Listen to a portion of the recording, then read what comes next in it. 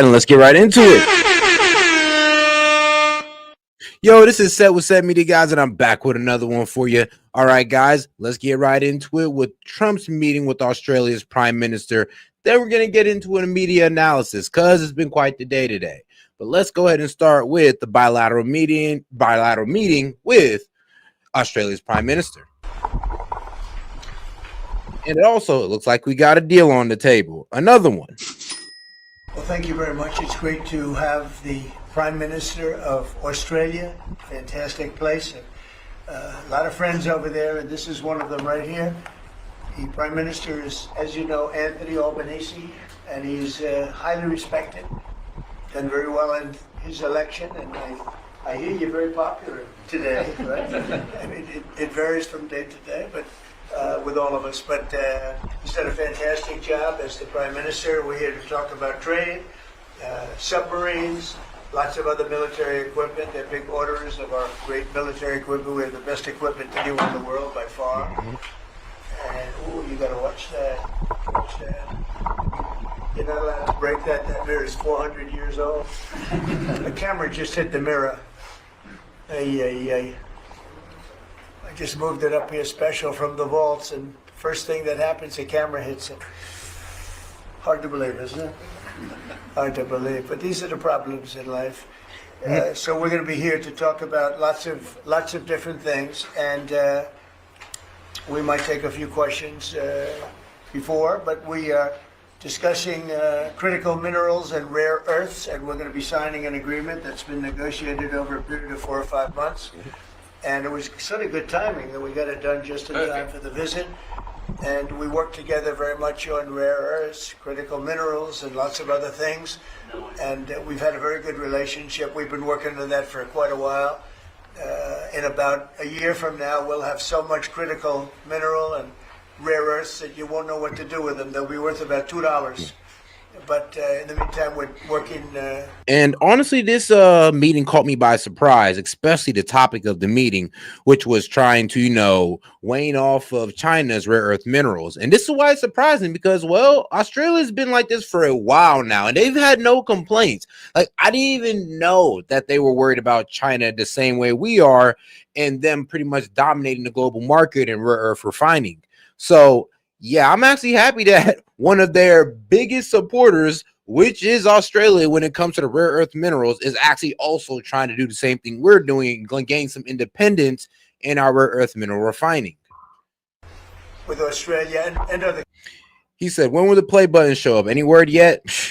Vlad? Done. Is dead. Next year. Yep, next year. Countries, they're working with us too. Around March. But other countries also on that. But we're really working on anything having to do with military protection, military ships, vehicles, guns, ammunition, everything, the whole thing. We've been long-time allies, and I would say there's never been anybody better. We fought wars together. We never had any doubts, and it's a great honor to have you as my friend. It's a great honor to have you in the United States of America. Please, would you like to say something? Well, thank you so much, Mr. President, for the invitation here to the White House and for showing us around the improved Oval Office and for what you're doing around here as well, and for the great honour as well of my delegation staying just across the road. We could have walked, but they didn't let us. We drove all of 20 metres there from Blair House, but it's a great honour to be able to stay there. We are great friends. Oh, and shout out to my man Vlad for starting us off. Appreciate the support, brother. And we're great allies. And this is a relationship that's been forged in the battlefields of the world. We have stood side by side for freedom and democracy. And congratulations, I must say, Mr. President, on the work that you've done with the Middle East. It's an extraordinary achievement. And on defence, we've already had a discussion about taking it to the next level.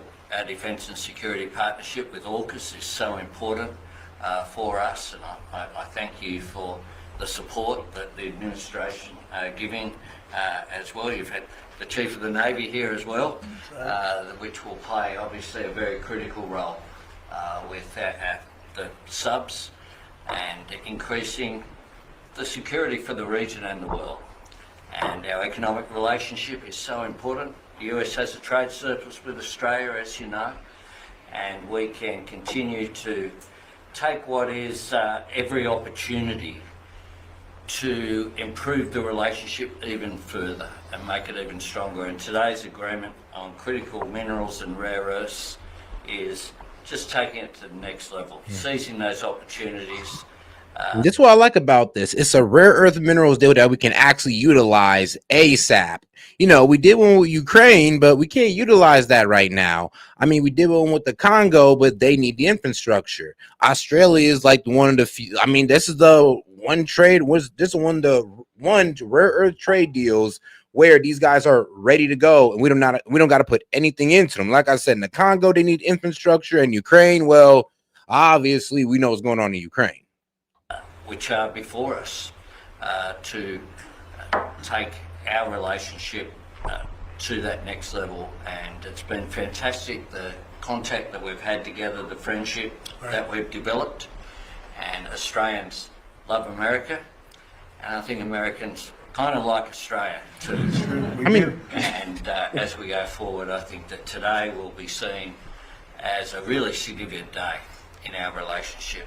So thank you very much, Mr. President. Well, I mean, we kind of see y'all as those badass people over there living on probably the most dangerous continent on earth. But hey, man, y'all got everything over there. Snakes, scorpions, killer kangaroos. I mean, killer frogs. They got it all over there in Australia. So, hey, we'll give y'all that. And I guess I got a great healthcare system, I guess. Thank you very much, Anthony. It's an honor to sign this, and we'll do it now. And then we'll take some questions. Some good ones, I think.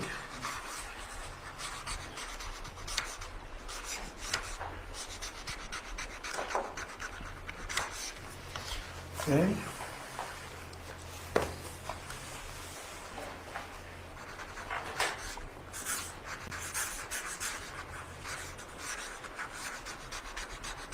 Well, this is a $8.5 billion pipeline that we have ready to go. That's right. Yep. It's all ready to go. Just getting started. And like I said, what makes this rare earth mineral deal so special is that the infrastructure, the pipeline is all ready to go. They're ready to start. And like I said, cannot be said for the Congo, which there's a rare earth mineral deal worked in with them. But like I said, they don't have the infrastructure to get started yet.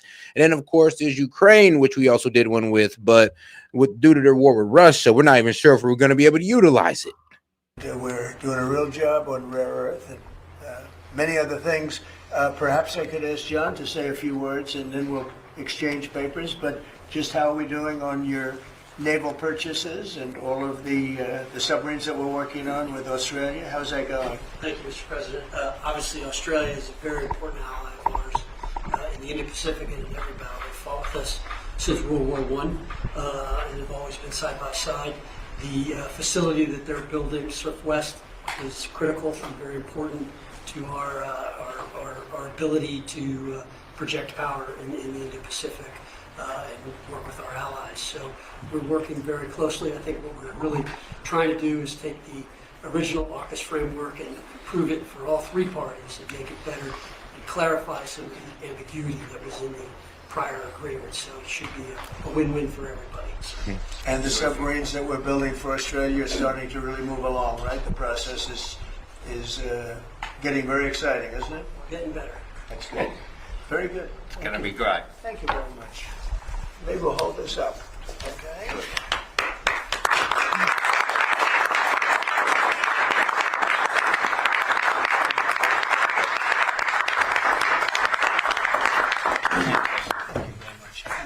Yep. So now we're gonna start working together with Australia and refining rare earth minerals, and of course, Australia will be buying some submarines for defense, most likely against China. Because I mean, hey man, you can never be too weary when it comes to China.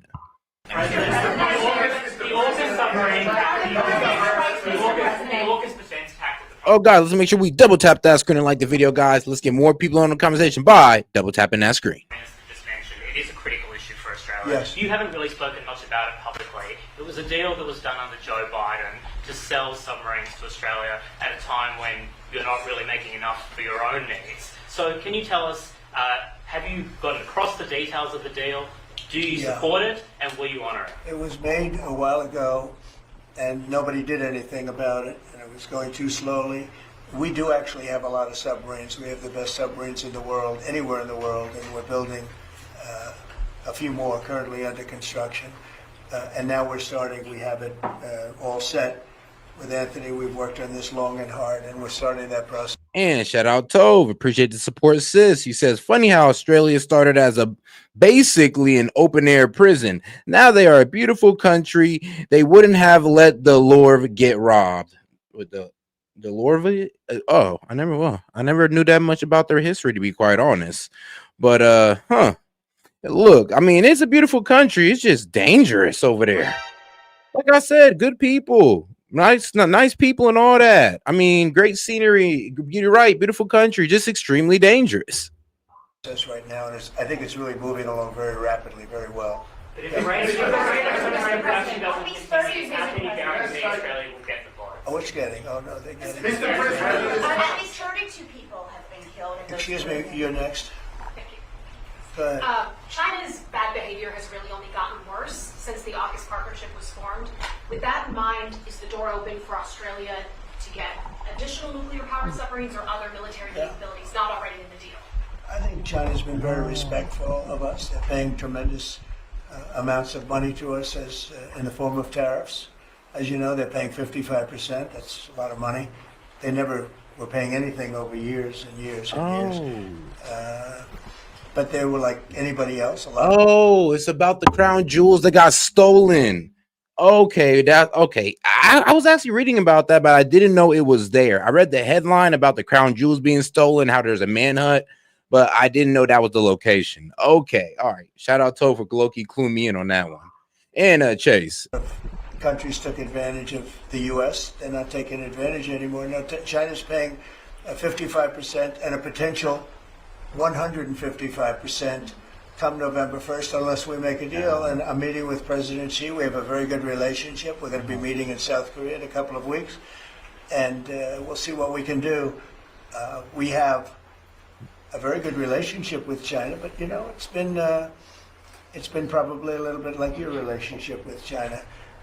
They try and take advantage, but most countries do. I mean, I can say the European Union took advantage, but not anymore. We worked out a very fair trade deal.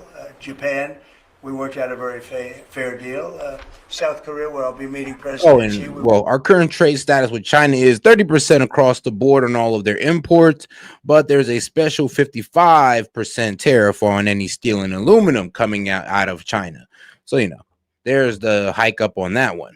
We worked out a very fair deal, and I expect we'll probably work out a very fair deal with President Xi of China.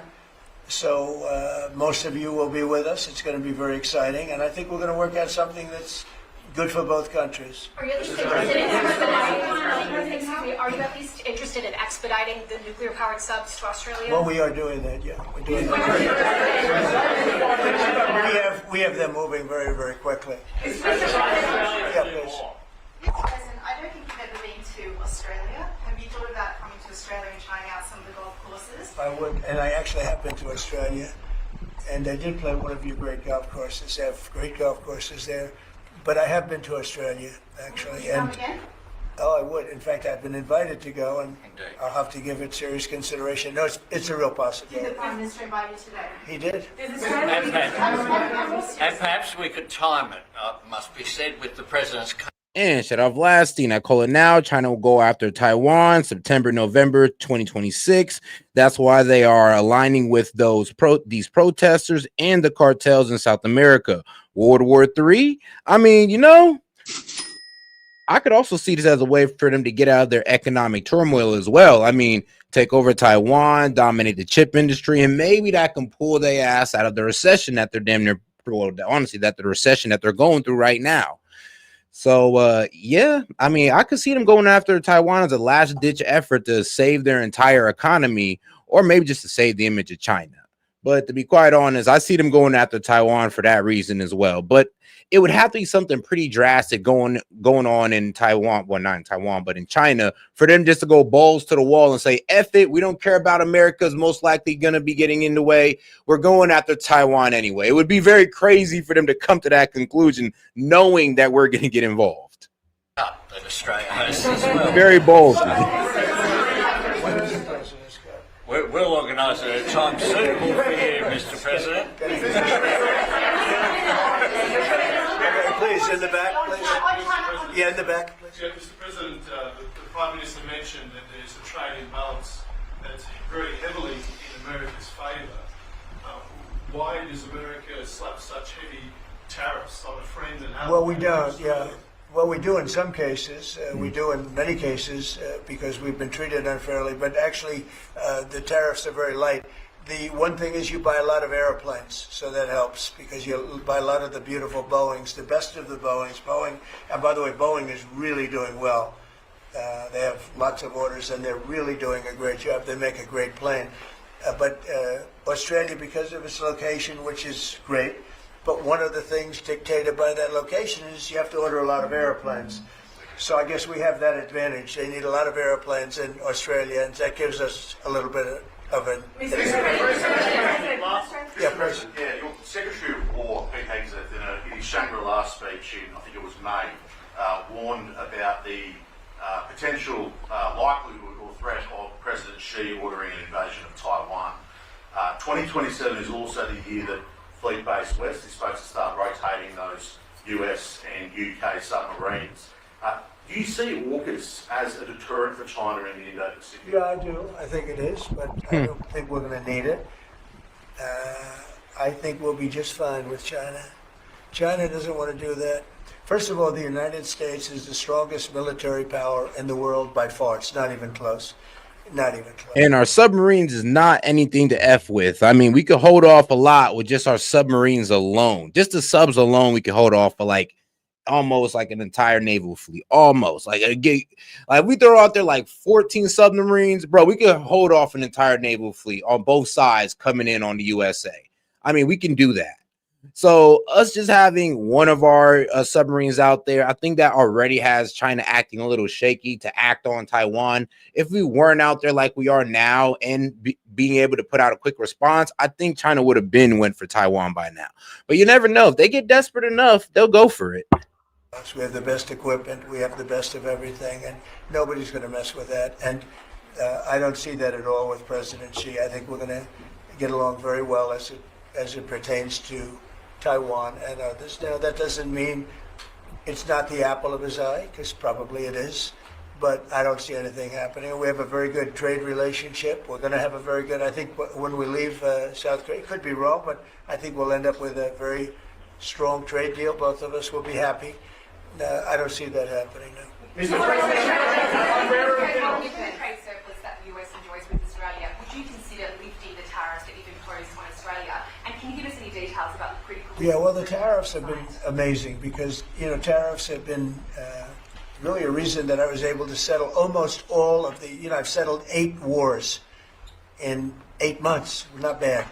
I have one more to go. It's Russia, Ukraine, and I think we'll get there, but it's turned out to be nasty. Yeah, but we can't blame this deal on tariffs. We got to blame this deal on strategic interest.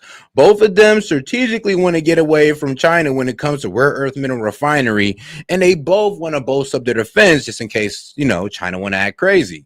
So, yeah, there's definitely strategic interest here. Aligned interest. Because you have two leaders that truly hate each other, You can't have it all, right? They hate each other beyond all else, and it makes it actually a little bit difficult. But we try. Of the 8 deals, I would say because of tariffs, 4 or 5 of them were settled. It's an amazing thing, the power of tariffs in terms of our country. But tariffs have always been used against us. We never use them against anywhere else. And now you have a president that, for national security reasons and other reasons, is using them, and we've become a very rich nation again and a very secure nation again, but we've also become a nation that used that power of tariffs and the power of trade to settle 5 of the 8 wars that I said. I settled 8. I'm very proud of that. Nobody else has settled 1. I don't think there's been an American president that settled one. I think there probably hasn't been, outside of the two countries involved, or however many are at war, I don't think there's ever been an outside country that settled a war, period. So I settled 8 in 8 months. I'm proud of that. Now, in the meantime, I'm running a country that's, right now, we're the hottest country anywhere in the world. We were dead. A year and a half ago, we were a dead country. Now we're the hottest country in the world, economically and otherwise. So, but I will say this, Australia pays very low tariffs. Very, very low tariffs. In fact, Australia pays among the lowest tariffs. And you do got to give it to America. I mean, let's be real. We do have the most pull around the world. And when it comes to other countries, like other superpowers, like, you know, Russia or China, could also be peacemakers as well. But they rather sell weapons and energy to wars instead of, you know, being a peacemaker. America, we're out here trying to, you know, do diplomacy and all that good stuff, while, you know, our adversaries rather just, you know, sell weapons and energy into it. Go ahead. Mr. President, there's been concern in Australia that it's taken 9 months to get this meeting. Have you had any concerns with this administration, with the stance on Palestine, climate change, or even things the ambassador said about you in the past, the Australian ambassador? I don't know anything about him. I mean, if he said bad, then maybe he'll like to apologize. I really don't know. Did an ambassador say something bad about him? Don't tell me. I don't. Where is he? Is he still working for you? Yeah. You said bad? Before I took this position, Mr. President, I don't like you either. I don't, and I probably never will. Go ahead. Oh, guys, we got 500 y'all in here. Do me a favor and double tap that screen and like the video, guys. Let's get more people in the conversation by double tapping that screen. Appreciate the support, guys. No, you went. Go ahead, behind you. Mr. President, your Secretary of the Navy said there will be some clarifications around some ambiguities on AUKUS. Can you tell us Well, what? he'll get that taken care of. These are just minor details. That he'll Can take. I ask you specifically on? John, you're going to get that taken care of, right? Correct. There shouldn't be any more clarifications because we're just going now full steam ahead building. Yeah, please. Thank you, Mr. President. Are you now satisfied with Australia's defence investment, or do you want Australia to invest more in defence? Well, I'd always like more, but they have to do what they have to do. You know, you can only do so much. I think they've been great. They're building magnificent holding pads for the submarines. It's going to be expensive too. You know, you wouldn't believe the level of complexity, right, and how expensive it is. They're already building buying tremendous docking because they have a lot of ships and a lot of things happening. And I think their military has been very strong, very, very strong. Over here, please. Mr. President, on the war that you haven't solved yet, the Ukraine-Russia situation, have you now locked in a meeting? And can you explain, just a few weeks ago at UNGA, you said that Ukraine could possibly win the war and keep its territory, but now They the could still story win seems it. I a don't bit think different. they will, but they could still win it. I never said they would win it. I said they could win. Anything can happen. You know, war is a very strange thing.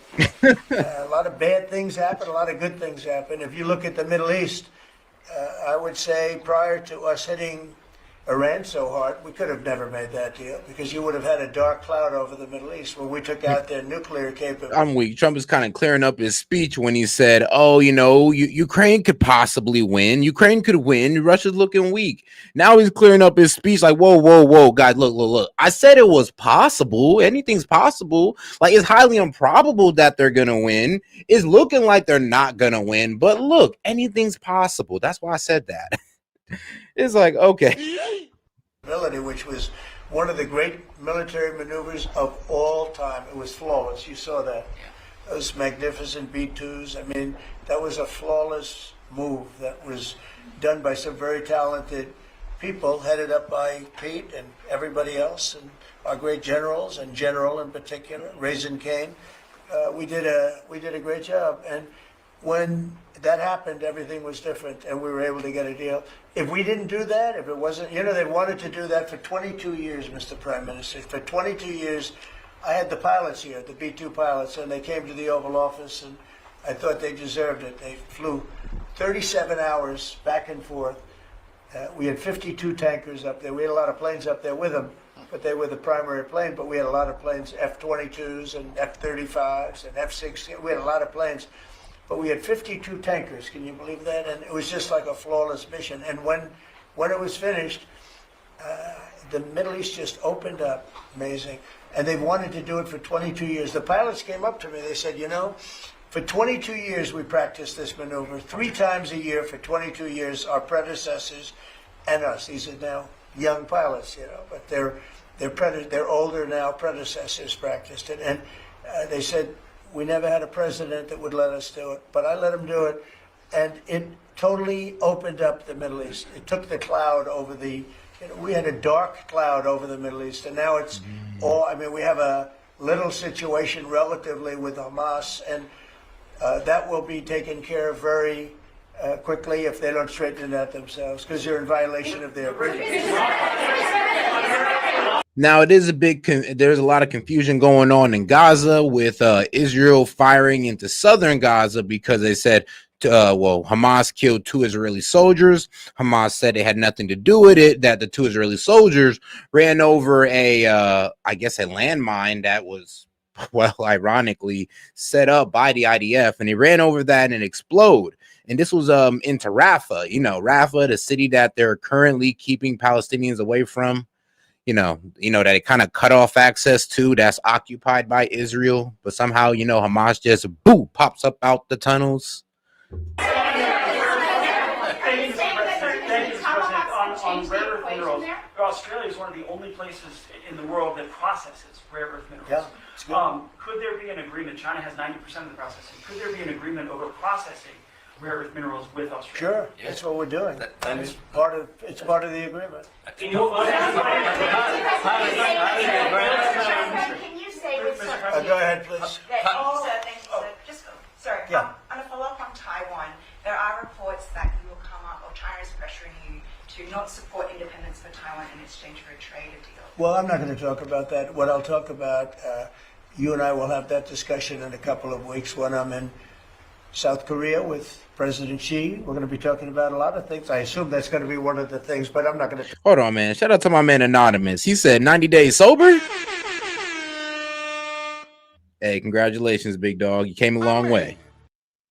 Talk about that now. Yeah, please. Mr. President, you just alluded to the violence in the Middle East. What steps is the administration taking to maintain the ceasefire? Well, a lot of steps, and right now it's in the hands of others. We have 59 countries that agreed to the deal. We have a peace in the Middle East. Now, phase 1, everything is still held together because there was a report that later on the U.S. found out that no, it was not Hamas who killed the 2 Israeli soldiers. I mean, the U.S. knows, and now Trump knows. He found this out later on today, but yeah. So we kind of averted that whole, false flag that Israel was trying to set up by saying that Hamas killed 2 IDF soldiers when no, these 2 IDF soldiers happened to run over a landmine and end up blowing up. Sadly.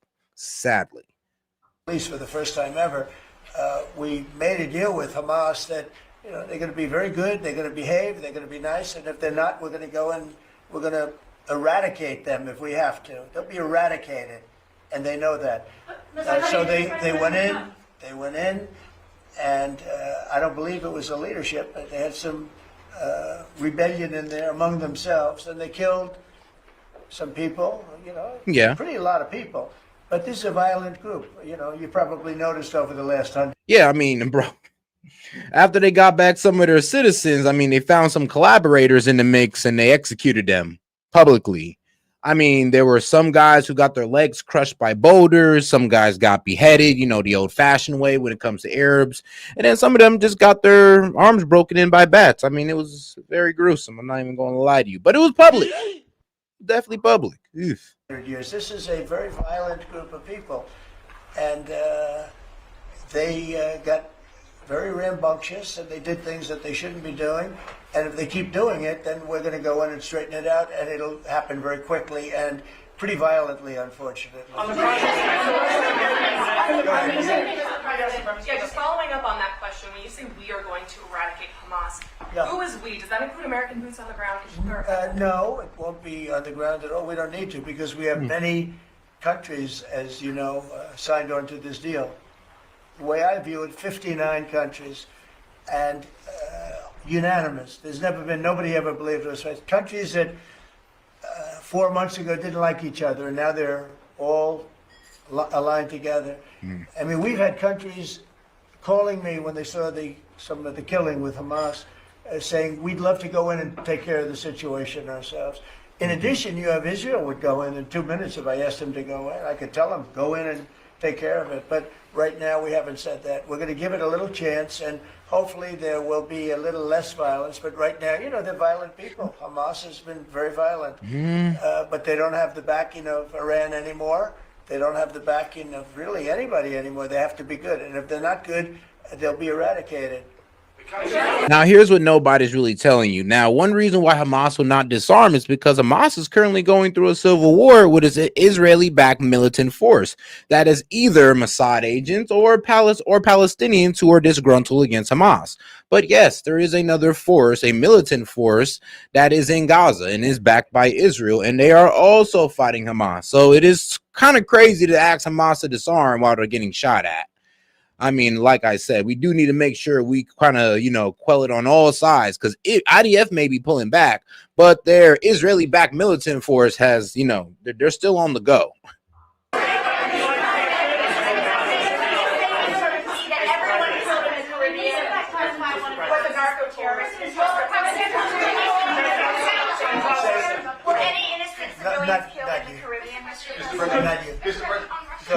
I think the Prime Minister weigh in on more on the processing. And can Australia expand the process of rare earths? Absolutely we can, and we have the capacity to do so. And part of this deal is very specific, $8.5 billion pipeline. There'll be $1 billion contributed from Australia and the United States over the next 6 months with projects that are immediately available. There's 3 groups of projects, ones that are joint activities between Australia and the United States, such as Alcoa. Secondly is projects that will be US investment that the US will undertake in Australia, including processing, and then ones that Australia will undertake, some as well. One of them is Australia, the US and Japan as well. So what we're trying to do here is to take the opportunities which are there. Australia has had a view for some time, a bit similar to putting America first. All right, shout out supercalifragilisticexpialidocious. Oh man, I haven't heard that one in a while. Shout out for the $2 from Australia. May, man, appreciate the support. And you know what? I mean, I almost want to act galactic because he's actually one of the only few people I really talk to from Australia, and I want to know, what's his thoughts on this guy and what he's doing. Now, if you're from Australia, go ahead and let me know. What do you think about this deal? Do you think he's selling out Australia, or do you think he's working within Australia's interest? And, of course, in my opinion, I believe he's working in Australia's interest. Like, he's working with Trump. But what do you guys think? Our plan's called A Future Made in Australia, which is about not just digging things up and exporting them, but how do we make sure that we have, across the supply chains, with our friends, being able to benefit, seize those opportunities. So we certainly see part of what this is about isn't just digging things up, it's also about processing, including the joint ventures between Australia and the United States. Can the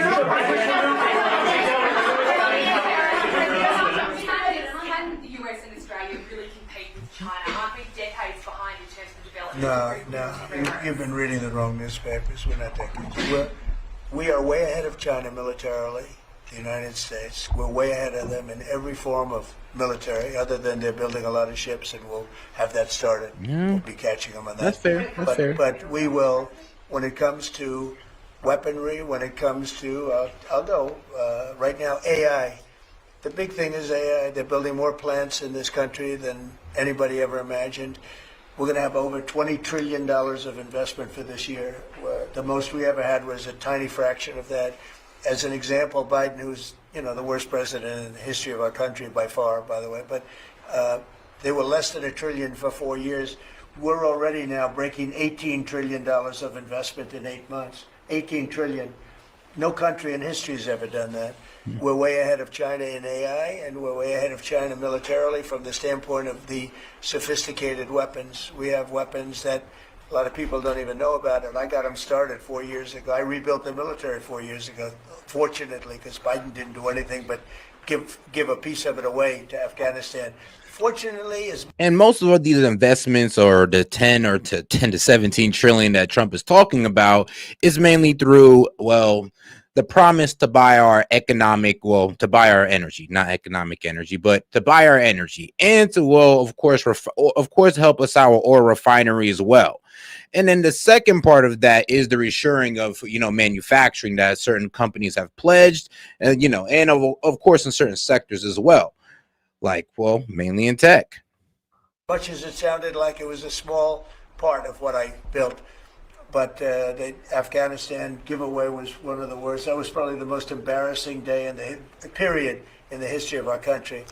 But we have the greatest military. We have the best equipment. We have the best manufacturers of equipment. We have the best weapons. When you look at our weapons, I've been talking a lot about our weapons. Everybody wants our weapons. But it's great to be working with Anthony. It's great to be working with the people of Australia, because they also, it's a smaller country, but yes, they do. You have done a fantastic job. And shout out to the original Backyard Gamer. He says, Hamas also blackmails their own citizens. Yeah, that's what all intelligence do. Well, I will say all terrorist militant forces do. They always try to blackmail somebody. Is either they blackmail you, or they're sometimes they don't even just need to be blackmailing you. Sometimes you just need to know the consequences of going against the grain. I don't even think they got to blackmail. They just got to let you know that, well, if you go against the agenda which we're trying to go for, we'll break your legs with stones. It's pretty simple. It's pretty point blank with these guys. Weaponry but I'll be real with you, that is a form of blackmail. The kind of things that we do a lot of joint work together. Our militaries work very, very closely together. We've been really an amazing ally when you think of it, right? There's never been any games. We're strongly committed, and they're strongly committed. There are some games with other countries, but there haven't been games with Australia.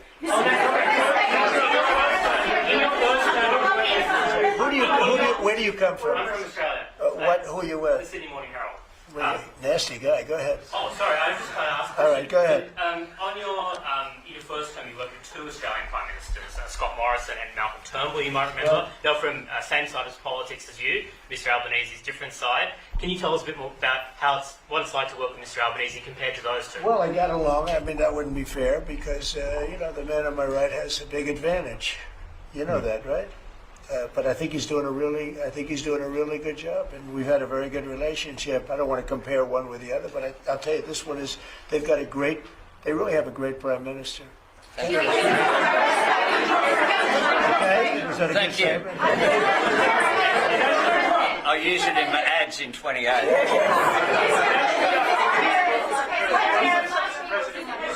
President Putin on Thursday, did you discuss his ongoing attacks on civilian areas in Ukraine? Yeah. Did you say cut it out? Did you say show an article of good faith to me? I did. But as you know, most of the people dying are soldiers. The soldiers that are dying in Russia and Ukraine, it's unbelievable. 5,000 to 7,000 a week. Can you believe it? And I look at that and I say it's pretty amazing. But in addition, Look, man, the beef is so real with the Russia and Ukraine. It's like general deep. It's like the generals are even beefing. Like when they were trying to pop off a ceasefire the first time, it was hard to get certain. What was it? There's 4 or 5 battlegrounds going on at once in Ukraine. They're trying to get 4 different spots to try to stop fighting, and these generals hate each other so much that they're just like, bro, F the ceasefire. I want to go after this guy. So there's also that type of hatred that's that's kind of being sown into the leadership of Ukraine and Russia. And we're talking about their leadership in military. So their generals and all that extremely hate each other, want to see each other dead. And they're one of the reasons why the first ceasefire, the attempt at a ceasefire, didn't work, because all these battlefields, certain generals, certain commanders did not want to stop the fight, regardless of what they heard. in addition to that, there are attacks on Kiev and some of the other places. And it's human lives, but the big number of human lives are soldiers that are being killed in the battlefield, anywhere from 5,000 to 7,000, sometimes more than that every single week. It's not even believable. It's a bloodbath. It's the worst since the Second World War, the worst number of people. And it doesn't affect us in any way. We don't pay anything because now they pay us for the weapons that they get. The NATO is paying us for the weapons, as you know. It doesn't affect, I guess you could say that's a positive thing, they pay us, but I'm not interested in that. I did straighten it out. Biden gave them $350 billion. Can you believe it? And all they did is get deeper in. It's a shame. Gave them $350 billion. A lot of lives were lost. That's a war that would have never happened if I were president. But we do speak about that. I speak about all of the lives, but I do speak about the civilian lives. Yeah. The First Lady has done such an amazing job on the Ukrainian children who were abducted by Russia. Would you support Senator Lindsey Graham's bill to declare Russia a terrorist state? And you have within your power the most powerful man on earth. Why don't you just enable Ukraine to finish this war tomorrow? Huh? Well, if you knew it. Whoa, sis. Wait, what did you just say? State. And you have within your power the most powerful man on earth. Why don't you just enable Ukraine to finish this war tomorrow? Well, if you knew anything about what you were talking about, you'd be able. You do. I don't think you do. No, you don't. I don't think you do because it's a little more complicated than that. But it sounds easy. We're in the process of trying to make a deal. If we make a deal, that's great. If we don't make a deal, it'll be a lot of people are going to be paying a big price. It is quite confusing how people think that we could just kind of bully Russia into doing what we say. It's like, bro, you know they got nukes, right? You know they got nukes and a decent military, not better than ours, of course, but it's decent. They're a superpower for a reason. So, yeah, to sit here and just act like we can just yoke Russia up and tell them what to do is delusional. Quiet. Go ahead. I love his haircut. I'm gonna try that. No, I love it. So, as we all know, China controls 90% of the global supply of critical minerals. They have launched attacks on Australian companies, primarily Lynas Rare Earths. What will happen to China if they don't play fair with this? So, it's a very interesting question. We have a. And shout out Vladstein. He says, let's go Emperor Trump, not a king, a Caesar emperor. I mean, you know what? I think it's time to show this funny clip that I showed last night just to make the libs mad. Hey, guys, shout out to your king, your emperor. That got me like, wow. Wow. A tremendous power, and that's the power of tariff. And I think that China will come to the table and make a very fair deal, because if they don't, they're going to be paying us 157% in tariffs. Right now, they're paying 55 to 57%. When I was first president and first term, we had the greatest economy we've ever had. And as you know, people don't write too much about it, but China paid us hundreds of billions of dollars worth of money for tariffs. Biden left it, but he didn't enforce it. He gave exceptions to almost everything. And so he left the tariffs, but he didn't really collect the numbers that he should have collected, and because he didn't know what the hell he was doing. So now the tariffs are much higher in China than they were before, and they're high on other countries depending on whether or not we like that country or we get along, and that's for national security purposes. So I made deals with Japan, I made deals with the European Union, or the whole of Europe practically, but the European Union, made deals with a lot of different people. We have a very fair deal for, I will say, Australia's paying a low number. They do have, I'll change it, we have a little bit of an advantage in that one. I told you, the advantage we have is airplanes. We sell a lot of airplanes to them and they need them. It's a very vibrant place and people go in and out, and I look forward to going there myself. And I think it's unlikely I'll be taking it. I know this triggers a lot of people, but yes, China is the one that's paying the tariffs because, and I always do say, it's the companies that aren't in tech. Like the tech companies, they're a little bit protected, but yeah, the clothing companies, furniture, like, man, look, like I would say, what was it? Clothing, furniture, textiles, yeah, all that could be replaced. So these guys got to eat that tariff, or they get replaced with another country that can do it for cheaper, to where, you know, the importer doesn't have to worry about paying a tariff. So if the tariff's 30%, well, I mean, hey, these Chinese suppliers got to cut their price by 30%. So it's almost as if the importer pays, well, it's pretty much the importer pays nothing because, well, they lower their price to what the tariff is. If the tariff's 30, they lower their price by 30. Ship. That's a long journey. That's a long, but China has treated us with great respect. Now, in the past, they didn't treat other presidents with great respect. They would take hundreds of billions and even trillions of dollars out of the country, and they would spend it and build their military. Now they're treating us with great respect. Now, we'll see what happens. I said, if we don't make a deal, I'm putting on an additional 100% on November 1st. I think we'll make a deal. They threatened us with rare earths, and I threatened them with tariffs, but I could also threaten them with many other things, like airplanes. You know about airplanes, because they can't get parts for their airplanes. We build their airplanes. We do a great job. They're largely Boeings, and we could stop the parts. We did stop the parts, actually, when they did the initial threat. That's a big... They closed down over 400 of their airplanes, but we don't want to do that. But we have a much simpler thing. If we don't make a deal, we'll charge them a very substantial tariff. And they'll be paying us hundreds of billions of dollars a year, which they're basically paying right now. We had presidents that allowed China and other countries get away with murder. We're not going to allow that, but we're going to have a fair deal. I want to be good to China. I love my relationship with President Xi. We have a great relationship. I believe after we leave South Korea, we'll be there together. We thought that would be a good place to meet, and we're going to be meeting. I don't know. Trump got faith, but I have no faith in China's ability to play fairly. It's like they cannot operate fairly in the economic market. It seems like their economy just won't run right if they operate fairly. They need to operate unfairly. They need to be devious and play all these trade tricks, or they just won't make the same amount of money and their economy will sink.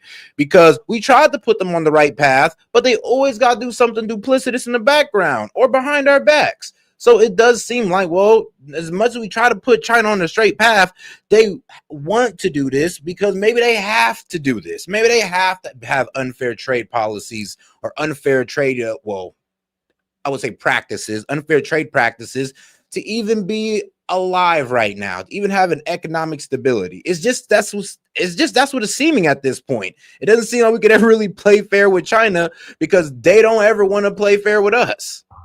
I'll be in Malaysia, I'll be in Japan, I'll be in a couple of others. We'll be sort of doing a little bit of a tour. I've been invited to go to China, and I'll be doing that sometime fairly early next year. We have it sort of set.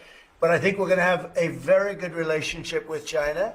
And again, they will threaten us with rare earths. I don't think they're threatening us too much right now. But they could do that, but I threaten them with something I think is much more powerful, and that's tariffs. Because at a certain point, they will not be able to do any business with us. At a certain point, if they pay enough tariffs, it's almost like saying, we don't want to do business with you, but it's probably nicer. Saying you're going to pay 158, 157% tariff is a nicer way of saying that we don't want to do business with you. And if they don't do business with us, I think China's in big trouble, I'll be honest with you. I think China is, I don't know that they even make it. I really do. I believe that they're in big trouble, and I don't want them to be in big trouble. I want them to do great. I want them to thrive, but we have to thrive together. It's a two-way street. I think when we finish our meetings, and it's going to be a big deal. I'm meeting with a lot of other countries, but this seems to be the one that people are very interested in. I think when we finish our meetings in South Korea, China and I will have a really fair and really great trade deal together.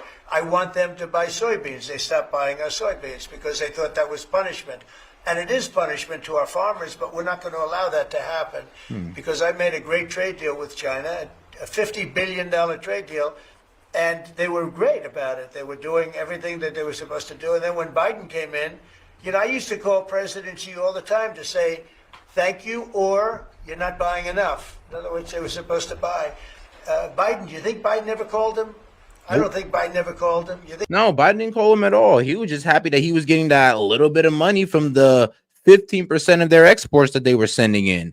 As you know, because Biden wasn't too privy to this, but as Xi was sending the other 15% of his exports to other countries to get relabeled to send into United States tariff-free. So yeah, I mean, Biden didn't really, catch what China was doing. I guess he was too focused on Russia. And I mean, he didn't even fix that. Lied awake at night thinking about trade with China. He didn't know what he was doing. He was an incompetent president. We had an incompetent president, but you don't have that anymore. So I think we're going to end up having a fantastic deal with China. It's going to be a great trade deal. It's going to be fantastic for both countries, and it's going to be fantastic for the entire world. Thank you very much, everybody. Thank you. Thank you. All right, now let's go ahead and get on to Trump on Air Force One, and then we'll go ahead and get into the media analysis. I think really a very lot. You probably just saw the piece on Steve and Jared. It was very good. 60 minutes. Any questions? Do you want to give me a little room here, Jeff? Of course. Just following up on the 60 Minutes story, what's your reaction to Israel's strikes on Gaza today?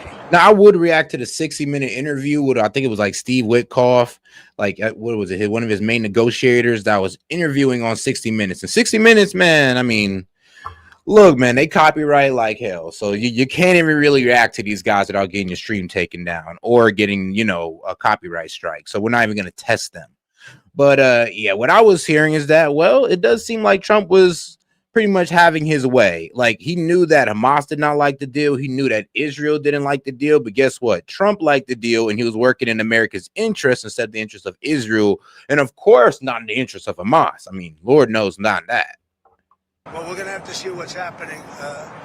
We want to make sure that it's going to be very peaceful with Hamas. And as you know, they've been quite rambunctious. They've been doing some shooting, and we think maybe the leadership isn't involved in that. You know, some rebels within. But either way, it's going to be handled properly. It's going to be handled toughly, but properly. Is the ceasefire still in place? Yeah, it is. Yeah, it is. Mr. President, on Colombia, Senator Graham, the country of Colombia, Senator Graham tweeted that you would be imposing tariffs on the country either today or tomorrow. Can you give any details as to how much those tariffs might be? Well, I read the statement of Senator Graham, and it's correct, yeah. I was with him today. We were working today, and I read his statement, and it's correct, yes. But how much is the tariff rate? Do you have I'll let you know tomorrow. Yeah, I'll let you know tomorrow. Tomorrow, it will be announced? Yeah. Jay Jones has repeatedly said that if he wins in Virginia, that he Who can't. said what? Jay Jones in Virginia has said. Jay Jones, you mean the one that wanted to kill somebody's children and Yep. kill somebody? You mean the animal that wanted to kill somebody? Who should not? Yeah, that still hasn't stepped down at all. I mean, yes, Jay Jones running for, what was it? Attorney General of Virginia. Yeah, that's kind of crazy. Like I said, I'm going to stand on this. The left cannot say they condemn political violence until Jay Jones stepped down. A man who literally texts that, oh yeah, I want to see my opponent's children and wife die. I mean, look, until that man steps down, the left cannot say, they can never say that they condone political violence. I mean, that they condemn political violence. They do condone it, but they do not condemn it. Be allowed to be running for that office? Yeah, he said he can't wait to see you in court. I'm wondering if you have a response and if you're considering getting involved in that race. And shout out to my man Siggs. Like, does it feel weird supporting a movement that the Fuentes faction and young Republican Nazis are taking over? Bro, I mean, like, dog, they're a very small group, but they're the loudest group. I don't know, bro. Think of them like really hood of African Americans. It's like you see them all on TV, so you think that's all of us, but really it's such a small group of us. Well, what is he saying? He said in the debate on Thursday night that he can't wait to sue your administration and see you in court. No, he's a third-rate intellect. He's a guy who I've never seen anybody say what he said, that he wanted to kill his opponent's children, he wanted to kill his opponent. And shout out Daniel Castro. He says, Skid, does it feel weird to be a nutless turd? Well, damn. But hey, though, shout out Castro and shout out to my man Sid. And no, Sid, nobody's feeling weird on this side. And of course, you're taking our most radical side and framing it as all of us. Come on, man. I don't even do that to y'all. No, I can't imagine anybody voting for Jay Jones. Look, you would think he's totally... Okay, I take that back. Sometimes I do that to y'all. Sometimes. ...discredited. I would think he wouldn't even be allowed to do that. Anybody would be put in prison for what he said. So he can join the long list of attorney generals that have been suing and losing. But the people of this country want law, they want order, they want safety. They don't want to be mugged or raped or shot. And that's what we provide. We have tremendous numbers also. You see the crime numbers are coming way down. way down. Then you take a look at a place like Washington, D.C., which is now one of the safest cities in the country. It's one of the worst cities, most dangerous cities. We moved out 1,700 career criminals and people that came here through Biden and his open border policy. And Washington, D.C. is now one of the safest cities, and Memphis is doing fantastically also. We went in there a week ago. This is a bumpy flight. I better say that, otherwise they'll say, what's wrong with the president? This is a bumpy flight. But Memphis is doing really well. I think that Chicago will do very well. We're going to go into San Francisco at some point in the not-too-distant future and make that a great city again. It can only be a great city if it doesn't have crime. If it has crime, it can't be a great city. Question about Colombia. Are you concerned that if aid is cut to Colombia, that would undermine Colombia's fight against drugs on U.S. aid? They don't have a fight against drugs. They make drugs. They refine drugs. They make cocaine. They have cocaine factories. They have no fight against drugs. And I'm stopping all payments to Colombia because they don't have anything to do with their fight against drugs. And in fact, even when they had better presidents than they have right now, that's how they're making a lot of money. Drugs. Yeah. I used to complain about. I mean, that's damn near every Latin American country at this point. All of them is being ran by the cartel. No, the cartel runs through all of those countries in Latin America. So, I mean, hey, if we want to call out Colombia, we damn near got to call out all of them. I mean, the only innocent one might be El Salvador, and that one I'm doubting. When they had a very nice president, but he wasn't doing it. It was all talk. They are a drug manufacturing machine, Colombia, and we're not going to be part of it. So we're going to drop all money that we're giving to them. It has nothing to do with them stopping drug production. And you look at the fields are loaded up with drugs, and they refine the drugs, and they make tremendous amounts of cocaine, and they send it all over the world, and they destroy families. No, Colombia is out of control, and now they have the worst president they've ever had. He's a lunatic who's got a lot of problems, mental problems. One more question on Colombia. The Colombian president says that U.S. killed a innocent Colombian fisherman in one of the strikes. He said that when we shot down a submarine, that they were just fishing. This is a submarine. This was a submarine that was meant, by the way, this was a submarine that was meant for one reason and made for one reason, to carry massive amounts of drugs. Yeah, go ahead. No, but that's not the right strike that he's talking about. He's talking about a previous strike. Mr. President, on the shutdown, do you want to see the premium tax credits extended if the Democrats vote to reopen the government? Let me just tell you that there'll be no money given toward their crazy escalation of giving money to illegal aliens that came into the country totally illegally. I mean, they came in illegally. They want to spend 1.5 trillion with a T, $1 trillion, giving it to people that came into the country. You literally did what you just said you rarely do, which is what? Make fun of you? Like, whoa, wait. Go back, Sid. Go back. Hold on, dog. Hold on. What did I say I just rarely do? Oh, like, bro, I'm just taking accountability for past speech I had where I was damn near when I used to say, all the Dems want to mutilate babies. All the Dems want open border to let in illegals. No, it's just the radical left. Not all of you guys. That's why I say there's sensible Dems in the radical left. So, I was just taking accountability for past speech. Legally, they shouldn't have come in. In fact, one of the reasons they came in was to get this money. And California is a big culprit. I mean, California, they're out of control.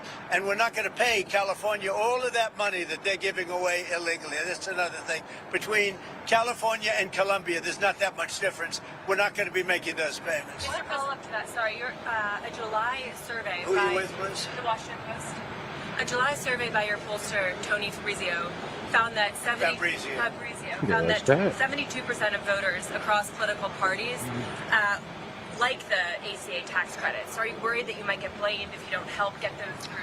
Well, we want to have great health care, so we'll do whatever we can do to have great health care. But the Democrats want to destroy all health care because they want to give $1.5 trillion of this money. And then say that we're in a healthcare crisis, but can't describe this healthcare crisis. I'm like, so what is a healthcare crisis? Like, I mean, is it where a rapid amount of people fall off healthcare? I mean, what is this healthcare crisis you guys speak of, and why can't I see it? Like, and I'm gonna be real with you, nobody can really see it. Like, everybody just says healthcare crisis and everybody runs with it. What healthcare crisis? People still got healthcare. People can still get Medicaid. People can still get Medicare. I mean, where's the crisis? I mean, a healthcare crisis would be like, oh, the government is no longer funding healthcare services. Like, then that's a crisis when the government says we're no longer funding it. But trust me, we still got about 70 million Americans on Medicaid. So where's the crisis? I don't know. I'm a bit confused. But shout out to my man. Sorry about that. Shout out to my man Sid. He said, let's chat. He said, well, Sid, we're almost there. Just 53 more, and then we'll go ahead and open up the call-in lines. Well, actually, 50 more, and then we'll open up the call-in lines because, well, somebody just sent something else in. So, hey, we're almost there, guys. We're almost there. And they want additional money to... Oh, and shout out my man Daniel Castro. He says, Skid was crying because no one takes him seriously. Well, damn. Well, damn. All right, well, shoot. Hopefully when Sid gets up here, we'll have that conversation. Let's see what's going on, my man.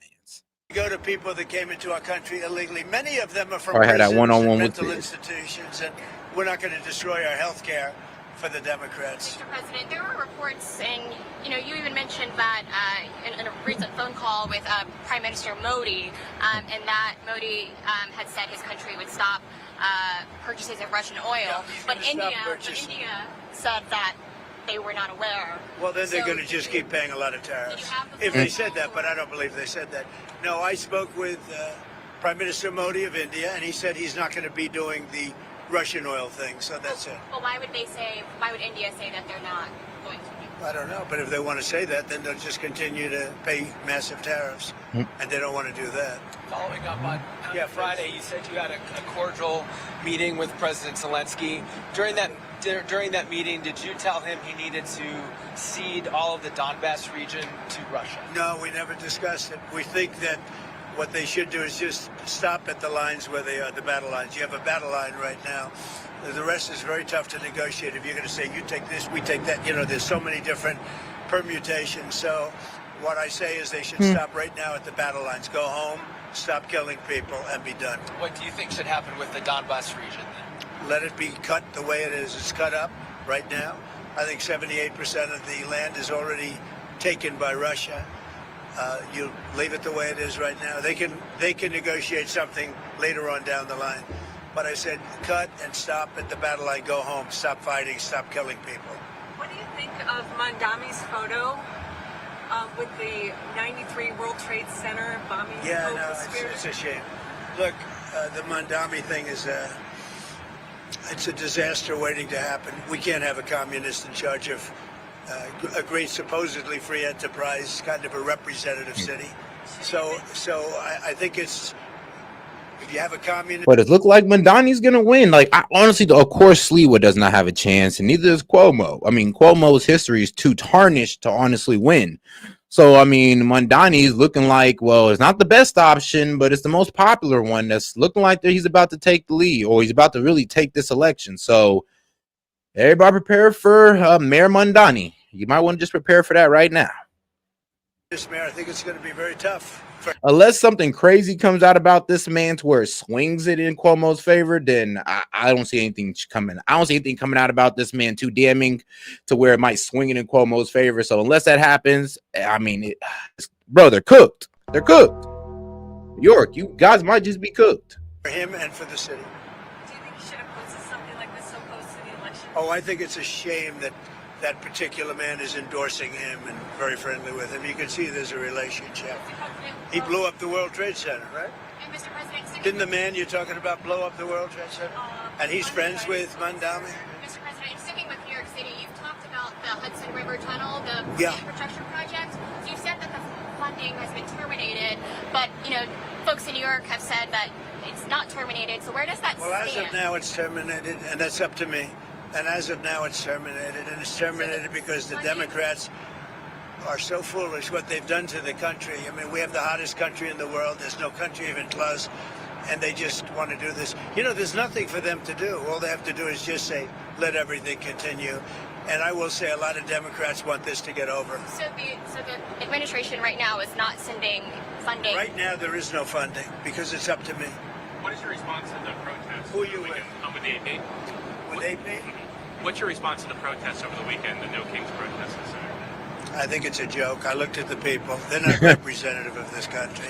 Yeah, there were videos of some of these guys, and they was like, "So, what you here for?" Yeah, no king's protest. So what do you think? Why you think Trump's a king? Well, you see here, it's all about ICE and illegal aliens, and insert your favorite buzzword about Trump here. But other than that, I don't know. I mean, there was one kid who literally just said, "Hey, bro, F Trump is the vibe. That's what I'm here for." So yeah, I mean, there are a lot of passionate protesters out there, very ardent protesters, but there are also some that were obviously paid to be there and honestly, who could give a damn about the situation. And I looked at all the brand new signs paid for, I guess it was paid for by Soros and other radical left lunatics. It looks like it was. We're checking it out. The demonstrations were very small, very ineffective, and the people were whacked out. When you look at those people, those are not representative of the people of our country. Mr. President, besides San Francisco... By the way, I'm not a king. I'm not a king. I work my ass off to make our country great. That's all it is. I'm not a king at all. Besides San Francisco, are there other cities you're actively looking at for the National Guard right now? Yeah. What about it? I'm just wondering if you care to comment on that. Well, we've used the National Guard to be very successful.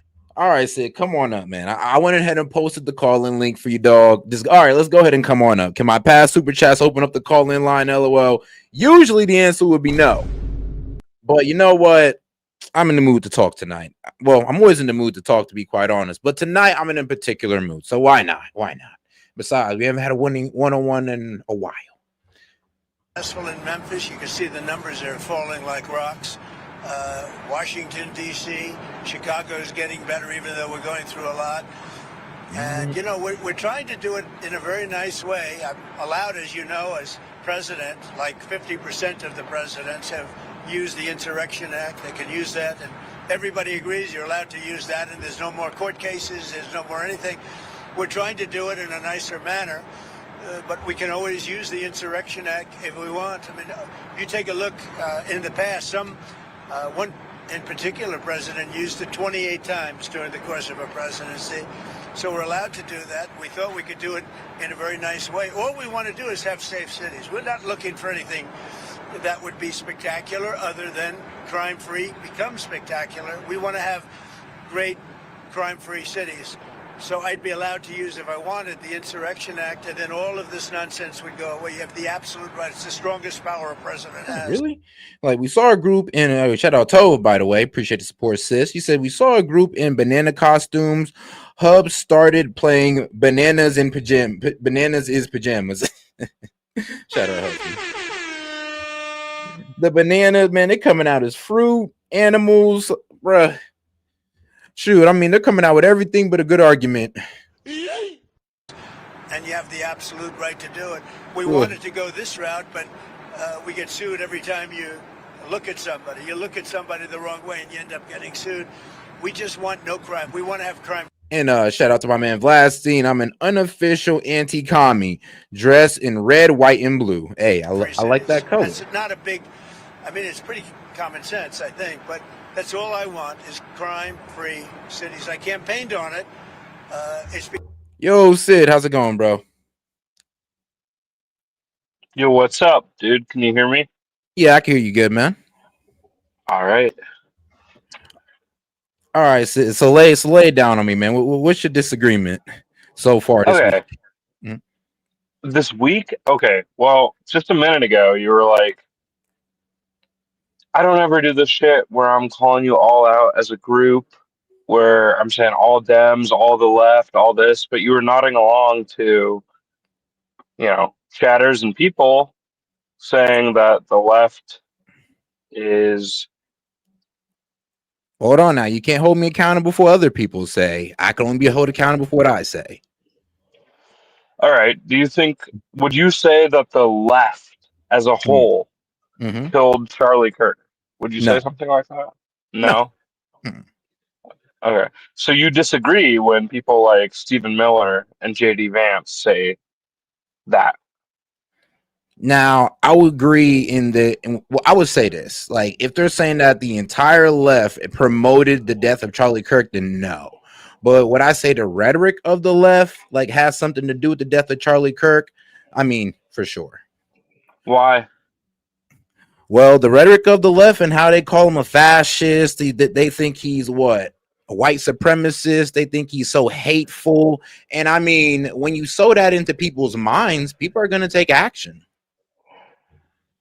Really? I mean, what do you say when you hear people like Caroline Leavitt, the White House press secretary, go on and say that the Democrat Party is catering to Hamas, terrorists, Antifa, and anti-American? Like, is that not just equally violent, or what? Well, let's be real. Nobody's acting on you guys. Of like, if that was, think about it like this: if we're going equal, we're playing it as equals, then that means we'd be going out there attacking you guys for being that. Here's the thing, though: you guys repetitively say these ad hominems, and people actually believe it, and they take action towards it.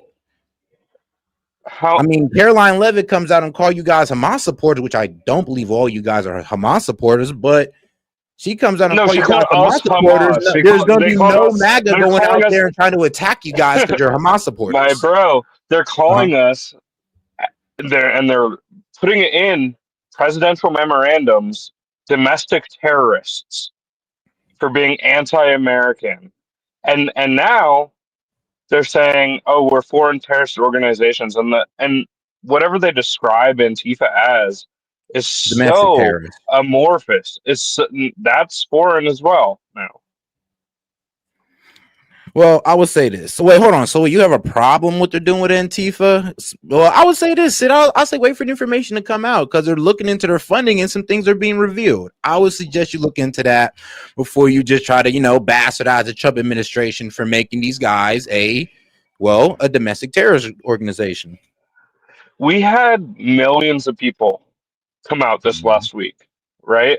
Yeah. In New York City, in New York City alone, we had like 1,000 to 3,000 people come out, and the NYPD, per their own reporting, said not one protest-related arrest happened. Yeah, I know, y'all. And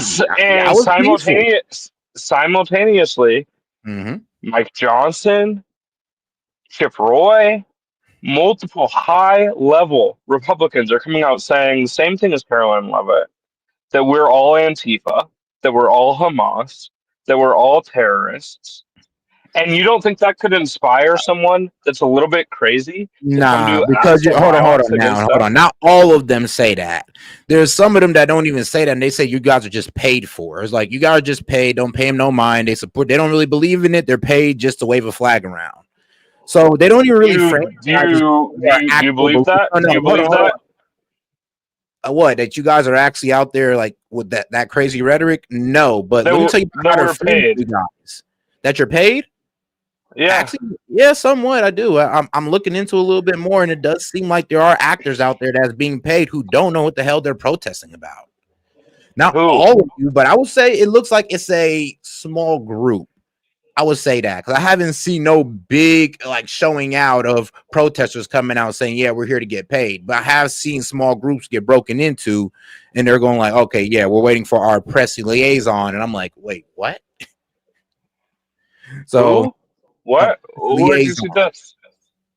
This was on Twitter, and then it was also getting pushed around on YouTube as well. Like a lot of people are reacting to the video of this young man walking into the circle of paid protesters. They already got the Palestine flags racked up. They all got signs laid up and everything like that.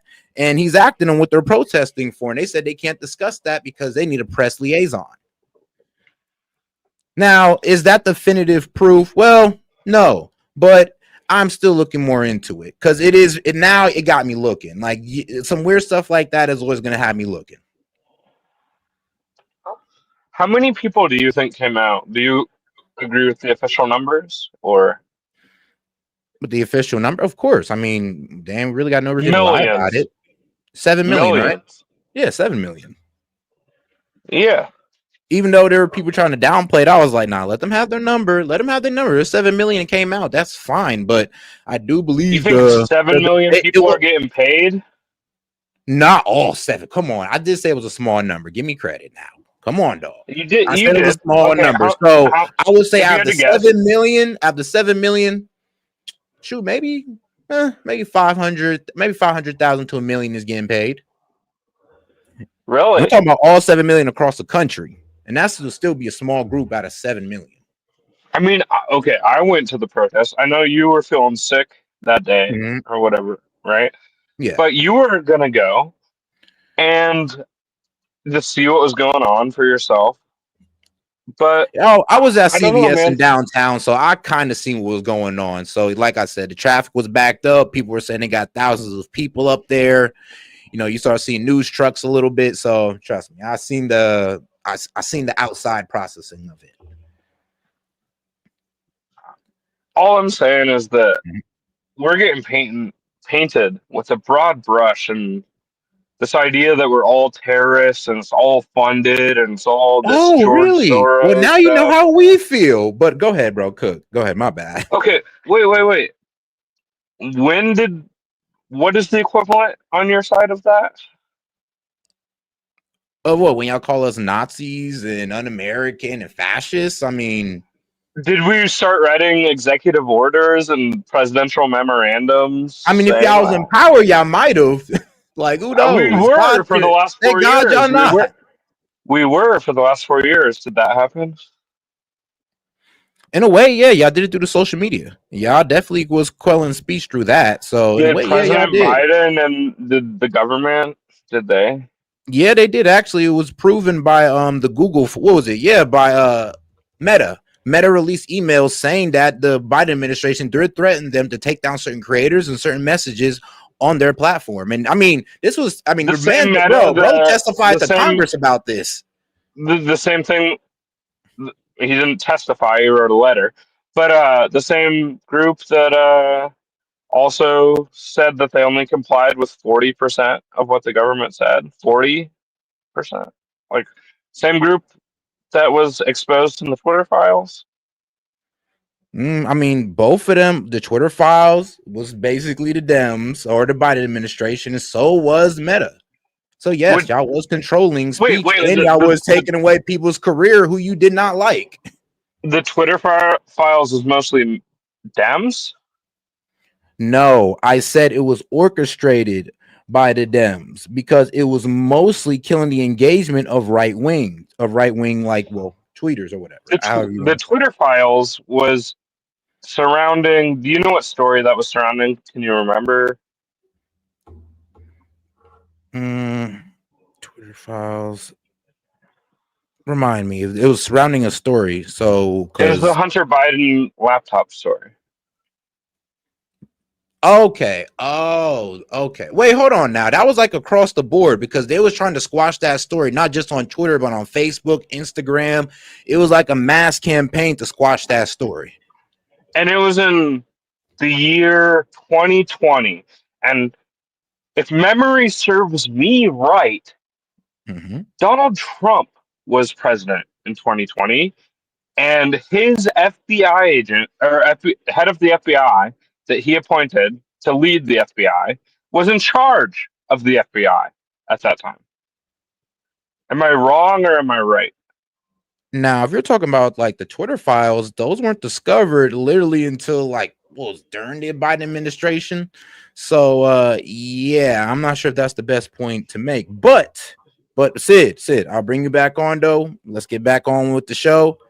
Sure, I'll bring you back on probably about a couple minutes. So me and you can just have our back and forth. All right, big dog. All right. Man, and shout out Sid. Shout out Sid. Shout out Sid with the pushback. You know, you gotta love it. Become, I think, even more successful than we thought because of the tremendous success that we had literally in 12 days in Washington, D.C., and it continues. Washington. Oh, and shout out to Daniel Castro. He says, review Glenn's Beck funding research on Antifa. Yeah, I played that one yesterday, Castro, but I can definitely try to play it again. And shout out to Supercalifragilisticexpialidocious. I'm just gonna call you Super from now on. But he says, bro, hung up. No, you know, Sid don't hang up. He'll stick in there for the long run. Trust me, he'll have a 30-minute conversation with you. We're so proud of it. People are eating in their restaurants, and tell you you're wrong the entire conversation. Like, but hey, that's how Sid rolls sometimes. They're opening. all the stores and restaurants were closing. You couldn't walk down the street without being mugged or worse. And now it's a safe city. I mean, it's considered a very safe city.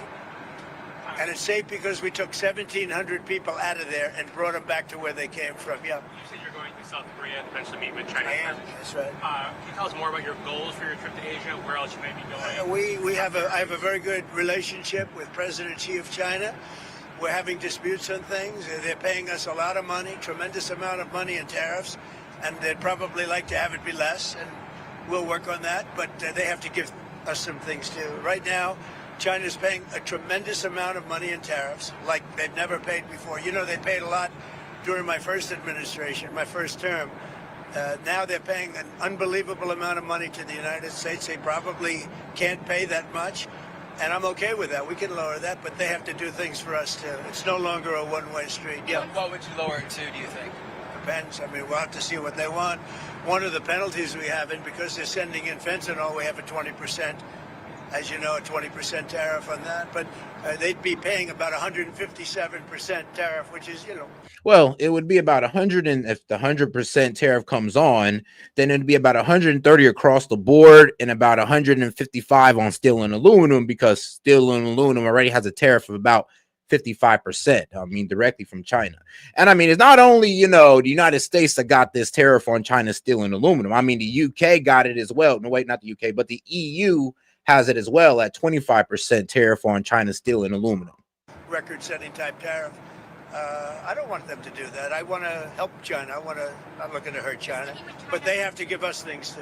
Sitting with China, Mr. President, on soybeans, are you confident that you'll be able to get it? I want them to buy soybeans. One of the things I want is China's going to buy soybeans. I want China to stop with the fentanyl. Very, you know, normal things. I don't want them to play the rare earth game with us. But you want them to, but do you think they will make a deal on soybeans? I do believe, yeah, because otherwise I'm not going to make a deal. No, I want them to buy. Our farmers have been boycotted by China as a negotiating point. I don't want that. Our farmers are great, and in particular our soybean farmers, and I want them to start buying soybeans at least in the amount that they were buying before. And I believe they'll be able to do that. Sticking with soybeans, and on Argentina, you're looking to do that deal with Argentina, the bail swap. So, beef? Yeah. Are we expecting a beef deal? I assume you're talking about beef, yeah. No, to get beef prices down. The only price we have that's high is beef, and we'll get. I mean, one of the main reasons we're giving these guys $20 billion is for, well, economic regional stability, because if their economy goes down, then the other economies around them go down with it. And they've also promised to work with us on beef to help us lower our beef prices. So, I mean, hey, they better do something for us. We're giving them $20 billion. Well, in what was it? In currency swap. Get that down. And possibly another $20 billion, depending on how the election go, I believe. One of the things we're thinking about doing is beef from Argentina. But my question is, what do you have to say to U.S. farmers who feel that the deal is benefiting Argentina more than it is them, as they are Argentina's fighting for its life, young lady. You don't know anything about it. They're fighting for their life. Nothing's benefiting Argentina. They're fighting for their life. You understand what that means? They have no money. They have no anything. They're fighting so hard to survive. If I can help them survive in a free world, I happen to like the... And shout out Super. He says, caller was butthurt. Oh, weak. Nah, I don't think Sid was that, but well, I don't know. You never know. You never know. I doubt Sid was that butthurt. If anything, Sid's the one be trying to antagonize me. President of Argentina, I think he's trying to do the best he can, but don't make it sound like they're doing great. They are dying. All right? They're dying. What do you mean by a beef deal, sir? We would buy some beef from Argentina. If we do that, that will bring our beef prices down. Because our groceries are down, our energy prices are down. Well, I think we're going to have $2 gasoline pretty soon. We're getting close. And everything's down. The one thing that's kept up is beef. And if we buy some beef, now I'm not talking about that much from Argentina, it would help Argentina, which we consider a very good country, a very good ally in a place. Although I must tell you, if you take a look now, South America is turning. Those South American countries are starting to turn very much toward us. They're getting away from socialism, and you can go right down the pack. But they are starting to turn. It's pretty amazing. May I ask you about Israel again? Do you feel that Israel was justified with striking when it did? Striking where? In Gaza. Southern Gaza. Overnight. I'd have to get back to you on that. Like I said, I mean, I believe that was an Israeli false flag because, I mean, one, they were trying to say, oh, Hamas in Rafah, where they're literally cut off from going, that Hamas popped out and, shot these 2 Israeli IDF soldiers. But that was not true. It was actually that these guys ran over a landmine or some type of road explosive that the IDF set themselves, and that ended up killing those 2 IDF soldiers, sadly. But yeah, it wasn't Hamas who attacked those soldiers. But I mean, hey, that is the reason why, Israel strike Gaza twice, killing about, 64, 66 Palestinians. I'd have to get back. What is the next step? Because we're going to be determined. All of that's is under consideration right now. It's under review. Mr. President, on Harvard, I'm with the Washington Post.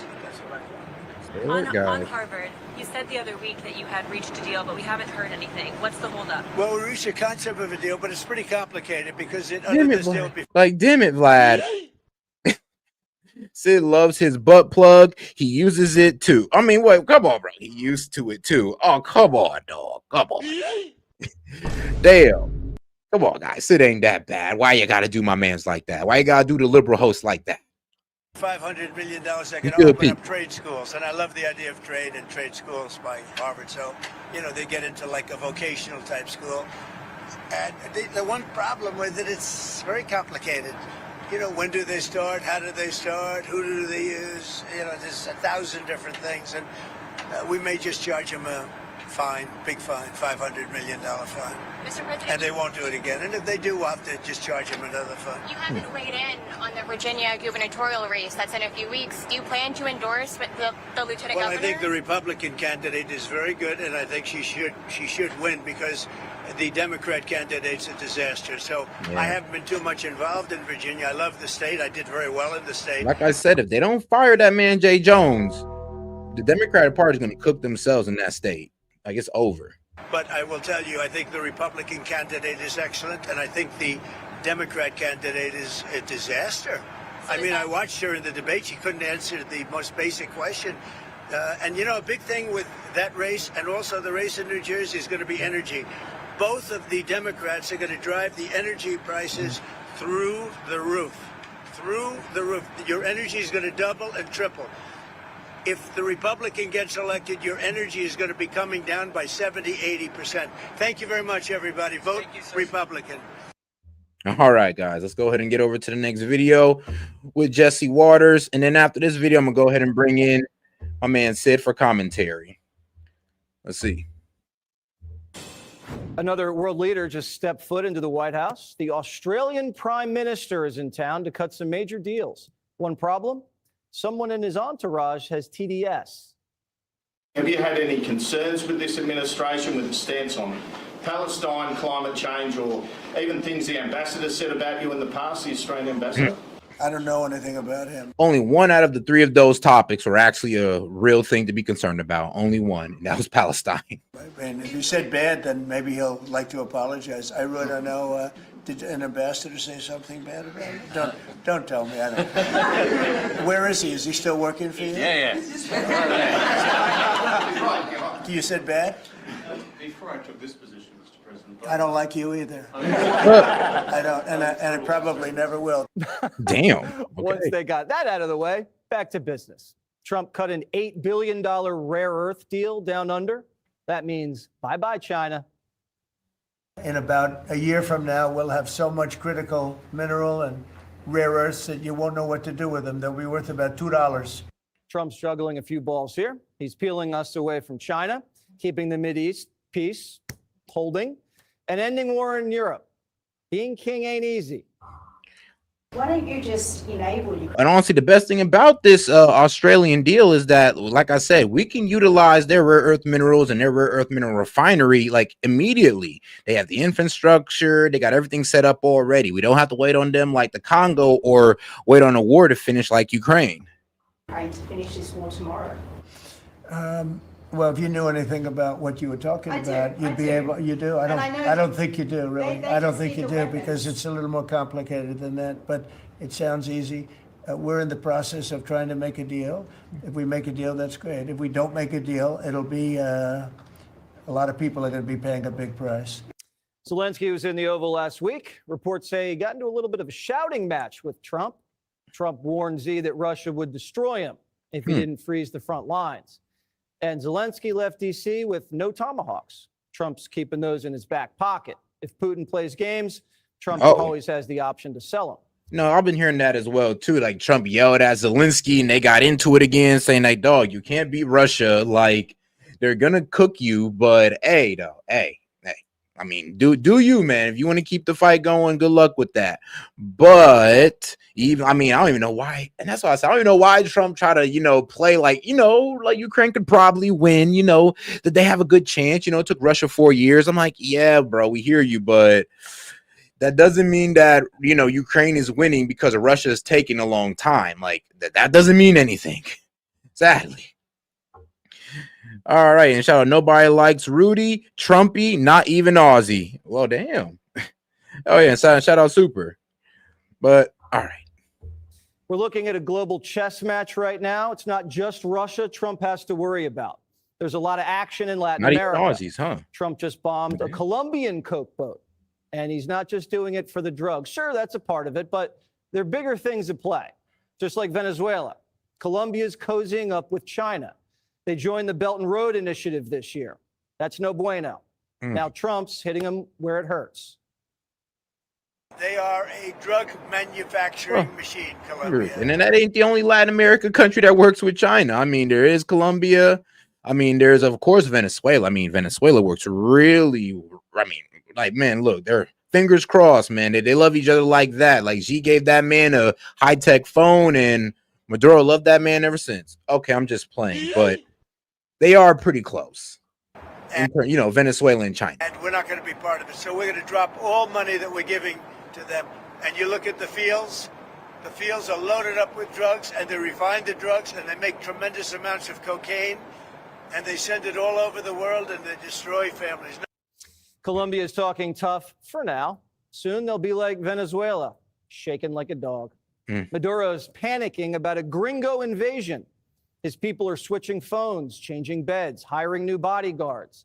Maduro's worried about regime change. Trump focused on regime collapse. I'll be worried about the same thing. Like, the CIA, like, let's be real. It is now known that the CIA is operating in his state. I mean, the whole world knows. We know this, so I'm sure Maduro knows this. And he's that probably got some scared because he's like, damn, could be somebody in my own group. Like, are they orchestrating a strike on me? Like, what's going to happen?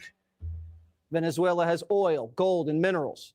This is the Monroe Doctrine 2.0, the Dunroe Doctrine. And China and Russia, don't let the door hit you on the way out. All right.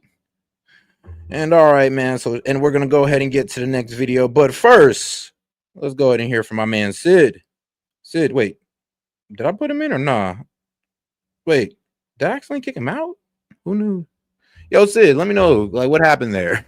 All right, perfect. But all right, though. Yo, Sid, all right, so any disagreements so far? What do you think of that, of Trump's so far, I guess, victories or Trump's actions so far? So far as president, or no, just in this little segment right here. I don't think they're victories, man. I mean, we're falling for the same things that we fell for. The same neocon tricks we fell for about Iraq and Afghanistan right now, but it's worse. We're getting even less approval from Congress while we're blowing up random boats and little ships and shit in the Caribbean. But to be fair, he don't need the approval of Congress to bomb terrorists. No, he does, man. You can't just say, oh, this group is terrorists because the president says they're terrorists. If the next president says, well, actually, yeah, you can. Biden did that. The next Republican or the next Democrat president says Republicans are terrorists. Can you just start bombing fucking Republican fishermen in the Miami shore? An international terrorist group like the Houthis, like how we bombed them and Congress didn't have anything to say about it. Like, yes, we can bomb terrorists, especially the international. Well, the authorization of military force, that was a thing passed through Congress to deal with terrorists in the Middle East. Yeah. That does not apply to Venezuelans Yes, and it does. Because as Colombian. soon as No, you it put does them not. as a national terrorist organization, hey, they're greenlit. That's not true. That is true. That's not true. And for years now, we've been interdicting them fine with. Because they were a criminal organization. That's why we were handling them the Okay, way we were. Now that they're a terrorist organization, we can take more action towards them. So are you aware that the last group that we bombed, there were survivors on? Yeah, I think what was it? Like the lady from Colombia that says, they thought, well, no, yeah, there was 2 suspects that was brought in from the last bombing, right? Yeah. So there's 2 suspects brought in, and they survived it. And then, are you aware that they were released back into the country, back into their country, Colombia? Back into their country, Colombia. So they was caught on that boat, and they were released. Yep. Yeah. Yeah. Now, Sid, I would love to ask you for your source on that one, but you know what? F it. Let's say that's true. Now, let's say that's true. That still doesn't deny the fact that, hey, you were on a boat full of terrorists. Are you saying that there were no terrorists or nobody on that boat? They're just innocent civilians, and this was a mishap? Well, what I'm saying is, if they were, we wouldn't be releasing them. They'd be being tried in a court in our country right now. No. Yeah, that's what happens. That's what's Well, if happened you're saying all that the. they're innocent, well, hold on. If you're saying that they're innocent, then there's no trial. We just let's say that there are people that were kidnapped. Let's say there are people that are being human smuggled to get to America. Then yeah, we just send them right back to their country. So, do you know the full story of these 2 suspects? No, but regardless, you would still want to prove to the American people that what you're doing is okay. Because, I in my mean, if you're opinion, getting your information from the CIA, then well, that's going to be hard. That's impossible. well, the CIA is run by the president, right? Yeah, but we all know how the CIA operates. You have an issue with Ratliff or what? No, there's no issue. I'm just pretty much saying, like, you know how we're just getting this, how everybody's going like, oh, well, they're just bombing them willy-nilly and all this good stuff. But no, we're not. We have CIA that's been operating in Latin America for a couple months now, and I now it's mean, confirmed to be in why did the Venezuela. admiral? So Why where do did you the think this admiral in charge information of? is coming from? Why did the admiral in charge of all these strikes decide to leave his Retire? post? Only a year in. Only a year in. Hey, man, I mean, hey, we don't know. It could have been personal reasons. Bro could have something going on with the fan for all we know. Let's wait to Literally that after the CNN interview. strikes. Let's wait to the CNN interview where he explains it to us. Literally after the strikes that yielded people that are still alive, he decided, oh, this is no longer for me. I mean, that's interesting. But you don't know the people. You don't know their story or anything. Like you don't know I know, anything. so And you're just and like you don't either. speculating And that you these don't are either. You innocent don't people. either. And neither do you. don't Okay, either. then. So great. So let's not just make up a fantasy story where these guys are innocent. No, and so my argument is we shouldn't be striking them. Your argument is we should be. They're a And we domestic don't terrorist know. group. So yes, we can strike them. If they were Who a is? criminal organization like back in the day, then I would be on your side. That no, you're right. We don't have the right to strike them because they're just a criminal organization. But now that they're a international terrorist organization, it's on, just like the Houthis. Who is an international terrorist organization? Cartels. The cartel. And we know these guys are cartels? Most likely, they're just not sharing the intel with us. And this is we- my belief. This is my speculation. Like I said, this is my speculation, but it's mainly because the CIA is giving them the information because the CIA is known now, right now, to be operating in Venezuela. So how else would they know? Do you know where most of illicit drugs come from? Latin America. I mean the countries. The ones with the poppy fields. I mean that's not. I'm hearing myself echo. I don't know if that's a little bit. But not. I don't know. You're good. You're good on my side. But okay. But what's your point with that though? My point. Okay, so Venezuela is not the country that most drugs are coming from. It's for the large part, Mexico. And secondarily, yeah, Colombia is sending more illicit drugs our way, but the drugs are, as far as fentanyl goes, are coming from Mexico. Yeah, but it's not just about drugs. It's also about political control in these Latin America countries like Venezuela, like Colombia. They have political control. So I wish it was just about drugs, but it's also about their political control, and not just drugs, but remember, they're human traffickers, weapon smugglers. I mean, it's more than just drugs that we're talking about here when it comes to the cartel. We smuggle more weapons into Southern and Central America than they smuggle to us. Come on now, you can't know prove that. You can't prove that. I mean, we could look it up right now, my friend. That we smuggle more weapons and drugs into Central America than they smuggle over here. I said more weapons. More weapons. Okay, no, I can somewhat believe that then. Okay. I can somewhat believe that. Even the president of Mexico is like, all the fucking guns we're getting are coming from you guys. I mean, can you not believe that? Honestly, yeah, I can. No, I can. No, I'll be honest with you, I can. I can believe that. I can believe all the weapons are being bought here and then, put out there. But I mean, let's be real though. There's also weapons that get bought from them as well. And let's be real, the cartel, we're not their only place to get weapons. Like, they get weapons from other people as well, other other arms dealers as well that outside of the United States. So you just can't sit here and say that, oh, well, they get all their weapons from us. Well, no, I wouldn't say all, but we're the quickest and we're the easiest.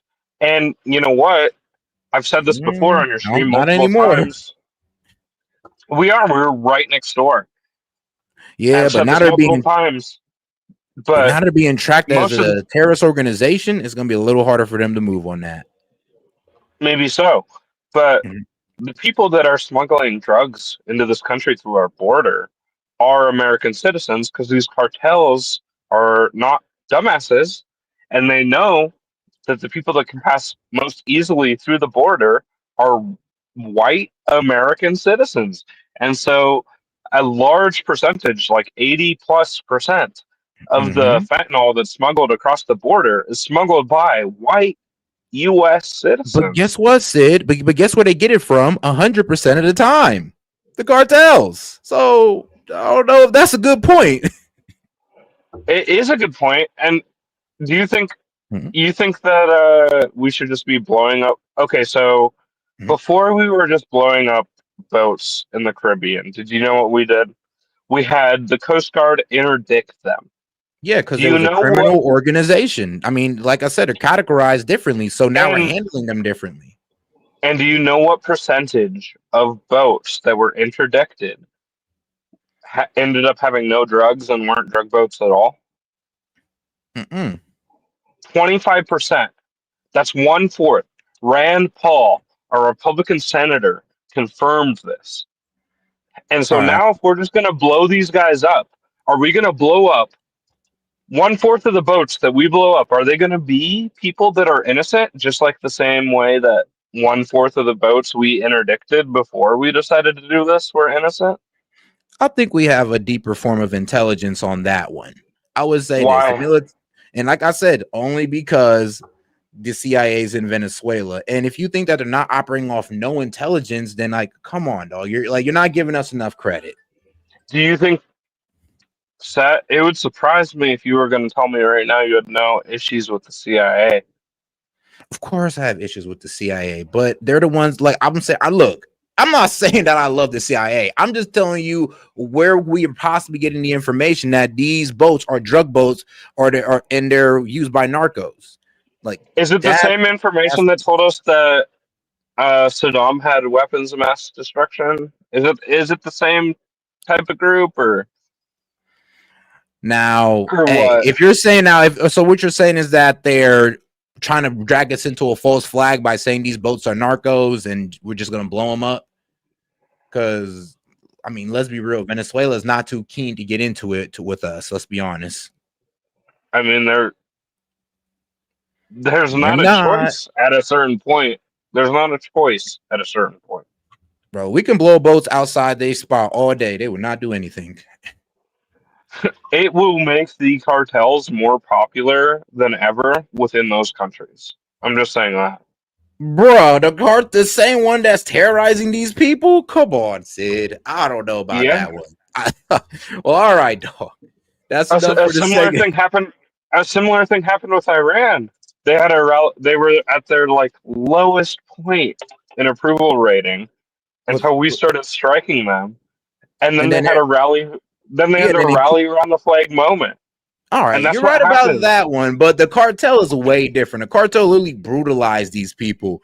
Like the Ayatollah, like, hey, they're effed up, but they're not that effed up. They don't really sit there and brutalize their people the way the cartel does, or they multiple people in multiple countries. But all right, guys, it's segment They over shoot though. But people in the they shoot people in the streets in Iran for protesting, for speaking out. I mean, they are a brutal regime.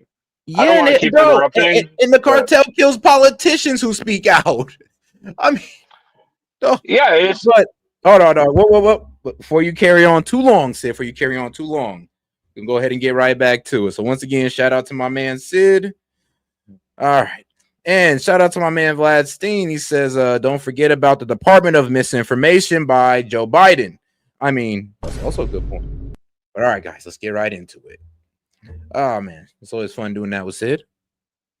Former DEA acting administrator and director of special operations, now senior vice president at Penlink. Derek, good to have you on the program. So it feels like the administration is broadening their war on drugs by including Colombia now. You could say it's a new front in the drug war. But Colombia's president is saying we're not doing anything wrong. Like these people weren't doing anything wrong. This was murder. What can you tell us about the threat that Colombia's drug trade poses to the U.S.? So keep in mind, Aisha, that right now, last year, it was record amount of cocaine production in Colombia. When I was the acting administrator, I met with the Director General of the Colombian National Police, and basically there's this huge threat, right? Cocaine production's out of control. So they are shipping that cocaine around the world, not just to the U.S., but around the world. And it's not even just a threat to our country, but once again, President Trump is helping keep the world safe, just like he's doing with the Middle East peace agreement. But what people have to understand is that we've never had any terrorist organizations, even if you combine Al-Qaeda, ISIS, Hezbollah, killing this many Americans. So this president and this administration is using all tools of national power to go after the threat and go after them for what they deserve. I mean, millions of people, like over 1 million people have died from drugs over the last many years. The kids, the babies. I went to a rally on Saturday in D.C. We're wearing T-shirts with little babies that are dying. American public has to wake up, and I'm very impressed with the clear and decisive action by the Secretary of War and the White House and Secretary of State doing outstanding work to support the men and women of law enforcement that are on the streets every day in America, that are getting abused, that are getting threatened. So we have this whole of government approach, and actually we're on the right track. We got to keep going. And I do want to remind everybody, like, yes, the president, the commander in chief can order limited strikes against terrorist groups without a new act of Congress. But U.S. law constraints on how long and under what authority those strikes can continue. And, this comes from congress.gov. So, yes, shout out to congress.gov, pretty much saying that, yes, if you are designated a terrorist organization, you are now greenlit to be struck at any moment. I mean, yeah, it's over for you. Well, Derek, let me ask you this really quickly here. We got a minute left. On this most recent strike, there were 2 survivors on this cartel. I'm weak. Shout out Vlad. And he's like, what the fuck? Going fishing in a submarine? Come on now. Yeah, like, what you mean going fishing? Like, how does that work? Well, I don't know. Maybe it, rises to the top, but I mean, kind of ruining the whole point of a submarine is to camouflage deep in the ocean or in the sea. And shout out to Toe. So do y'all realize parents are not the best source? Well, yeah, it's not the best source on a kid's legal activity unless it's the family business. I did not know that. Do you? Well, shout out. You learn something new every day. And shout out Tovin Vladstein. Appreciate the support, guys. Oh, I missed James. Well, I did. Oh shit! Shout out to my man James Foley. Sid, those photos of No King's protests are fake. Wait. Well, you gonna have to explain that to me, James. You know the call-in line open, James. You can always come up for the next segment. For the next segment, I'm gonna go invite up the original gamer and go ahead and invite up Sid as well. Boat. And President Trump announced that Marco Rubio was going to send them back to their home countries, Ecuador and Colombia, for prosecution. If these guys are terrorists.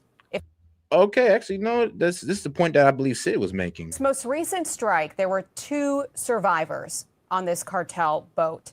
And President Trump announced that Marco Rubio was going to send them back to their home countries, Ecuador and Colombia, for prosecution. If these guys are terrorists, if these are the worst of the worst, like Al-Qaeda, shouldn't we be prosecuting them? Well, that's a great question. I don't have all the details of what was found on the boat, who these suspects. Yeah, because they're like, it's not like, okay, so Sid, it's not like they're, just getting let back and go in their own country with no charges. No, they're said they're going to be prosecuted in their own country. Now, I'm gonna admit that is very strange. So, Sid, you do got a really good point when you said, well, then, why not bring them back here if they're so-called terrorists, narco guys? So what's going on with that? Like, that's a pretty good question because I'm wondering what the hell going on too. But obviously, this administration has a lot of experience, and Secretary of State Rubio, as the president said, could be one of the best ever in the history of Secretary of States. I trust their judgment, and I know that law enforcement, because I was in the meetings, I know they're evaluating every case differently because that's what you have to do, and there's no 2 cases the same. So I have confidence in what they're doing. But the biggest success story is there's going to be accountability. If you're going to kill Americans, you're going to be held accountable. This isn't soft on crime anymore. All these vulnerabilities and weaknesses are going to be shut down. So thank you to this administration. All right, Derek Maltz, thank you for joining us on this story. We'll have you back soon. And all right, guys, let me go ahead and bring up some of you guys right now. Shout out to my man Gamer.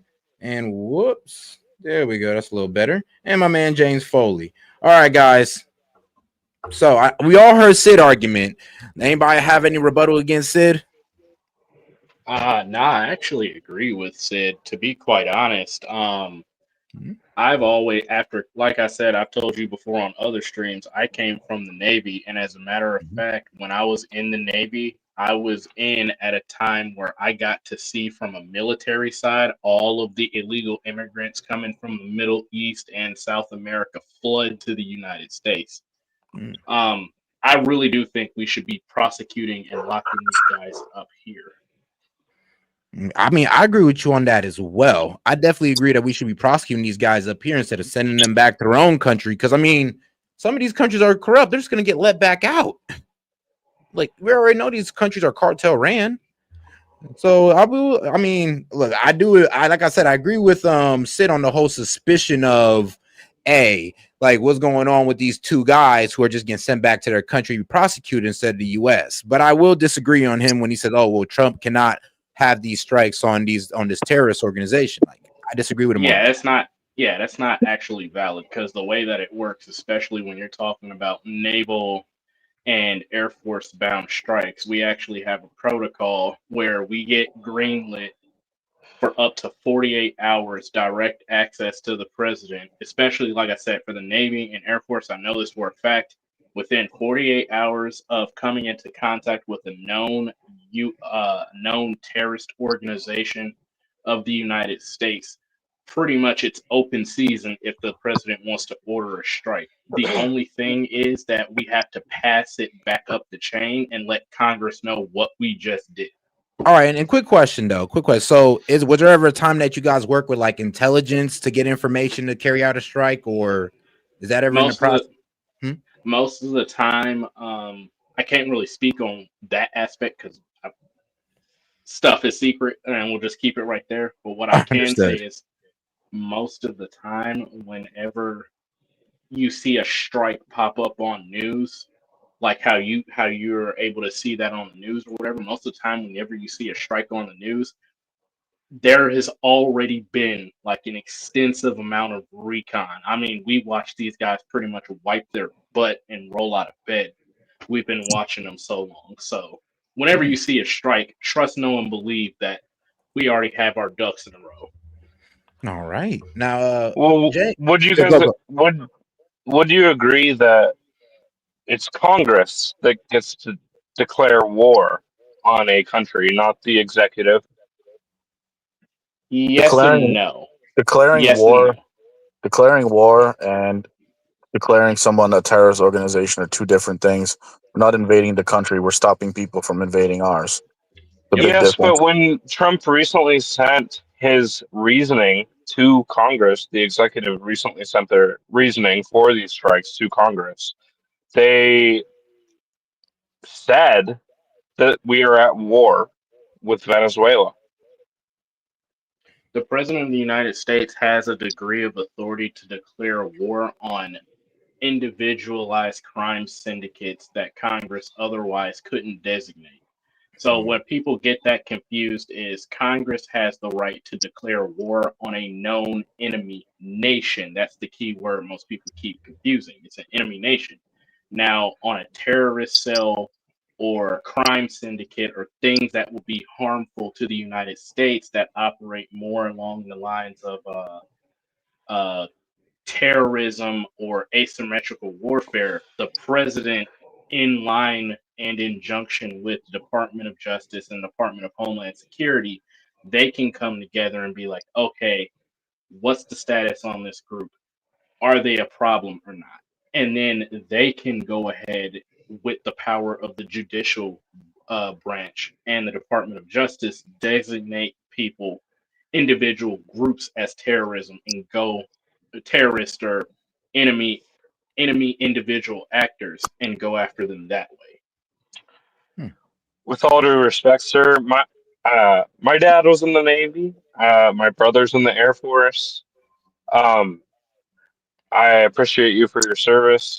I'm not trying to call that into question at all, but what I will say is what you're describing right now and the way you're describing it doesn't exist anywhere in the Constitution. And if you could point it out to me, I would, No, I'm not I'm saying all ears. I never said it did exist in the Constitution. And to be quite honest, while I was overseas and they were talking to us about it, I mean, truth be told, that should be added into the Constitution to make it more black and white. But it's more along the lines of we don't feel like going through the 3/4 majority vote to even make this a thing. If you get what I'm So, saying.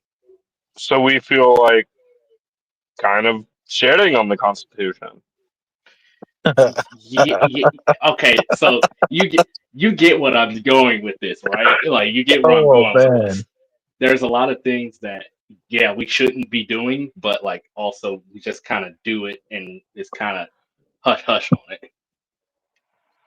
Yeah, I totally think that happens, but I think that we shouldn't be partisan in this way. And, in my opinion, we should be guided by the Constitution still, no matter who's the president, no matter if it's the president I like or someone that Set likes, like Trump, Well, and that I no, don't I'm like. not. I'm not a constitutionalist, and I barely know law. But my understanding of the Constitution is it doesn't dictate international matters, right? It protects Americans and American interests. First of all, second of all, this has happened in the past. Just look at what happened. Um, not Hamas, not when we took out ISIS. It wasn't a war against the Middle East. It was a war against a specific group of people. That's what he's getting at. If there's a specific group of people that are targeting U.S. interests or U.S. citizens, we have the right to go and take those people out, and we don't need Congress authorization to do so. Well, no, Second, no, no, no, no. Article 1 specifically says who can declare war and who can authorize military strikes uh, Look at the on these provisions. specific groups. You got to look at the And, provisions. So hold on, let me break something down to you about military operations, how it relates wait, to hold on, what we wait. Can can. I let me cut you off real quick? And I do apologize. I'm really not. I'm actually very quiet. But before you get into specifics and logistics, dude, if Russia shot a missile at the United States and we shot one back, we don't need Congress approval for that. All right, that's going to Pretty war. much. No, you don't. You don't need Congress approval for that. And if you think so, then you're just lying through your teeth or you've been misunderstood, and I apologize for you. But the whole reason I came up here to begin with is I was just listening to the background. I wasn't 100% confident in what you said, and I just wanted some clarification. As far as those no kink protests go, and you mentioned the numbers, I do know for a fact, especially the one in Boston, and you can read the reports and you can fact check me all you want. They use a stock photo from about 2,000 years ago, 2 years ago, and they put it on MSNBC. 2017. It might have been 2017. I thought my understanding was a 420 event from 2 years ago, when there was about 1 million people down there.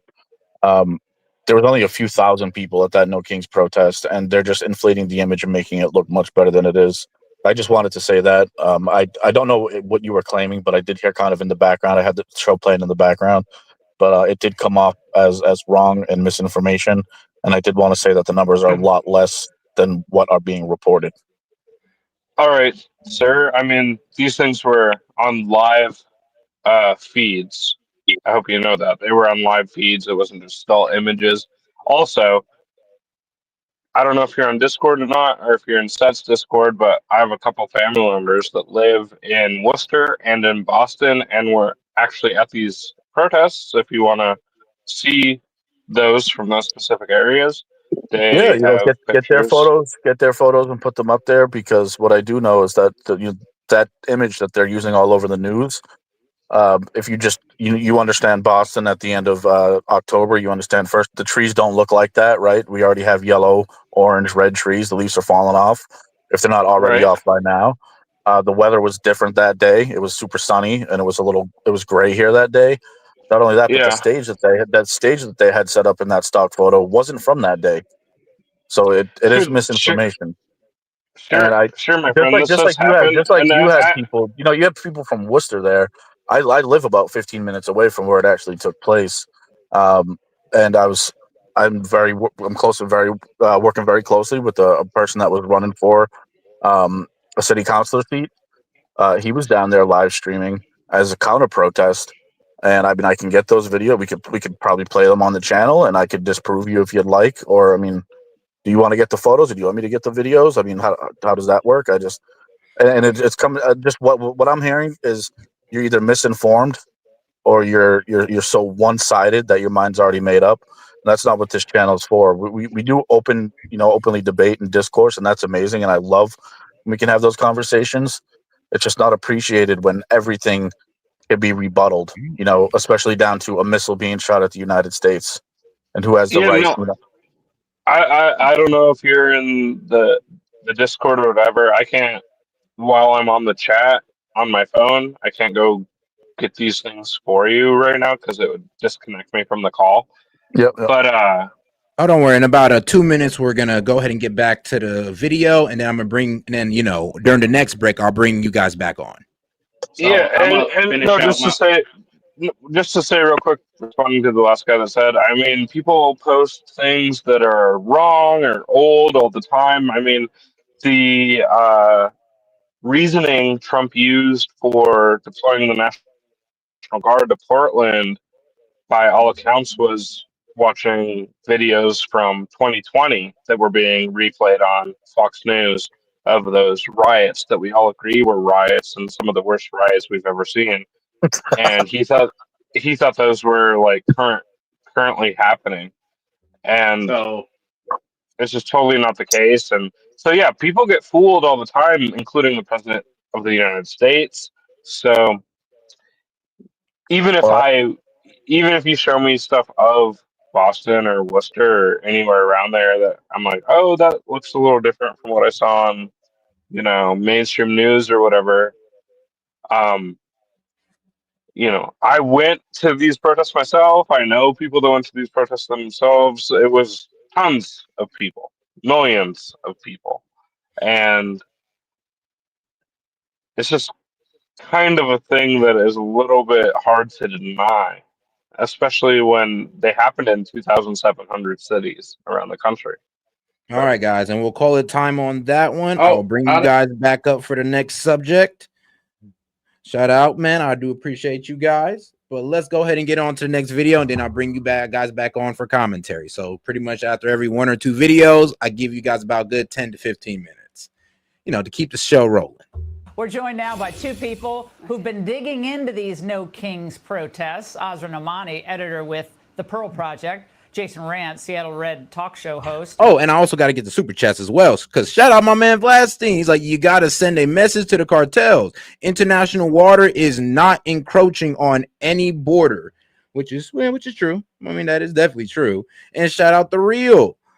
He says, let me call in, and I already see you down there in the background, my friend. So don't worry, we got you on the next one. But all right, guys, let's get back to it.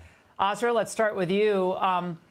Are these, protests simply, organic, people, emailing maybe on social media and so forth? So it all just came together, grassroots from the people? Absolutely not. This is a protest industry. And so what I did is what I've learned to do in journalism, which is follow the money. And I established that there's 260 organizations that were behind this No Kings protest. And as Jenica Pounds, a computer scientist with Data Republican, said to me, they have built an empire, these left-wing organizations, using nonprofit status to use the machine that we have in America to wage a war, a political war on Donald Trump. And so everything was orchestrated. It was political theater from beginning to end, from social media. And the real question for people is the fact that these organizations are living rent-free, basically tax-free in America, pulling off these protests. Yeah, it seems like, Jason, there are hundreds of organizations behind these protests. It's not one particular organization, but it is like, I really think it's actually their social life. I don't know if because we don't have clubs, community civics organizations anymore, they think those are racist. I don't know. But this is as close to church as many, not all, but many of the protesters who showed up really have anymore. I know, yeah, they religiously hate Trump. I know, it's quite a thing. It's quite a spectacle. Yeah, they don't believe in God, but they do believe in this kind of activism, and this is what they do professionally. And they're taking advantage of different tax codes like 501c4 status, which a lot of these organizations are. Those are supposed to be social welfare organizations, and they're allowed to get political, but they don't have to disclose their donor list, which is how all of this dark money ends up getting funneled here. I mean, in the case of No Kings, you have Indivisible, which is the primary organization behind it. It gets funding, however, from places like the George Soros Foundation, his Open Society foundations. They're getting that kind of money, and then they're getting institutional support from all of these other groups that Azra just pointed out. Everything from the mainstream stuff like the ACLU, but also to groups like the Communist Party of America, where they might not donate directly to Indivisible, but what they do is they share their contact list, or they reach out to their contact list, say, hey, show up at so-and-so for this event. And the money that they do end up spending, these groups in general, is for like signage, things like that, but also the professional activists who show up, who then use this to get more contact information for the people who show up, and then solicit for funds for donations from them. Yeah, Open Societies Foundation, by the way, gave us a statement saying, we support a wide range of independent organizations that work to deepen civic engagement through peaceful democratic participation. Our grantees make their own decisions about their work consistent with the law and the terms of their grant agreements. I don't think, Azra, a lot of pro-life organizations that were truly fighting something noble. All right, the Handmaid's Tale is hilarious. I mean, that's one thing they were fear-mongering. Like, oh, it's going to be the Handmaid's Tale and we're going to be forced to have kids. I'm like, trust me, Trump ain't going to make that happen. If we don't have enough babies, that might happen. So, I mean, hey, it's either have more babies or welcome the future of the Handmaid's Tale, women. I'm just being real with you. A lot of pro-life organizations that were truly fighting something noble, the slaughter of millions of babies in the womb. I don't think they got any money from George Soros. I certainly don't think parents groups that you helped launch years ago in Fairfax County, Virginia, I don't think they got any help. Only a particular ideology gets help from the Open Society Foundation. True. Yeah. That's George Soros Foundation. I mean, the man donated about $32 billion into it just to spread his influence around the world. I mean, hey man, Elon Musk spend 44 billion to give free speech, and this man's spending 32 billion to spread his speech around the world or his ideology. Fair is fair. I mean, they are basically fueling the machine. And Jason mentioned the 501c4 organizations that are political organizations, allowed to do a limited amount. But according to my data analysis, about 100 of the organizations are 501c3. And they are supposed to do very little political work. They are absolutely supposed to be nonpartisan. But some of the names of these groups is literally resist Trump. That's not very subtle there. And then build the resistance, along with, as Jason was mentioning, the Party for Socialism and Liberation. They bring the foot soldiers to this movement and create this myth of the marching millions. And I want everybody to know that, you know, this is theater. That's all it is. Yeah. But it's an industry and it must be checked. I mean, here's the problem with the No Kings protest. It's just like, look, we respect you guys going out and protest, but the message was weak. And like I said, it's like, yeah, all y'all guys do is, it feels like all you guys do is complain with no real solutions. I mean, y'all crying about healthcare, but you ain't got no solutions to healthcare. I mean, you're crying about terrorists, but I mean, can you think of a better reason to get businesses over here and getting people to start investing in America? Can you think of one? Of course not. So that's the problem. It just seems like you guys are a bunch of sore losers who didn't get y'all way. And now y'all kicking and screaming in the streets with signs and, you know, cool little floaties. Well, Jason, finally, do you think, as Trump said, this in any way is representative of a wide swath of the American electorate? I think he's correct in that it clearly is. And I mean, I heard a lot of the language of like, this is what democracy looks like. No, democracy looks like the Electoral College map, where you had 77 million voters who voted for Donald Trump and 312 Electoral College votes. That's what democracy looks like. These are folks who are protesting democracy because they're upset that they lost the last election. And the good news is, despite a lot of people showing up, they're not really going to get anything done here. Yeah, sour grapes didn't sound too good for a day of protest, so they just called it No Kings, because no one believes in that rally that Donald Trump is actually a monarch. It's the most ridiculous branding I've ever seen. Ozra, Jason, thank you both. Hey, Sean Hannity here. Hey, click here. All right, guys, and before we get into the next video, I do want to get the guys' thoughts on this one. So, of course, shout out my man, Sid. Whoops, there we go. And, hey, shout out to The Real, the Gamer, and James Foley.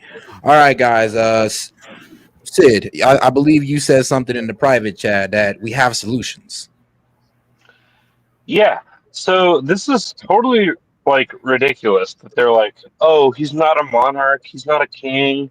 Oh, look, your protest worked because we woke up today and he's not a king. The idea was never that this guy was a king. It was the way that he acts. He is acting like he wants unquestioned power. He wants unchecked power. And we're not going to have that. That's not the way this works here in America. So, you know, you don't just get a... Can you give some examples of how he's looking for that power? Yeah, so we're in at this point, we're at 20 days in the government shutdown, right? A good example of this is everything that has been passed since he's been in office. He has later since sent rescissions packages in. So he's rescinded funding that Congress approved unilaterally. I mean, hold on. So are there ways around that or not? Well, the ways around that would be the Republicans saying you can't do this, but they're not going to do that because Republicans have learned that if you oppose Trump, you lose your career. Okay. My understanding. Look at Liz Cheney. Look at Liz Cheney. Hold on 1 second. Who Wait 1 voted second. Wait. 98%. Before we go off topic, right? Let's see what's going on. So they're trying to pass a bill, right? It hasn't passed the president's desk. He disagrees with some of the stuff in there. Happens all the time. Government's been shut down under many presidents. Most under Trump, I do agree. However, if he doesn't agree with the bill, that's totally fine. He can pass it back down. And then what happens then? It'll it'll go through the House, the Senate, it'll come back up, and if that happens 3 times, if Congress can override the president if a bill comes up through the House 3 times. Yeah. So Well, if they did want to pass the bill hard enough, they would just keep doing what they're doing, and they'll be persistent, and eventually it'll go through without the president's authority. Now, what I will say before you jump in and start talking, what I will say is I noticed you said that basically Trump is acting like a king, and he doesn't want his power questioned in check. So I'm going to say this again, and I want to actually hear what you have to say. So under the last 4 years of the presidency, when Americans were saying, hey, we don't want these illegal immigrants here because they're zapping funds from food stamps, TANF, SNAP. They're getting, cash benefits that Americans literally dream of. They drained out Social Security, and they got paid basically to take it. Hold up. They got paid to take American flights. I know they did because when I was returning from the military, I sat on a plane next to a whole bunch of them. And when Americans said, hey, we don't like this, Americans basically got told, I don't know what you're talking about. Everything is fine. What do you have to say about the people that are very still pissed off about that? Did Joe Biden, was it acting like a king when Joe Biden was doing it, or is that not the case? You're asking me, Sid? Mm-hmm. Okay. So Joe Biden tried to pass a bill through the Senate, and Seth can look this up, and he can ask AI, he can ask Google, he can ask whatever. But there was a bill authored by Republicans that closed the border, and that was actually immigration reform. What Trump did, you're talking about the bill. You're talking about the bill. Real quick, sir. What Trump did was say, "Don't pass this bill." He had a lot of control over Republicans still. Said, "Don't pass this bill because I'm running on immigration. I don't want the problem solved." Wait, how does that make sense when one, Trump was out of office for 3 years at that point? Number two, the House Republicans kept trying to pass basically anything and everything, and all their bills that reformed immigration basically ended up being gutted into spending more money on people that didn't belong sir, here. I'll explain it. I'll explain it to you. And Seth can look it up while I do. Look up the Lankford bill, if you guys forgot. The James Lankford bill.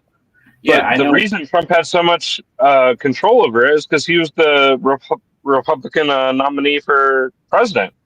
No, hold on 1 second.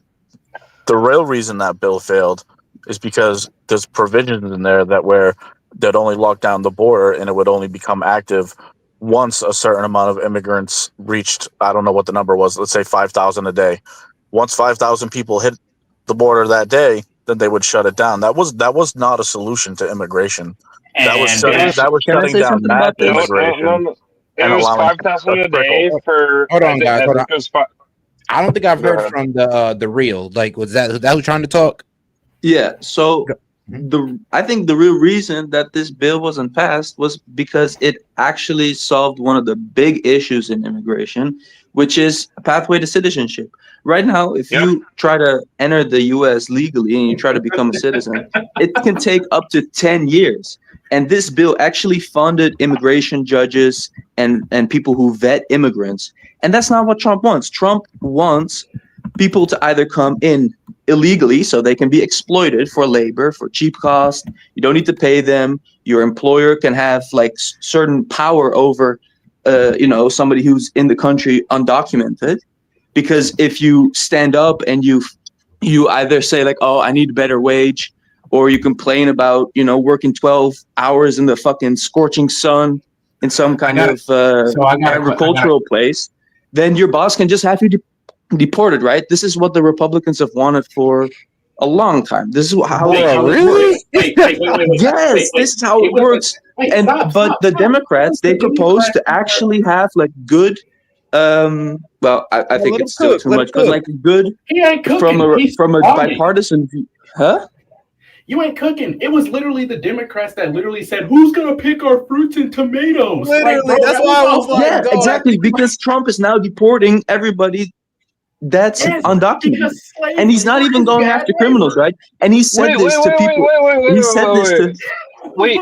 And Trump is suggesting a temporary pass for illegal immigrants whose employers vouch for them as long as they're in Exactly. That's my hospitality. point. And so Trump agrees with what this guy's saying and what I'm saying as well. So let this other guy cook. He's not cooking. He's bombing. He is, dude. He is. Let him He's talk. not.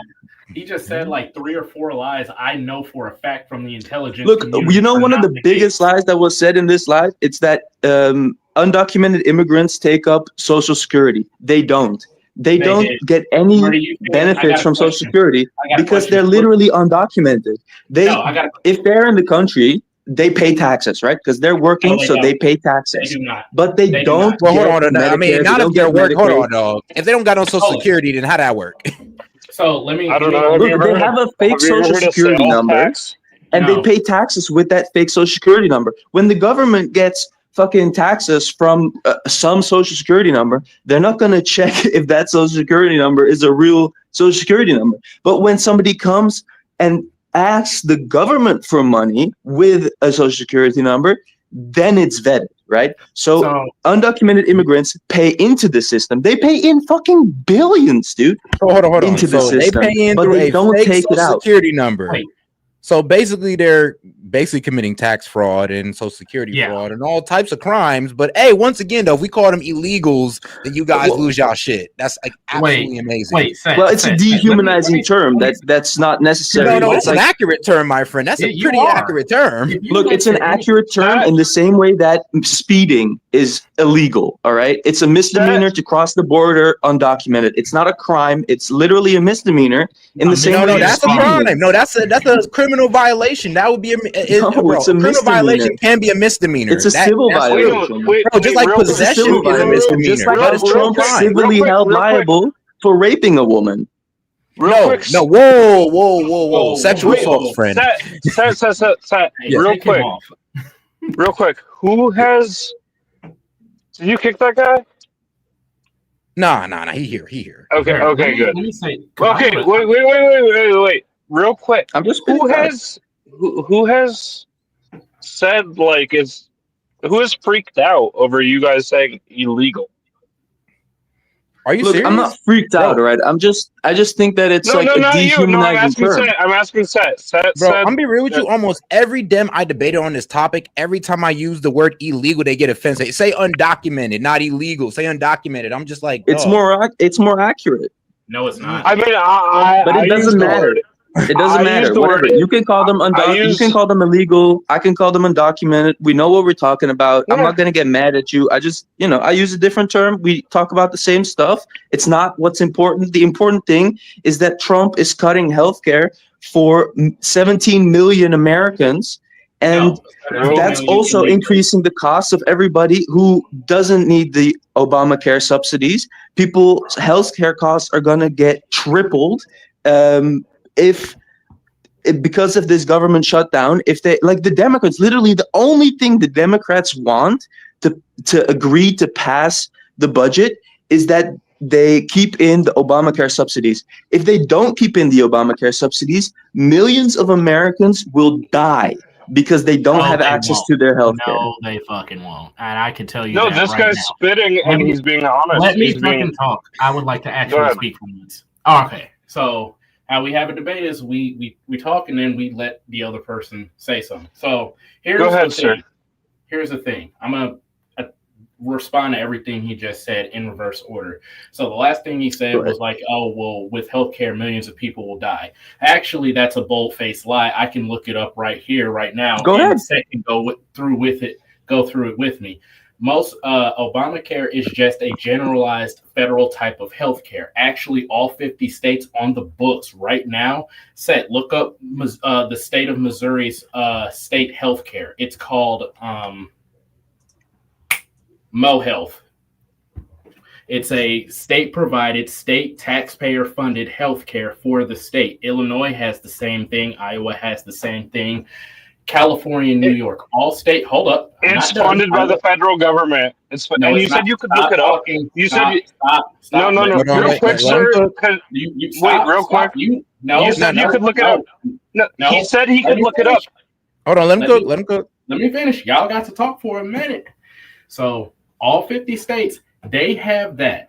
Yes, the federal government puts in a minute amount of money, but the vast majority of that money actually does come from the state taxpayers. And you can basically fact check this not only by the state's website, but look at your W-2 whenever you get taxes taken. Fact check it. Fact check it. About what he just said. Look about look up look up, fact check this, please. What happens when the Obamacare subsidy, what happens to the cost of insurance when the Obamacare subsidies are gone? Wait, now the or just a quick one is Medi-Cal Medicare? Because you said California does it. So say, is Medi-Cal Medicare? I said all 50 states. Come on, it's apart from the federal government's Medicare, which is usually up under some different president's type of healthcare. All 50 states have their own thing. Additionally, no, it's Congress. It's Congress. I know you guys think presidents have all the control, but says the one who complained about no kings. But anyway, I didn't complain about no kings. I went to it. Clean over your head. But anyway, so that's that front. Just because you take away healthcare, that doesn't mean that millions of people are going to die. Here's yes, the it thing. does. Let me finish. You take away healthcare. Stop. Just because you take it away, that doesn't mean that there aren't other organizations that have health care. Democrats love to unionize. I know for a fact that unions provide health care. I know for a fact that different types of veterans and different types of homeless people, I know because I was in that category for a long time, they actually have state-funded health care through different types of 501c or whatever it's called organizations. Yeah. All right, there's different. Hold on, guys. Hold on. Now, guys, hold on. Wait, I'm gonna get back to the show on this one. But I do want to put in my 2 cents on this one though, because where's the healthcare crisis? I mean, people on Medicaid, it's coming. It's already been there for years. America is the only country in the world that has medical bankruptcies. That doesn't exist anywhere else. Because we pay for what are you talking about? People can get on Medicaid if they have low income. We have Marjorie Taylor Greene. There's not an exorbitant amount of people that's getting kicked off Medicaid. People with premiums, bro. Yeah. We have Marjorie Taylor Greene agreeing with us on these subsidies. Do you think this is a Democrat? Bro, this is not about Obamacare subsidies, though. We can, I agree that we need the Obamacare health subsidies, but the problem is that was going to be voted in anyway. No, it's not. Yes, it was. Shut down. When was the CR? But when were the subsidies going to end? Do you know? Yeah, at the end of the year. Okay, we had another CR bill before that. We'd have had a 7 weeks funding. We'd have had another chance to go ahead and get it done. And then here's the thing: the Republicans gave you guys a 1-year extension. They gave you guys a 1-year extension, and now you guys are crying talking about permanent. Since March. Yeah, it should be permanent. Healthcare should be free, dude. And healthcare should be paid for by tax dollars for everybody. It should be one of the basic. It's one of the basic necessities of life. What is Medicare and Medicaid? Real quick, Set. They've had since March to negotiate these things, and now they're saying, "Oh yeah, I know that they're ending in 2 months, and I know that people are going to start getting the emails November 1st and throughout November about their premiums going up." But now suddenly you're saying Democrats need to give up all their leverage to What, negotiate with Y'all didn't. Y'all Republicans? got the 1-year extension. Y'all just come on now. The 1.5 They haven't trillion in spending is negotiated with crazy. They haven't negotiated with Democrats the entire time they've been Yes, in they power. did. Hold on, bro. Come No, on they now. Yes, they haven't. are. Yes, What they does clean are. CR mean? What does clean CR? Just so we are all on it. Don't look it up. I want you guys that are very loud and wrong. What is a clean CR bill? It doesn't mean anything. It doesn't mean anything when they have rescission packages. When they just No. when I Trump asked just for a decides to definition. rescind everything. I asked for All right. Ideally, let me it get one means point before we start the show. Hold on. Let me jump in here. All right. Let me calm things down real quick. And I think I'm going to simplify things really easy so nobody can misunderstand. All right. 2 minutes and we're back to the show. Thank you. The first thing, right, is healthcare cannot be free, right? And I was a true believer Taxpayer that funded. hold on, let me get uninterrupted, please. Cooked, bro. Right? It can't be free. If you look at the cost of doctors, we could subsidize the cost of all the doctors in the United States. That's possible. But then you look at the cost of actual drugs and procedures and what everything else runs, that's unattainable, and it just doesn't make sense to me. It doesn't. One second, it just doesn't make sense. Secondly, the whole idea of how it doesn't take away from Social Security and Medicare and Medicaid is totally wrong also, because we don't understand. We have these set, we have rules, we have taxes. Government only makes so much money per year, right? Boom. And when you're bringing in all these people, yeah, we're not taking money out of Social Security to give it to them, but it's taking up more of the portion of the overall income that we have. That should be going toward debt. And you know what? If we weren't paying for all these people in one way, shape, or another, right, then we would have more money from Medicare, and we can give our people better care and better attention. But it can't happen when we're paying for, even if it's just a flight across, even if we're paying for 10 million applications for someone to sit there and do the application, yeah, that takes a lot of time and a lot of money that we shouldn't have to pay in the first place. That's where it's all wrong. Is we have a set amount, we have to stay within that amount. There's taxes. We don't just make more money, and I mean we have been. That's why we're in the situation that we're in, where everybody's tense and everything costs so much, and that's what we don't want. We're saying, hey, let's we got to figure out our shit here. We got to figure out what's going on first. And then, you know what? Yeah, dude, if we're in a position where we could take on more people, we would absolutely take more people. All right. Republicans don't hate immigrants. We want right, them. got 10 seconds. You good? But, yeah, no, I'm good. It's why you guys just get it all right. You're angry before you're logical. All right, man. And shout out to Foley. Foley was the one with the last word. We'll go ahead and move on to the next segment. And shout out to Need a Lineup. And you know what? I definitely do. But shout out. He says misdemeanor is a crime punishable for for less than a year. Yeah, punishable for less than a year. So yes, it is a crime, a criminal violation to cross the border without proper documentation. And let's see here. Shout out Vladstein. He says, can't you hear the accent? European socialist. Shake my head. I mean, yeah, hey, the real, he got you on that one. All right, guys, let's get to the next video. Appeals courts. National Guard can be deployed to Portland by the Trump administration. I mean, hold up. Let's get right into it. Whoops. Some breaking news on the president's attempt to deploy National Guard troops to Portland, Oregon. CNN law enforcement correspondent Whitney Wild is with us now. Whitney, what more do we know about this? Well, there is a major victory for the Trump administration. They had sought to appeal this temporary restraining order that limited the National Guard's ability to be deployed in Portland. Originally, a district court judge had, as I said, put a restraining order on that, attempted to extend it. The Trump administration appealed, and for now, they are celebrating a major victory because this appeals court, the Ninth Circuit Court of Appeals, the three-judge panel who oversaw this case, has put a stay on that district court judge's order, which means that the Trump administration can deploy the National Guard troops to Portland to protect that ICE facility. This is an important win, again, for the Trump administration, but it is also significant when you look at the totality of how the judiciary around the country. I guess when they try to say Trump don't listen to the courts, hey, yes, he is. The problem is that the Dems don't like when the courts rule in this man's favor. So now they drop the whole, he's going against the courts too. He's acting like a dictator and a king. may look at similar cases. The Ninth Circuit is widely considered a more liberal circuit. The courts on the West Coast are largely considered more liberal courts.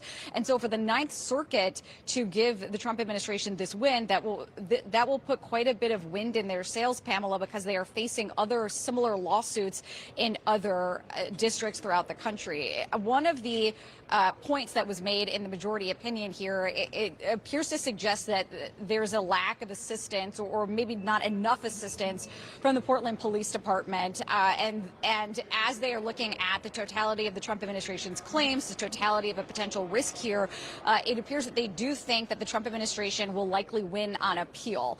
And the reason I bring up the Portland assistance is because here in Chicago, the help from local law enforcement was one of the reasons that a judge issued a temporary restraining order on the National Guard being deployed in Chicago. And shout out to my man Vlad's thing. He says, bruh, judges are the ones acting like kings/lords. Literally. Like, I don't care what crime you committed. Be damned the law. Set this man free. Set this rapist free. Well, hey, it don't be a gotta be a rapist. Set this violent guy, this arsonist free. Why? Hey, man, shout out to liberal judges. It don't matter why.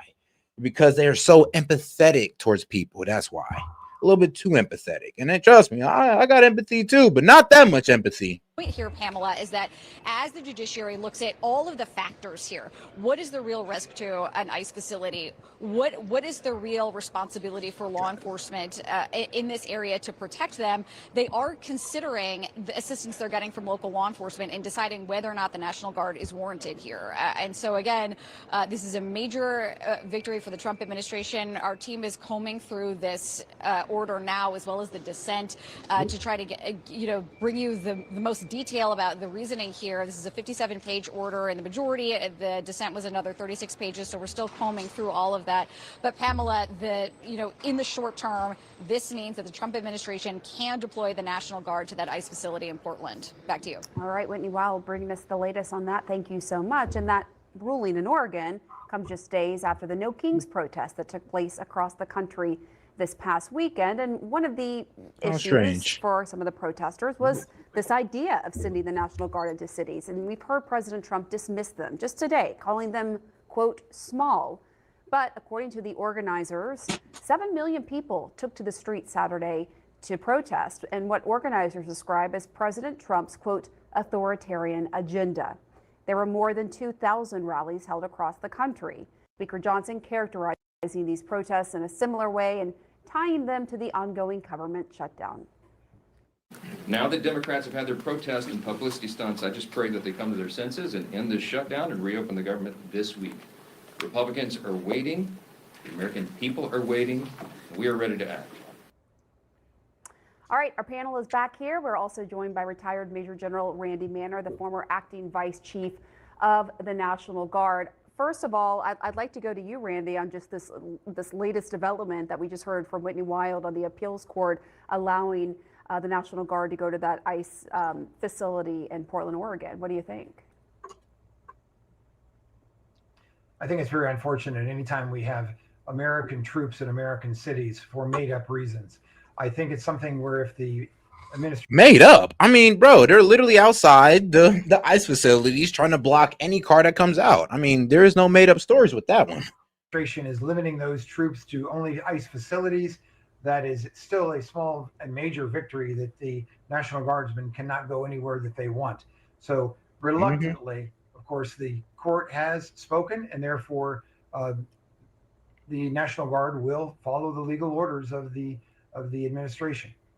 It's interesting, just again, this crossover of the executive branch and the judicial branch on these really big, high stakes decisions that are unprecedented, right? Really unprecedented. And what this came down, I mean, it don't go your way. It's unprecedented. It goes your way. And you see, we told you Trump goes against the courts. He's a complete dictator. It's like, all right, guys. I mean, come on now. Down to is this question of whether the federal government is unable to execute the laws of the United States without the intervention of the National Guard. Now, the argument that the lower court had made was that, well, of course, these are protests happening. They might impede, they might slow down the work of the government, but the government's deporting more people than ever before. They're doing just a fine job of carrying out their orders without the National Guard. So the appeals court here. I mean, the problem is that you got, people who want to stop them. I mean, apparently there's also people who want to shoot them, even though it's only been one occurrence of it. But I mean, God forbid there's another one. But there's definitely people out there who want to hurt ICE, who want to dox ICE officers so they can harass their family members. So let's be real. They do need a certain level of protection, which is crazy to say, because who'd have knew it ever came to this, where we're literally trying to stop officers from doing their job. Seem to say, and we haven't looked fully through it. It just came out a second ago. Well, ICE officers from stopping immigration. I mean, that kind of helps everybody in the U.S., but the Dems don't see that because, I mean, the way the left has framed it, we're locking up U.S. citizens and we're keeping them for days on end and they haven't eaten in weeks. It's like, no, 73 hours at most. But no, we're not keeping them in there for weeks. But the appeal court seem to say, well, no, this is getting in the way of the government's ability to do its job. That language, unable to execute its functions, is going to come up again, whether it's at the Supreme Court or whether it's with an appeal to the full Ninth Circuit, all 11 judges, which I think parties will almost certainly do. I think there's an open legal question still. But, yeah. I want to bring you in, Doug, because as I mentioned earlier, this idea of sending the National Guard into states against the will of the governors in these states, it's something that has galvanized some of the protesters that were out there in the No Kings protest, right? There was 7 million people around that, according to the organizers, and they were there. I mean, we had reporters there. And the people we spoke to, some of them very moderate views, are really concerned that the country is sliding into an autocracy for different reasons. And then you have Speaker Johnson and other Republicans. I had Republican McLean on earlier, who were criticizing them and saying that they're communists and that they're small and that they're even anti-Semitic. And shout out Toe. She says, dude, y'all forgot the part of the military oath is to protect from all threats, foreign and domestic. That includes the National Guard. And you know what? Hey, I agree with you on that one. But like, look, man, the man, hey, apparently he wants to make every place, what was it? Police state. He wants to create police states and police cities. He wants to lock everybody down in their home. I mean, when a National Guard pulls up, he's not telling y'all to stay inside.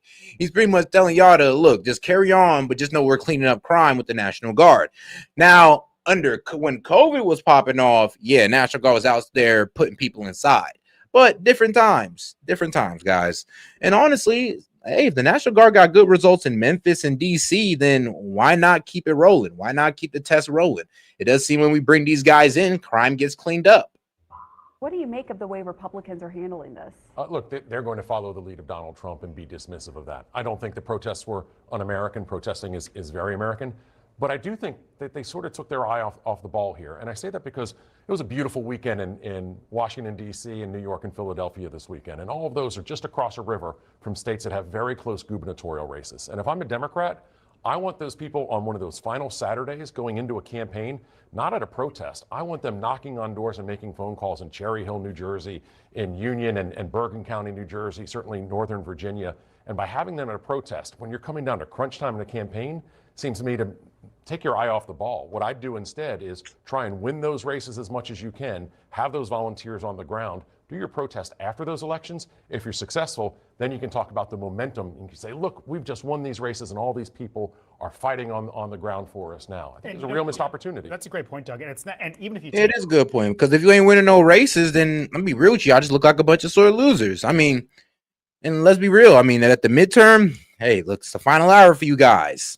We're going to see if you guys are going to break the curse of, well, usually when if the president's Republican, then the Dems go ahead and take the House and the Senate. Y'all might just break that curse due to the way the Dems have been acting. Like I said, it's like literally the worst Democratic Party in history.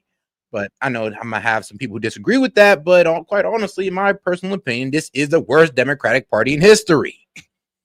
And it's shown in the voting. I mean, bro, 2 million voters left while we're gaining 2 million. Like, I'm not saying that those 2 million came over here, but I'll tell you this, though. It seems we're gaining voters while you guys are losing. And the problem is you're just losing on policy because you guys aren't coming up with policy. And I'm talking about your main leaders. They're too busy fighting Trump and coming up with ways to help their people.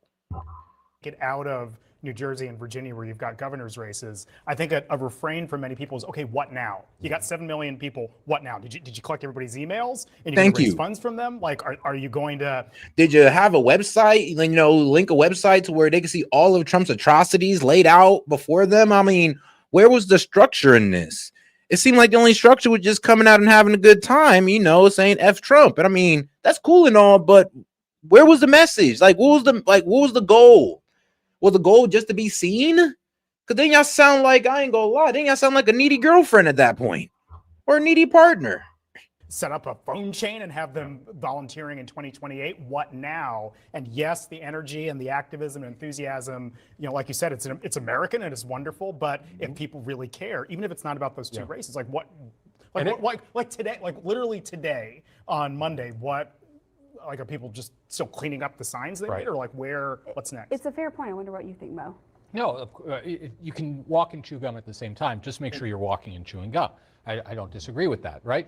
7 million people around the country, many of whom are not close to New Jersey, not close to Virginia, desperate for an outlet to show their disapproval with this president and his policies and his actions. The fact that they came together was fantastic. Now, what do you do with that energy moving forward is a key question. I also think that the president keeps giving them a reason to mobilize, not just with his actions, but we all remember, wasn't that long ago, that the Republican Party ran an entire campaign against Hillary Clinton for using the word deplorables to describe some Trump voters. Yeah. And politically, that was a smart thing for them to do. This president and this speaker. I mean, Biden kind of did the same thing on his way out, and he kind of sunk it for Kamala Harris. I mean, it's funny. Biden did a whole lot of sabotaging. You know what? I think Biden knew what he was doing. Biden, bro, they was mad. They kicked him out. They pushed him out, and that was his double middle finger to the whole administration. All right, cool. I'm gonna go out there. I'm gonna have some questionable interviews, and then I'm gonna go out there and completely tank Kamala Harris's chances by. What did he call the MAGA supporters? I'm trying to remember. It was something. It wasn't deplorables, but it was something close to that. That it was highly controversial. And I think it was 2 weeks before the election. He said that BS. And their allies are saying anyone who disapproves, anyone that showed up, and we all saw a lot of those protesters, little old ladies standing on street corners waving signs, are un-American and deserve to have excrement dropped on their heads, as the president showed in that AI video. Hey, it could have been chocolate ice cream, man. Chill. Right? If Democrats can actually use that to harness some of the same energy that Republicans did back in 2016. I mean, yeah, it's a good strategy. The thing is, Gavin Newsom is doing it already, and he's failing. The problem is, though, if somebody different other than Gavin Newsom, who's not a complete failure. I mean, get you somebody who's not a complete failure as a politician, and trust me, it'll work. It'll work. Man, look, sometimes I think I need to be a campaign manager for the Democratic Party, because that's how y'all gonna get it done. Y'all need Set as y'all campaign manager. Go ahead, man. Send me the contract, bro. I'm gonna make sure y'all win in 2028. Don't worry. We gonna get y'all right. Unless y'all got Zoran, then y'all just cooked. If y'all got Zoran and AOC, I can't help y'all though. I'm not even gonna doom myself like that. But all right, guys, let's go ahead and get some of the guys up here to comment on this. All right, guys. I want to read something first. I do want to read something that's factual before we get started doing anything else. Constitutional and statutory authority of the president. I'm going to run through these real quick. This is over the usage of the National Guard. Congress. The Constitutional grants Congress the power to provide for calling forth the militia to execute the laws of the Union, suppress insurrection, and repel invasions. Article 1, Section 8. President as Commander-in-Chief. The President is the Commander-in-Chief of the Armed Forces, including the National Guard, and has a duty to, quote, take care that the laws are being fully executed. Article 2, Section 3. Insurrection Act. The laws provide most explicit authority for the president to call forth the National Guard to combat insurrection, domestic violence, and invasion to enforce laws. Here's the real important one. The important ones, I should say. Federal control. Under federal control, Title 10, the president can federalize the National Guard and deploy them domestically often for specific federal purposes like protecting federal property or enforcing laws. The role of the state governors, in most cases, the governors must, not may, not shall, must consent to the federalization of their state's National Guard as they remain the primary commander.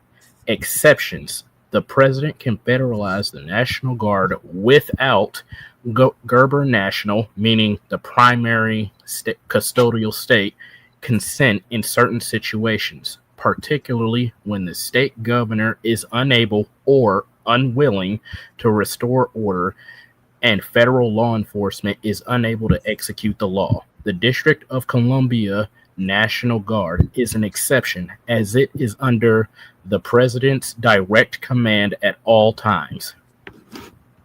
What you mean, man? What you mean, backyard? They're just the Gestapo. Those are the constitutional boundaries. So anybody that says, "Hold up," Are you admitting that Trump is unable to enforce laws? He's on. No, the governors in the states in which he's deploying the National Guard are unable to. That's what he just read, Sid. Pay attention. Yes, and let me stop, because there's more behind that. So to put a nice, pretty bow on what I just read from the Constitution and Congress's own letterhead, basically Trump is acting well within the boundaries of what a president is supposed to do as commander-in-chief. And since the National Guard is a part of the Department of Defense, he is also acting within the boundaries of commander-in-chief of a military wartime commander. So he is not stepping outside of his roles. Oregon governor refuses to call law and order to Oregon where they're having the issues at, and Trump is stepping in. In Illinois, I'm from St. Louis. Chicago ain't that far. I can tell you from a heartbeat that Chicago is having the National Guard stepped in because Chicago's out of control. St. Louis is the same way. The mayor here in St. Louis, Missouri, won't let the state step in, so now the president has to step in. And the same thing happened with D.C. I'll tell you right now, St. not having National Guard deployed there. Chicago is still on stay. How are you going to tell me? And I live in St. Louis, and there are National Guards here. Like what? What are you talking about? He's just talking out of his ass. Don't pay him too much mind. Yes or no that the president has deployed National Guard in St. Louis? He's going to ask the Siri versus a person who lives in the city. That's crazy. I'm asking you, brother. Oh, well, yeah, I just told you. National Guard's in St. Louis. What more do you want? It's just not. It just doesn't get wall-to-wall coverage because it's not. It goes against the narrative that he's not deploying the National Guard to red states. Deployed by President Trump, National Guard in St. Louis. Oh my God. Yes, they're deployed to East St. Louis, North St. Louis, West St. Louis, which are the three hotspots for crime, sex trafficking, murder, and gang violence. Next question. Right. Just concede. Just concede. Again, I live in this state. You are not. I live in this state, and I live. All right, guys. We do gotta let him respond. So, Sid, do you have to respond to that, or do you concede?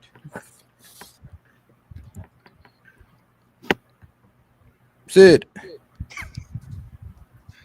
I don't concede. Okay. Sorry. Okay.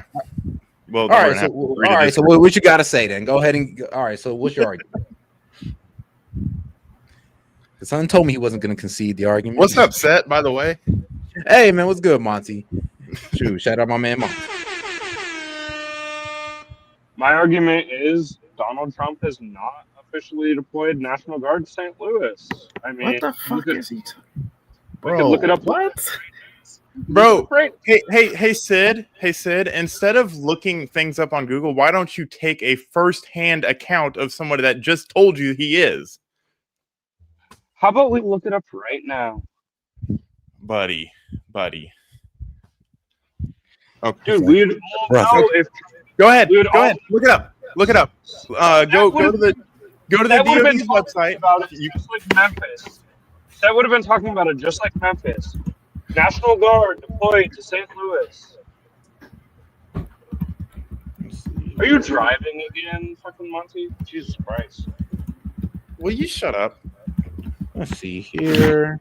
St. Louis National Guard. In late September 2025, Missouri Governor Mike Coho authorized about 15 members of the state's National Guard to report to U.S. Immigration and Customs Enforcement with administrative, clerical, and logistical duties. Wait, who did the governor? Oh, yeah, the governor. Oh, that's not Trump, right? Wow, so it's almost like a Republican governor is stepping in so the president doesn't have to, Sid, like he just read. No, he said Trump deployed them, dumbass. Okay, so he got one. He got so you're gonna hang your hat on. Wait. Let me clarify this. Governor Mike Coho is weighing a request from Trump administration to deploy the state's National Guard. So again, I was basically right, and that's off of. He's weighing it. So what is your point? What is your point, Sid? That the president can't do it? He just said he could. No, the Constitution says he can. Dude, shut the fuck up. My point is that the president didn't do it. Do you disagree? Yes or no? Oh my fucking Don't veer off. What are we talking about right now? So I think the argument is that, all right, so did Trump actually send them, or was it the governor who sent them? If it's the governor, even better. That goes to our point even more. That when states fail to act, the president steps in. And let's go in your fucking fairy tale land, because there is, according to him, there are National Guard fucking deployed in the cities. And according to you, Trump didn't do it. The governor did it. That goes to his point. When the states don't act, then it is the federal government's responsibility to act. And that's what's happening. And that's what you have a problem with. You don't have a problem with St. Louis because you said, why doesn't he do it in St. Louis?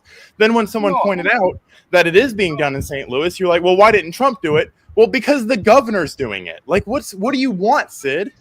That's not what I said. That's not what I said. That is literally the entire conversation that has been going on. Unlike you, I agree with I like federalism and I like states' rights. So yeah, if a governor Bud, fuck federalism. We have a constitution. You say he's doing unconstitutional things. We're pointing out how it's constitutional. Like get over it. You lost the debate. You lost the argument. You lost your credibility. Just move on and stop making yourself look stupider. Wait, and I'm going to respond to somebody in chat. It says, Dwayne Dillard, you're about as close to Chicago as California. St. Louis ain't Chicago. How you get your knowledge of what's going on in Chicago? You live in another state. Yeah, but St. Louis geographically is really close to Chicago. St. Louis is like, what, 2 hours away from Chicago? It's like 3 if you're driving slow. 3, my bad. Yeah, my bad. I've only driven through St. Louis and Chicago, so I only know like the difference between the superchargers. Right. One's illegal and one's bullet riddle. Cool. Okay, is he doing it or is he not, Monty? What'd you say? Is Trump doing it or is he not in St. Louis? I don't know. I'm going off of what you're saying. I'm using your argument and making a point off of it. What was my argument? Your argument is that Trump's not doing it in Missouri, and my point is, what's the point? What does it matter if Trump's doing it or not? If he is doing it, he's exercising his constitutional authority. If he's not, the state is exercising their responsibility. The other guy that was talking said he was. So my point was, no, he wasn't. No, your point is that Trump can't do it. That's what it goes back to, is you think Trump can't do it. I'm sorry, little bro, but I can make my own point for myself. That's what you literally said. That's why he was up here reading the Constitution to you, because you have it in your head. So do many people on the left, that Trump is being unconstitutional by doing it. That is the whole crux. Now, before we continue, there's more that I want to read. Presidential. Can you do it in 1 minute? Because then we're gonna move on. Yeah, I can knock this out in 1 minute. Presidential powers during a crisis. In the time of crisis, the president can use their authority to federalize the National Guard in a time of crisis when local authorities are unable to restore order or when federal laws cannot be enforced. Limits. The president's power is not unlimited. The Supreme Court has stated that courts may intervene if the president acts in bad faith, exceeds his or her authority, or makes an obvious mistake, such as defending a federal piece. Basically, they list that if they're saying that they need to go and defend like a federal building and there's no reason to defend it, or they're deploying National Guard and there's no reason to deploy the National Guard, it's basically a blunder. And at that case, the governor and the courts can intervene and be like, what the world are you doing? All right, guys. Now hold on here. But for Sid, I'm gonna let you respond, but I'm gonna let you solely respond for a good 2 minutes. But let me get the super chat out the way. The Guard, let's see here. The Guard is in Memphis, Tennessee, LOL. And you should see what the people of Memphis are happy. Well, yeah, you should see the people of Memphis are happy because their kids can be outside. And that was shout out to Tristan Allen. And Tristan Allen, that was meant for Sid because he said, read my message to Sid. Now, Sid, I'll go ahead and give you a good 3 minutes to go ahead and respond because, you know, you didn't really get that much of a chance. So go ahead, dog. Okay. Well, thanks for reading that statute and proving my point. In Chicago, they are still barred from deploying the National Guard. In Portland, via the Ninth Circuit, they aren't, and the National Guard can be deployed. But I do have a direct call out to Monty, who allegedly hates me and hates talking to me. I've been up here for a little bit now, and you chose to join and chose to come up here and start talking to me. So, what's the deal with that? All right. Well, we'll get into that later, my man. But all right, though. Let's go ahead and get right back into the video. And shout out to Tristan Allen because I'll play this short little clip before we get into the next video because this is somebody in Memphis, you know, pretty much highlighting the fact that Trump's doing a pretty good job. I ain't gonna lie, bro. I think it's true time. I was against pretty much everything that was coming towards Memphis. I was against this National Guard, all these different police units, all this military, all this shit. I was against all this shit coming to the end, right? Especially when I was the one learning shit about Memphis and how the crime been down 25% than it has in like hella years and shit. Like Memphis been doing good. We just had the most peaceful summer in a long little time. Just for these folks to still come with this shit. I was against this shit, bro. And then I seen the numbers after the first week of rounding up niggas. These folks then got 16 convicted murderers off the streets in 1 week. Black people. I know there's a lot of Memphis folks talking about all the niggas gone now and they over here, the police pulling over all the good, hard-working people. Hey, if that was the case, I'm sorry. But I can't wholeheartedly say they doing a bad thing now that I just seen them numbers, bro. I'm gonna just be honest. And I'm a real Memphis nigga. I love my city. I love once again, nigga, this where I'm at. As I wait on the motherfucking bus, I'm in the heart of this shit. I love this shit. But I would be lying if I ain't just read them numbers and say, damn, that's a good thing for Memphis. So yeah, I mean, look, man, when they said they dropped it by 25, National Guard came in, they dropped it by 50, by 55. So they went ahead and added 30% more on it. Because trust me, the National Guard working faster than the police, and they come with just a little bit more force for those gangs. And you know, those killers out there on warrants. But all right, let's go ahead and get into the next video.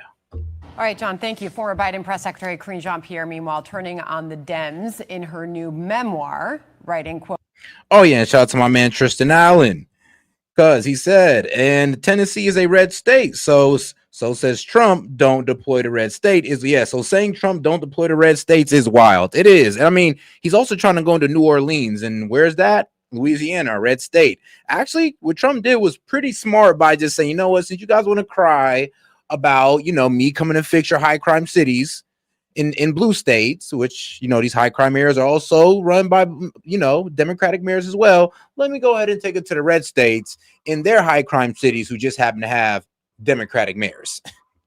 Biden seemed to be totally at peace or Democrat mayors with his decision to drop out of the race. But I was stunned. My feelings a blur. I was angry and sad. I was enraged and heartbroken that this. Oh, wow. The press secretary literally is coming out kind of covering her ass, and it's actually hilarious. I was stunned. My feelings a blur. I was angry and sad. I was enraged and heartbroken that this man had given more than 50 years of his life to serving the American people. And in the end, he's been treated poorly by members of his own party. It was horrible. You know what? I'm going to become an independent. I don't think I can stomach being in the Democratic Party anymore.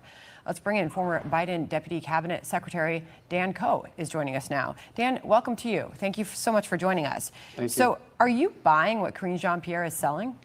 Look, in terms of the Democratic Party, this weekend was a good analogy. I saw Democrats, Republicans, independents who were protesting in the millions against a president who is trying to silence us. And the analogy was apt when the president uploaded a video of himself in a king hat. So Dan, are you going to answer the question? Yes, I will, but please give me a moment.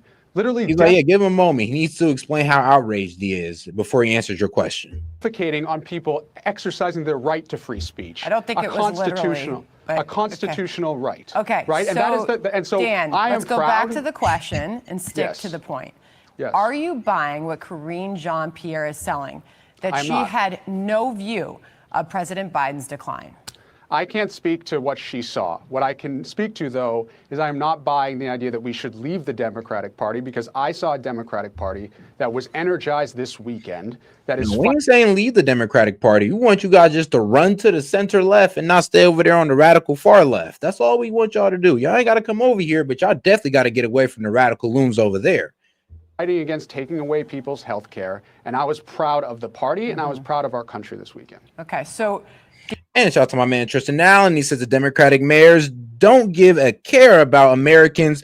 Look at the people from West Chicago asking for help, and that mayor's not doing anything. Yeah, Brandon Johnson is an absolutely terrible mayor and a race betrayer.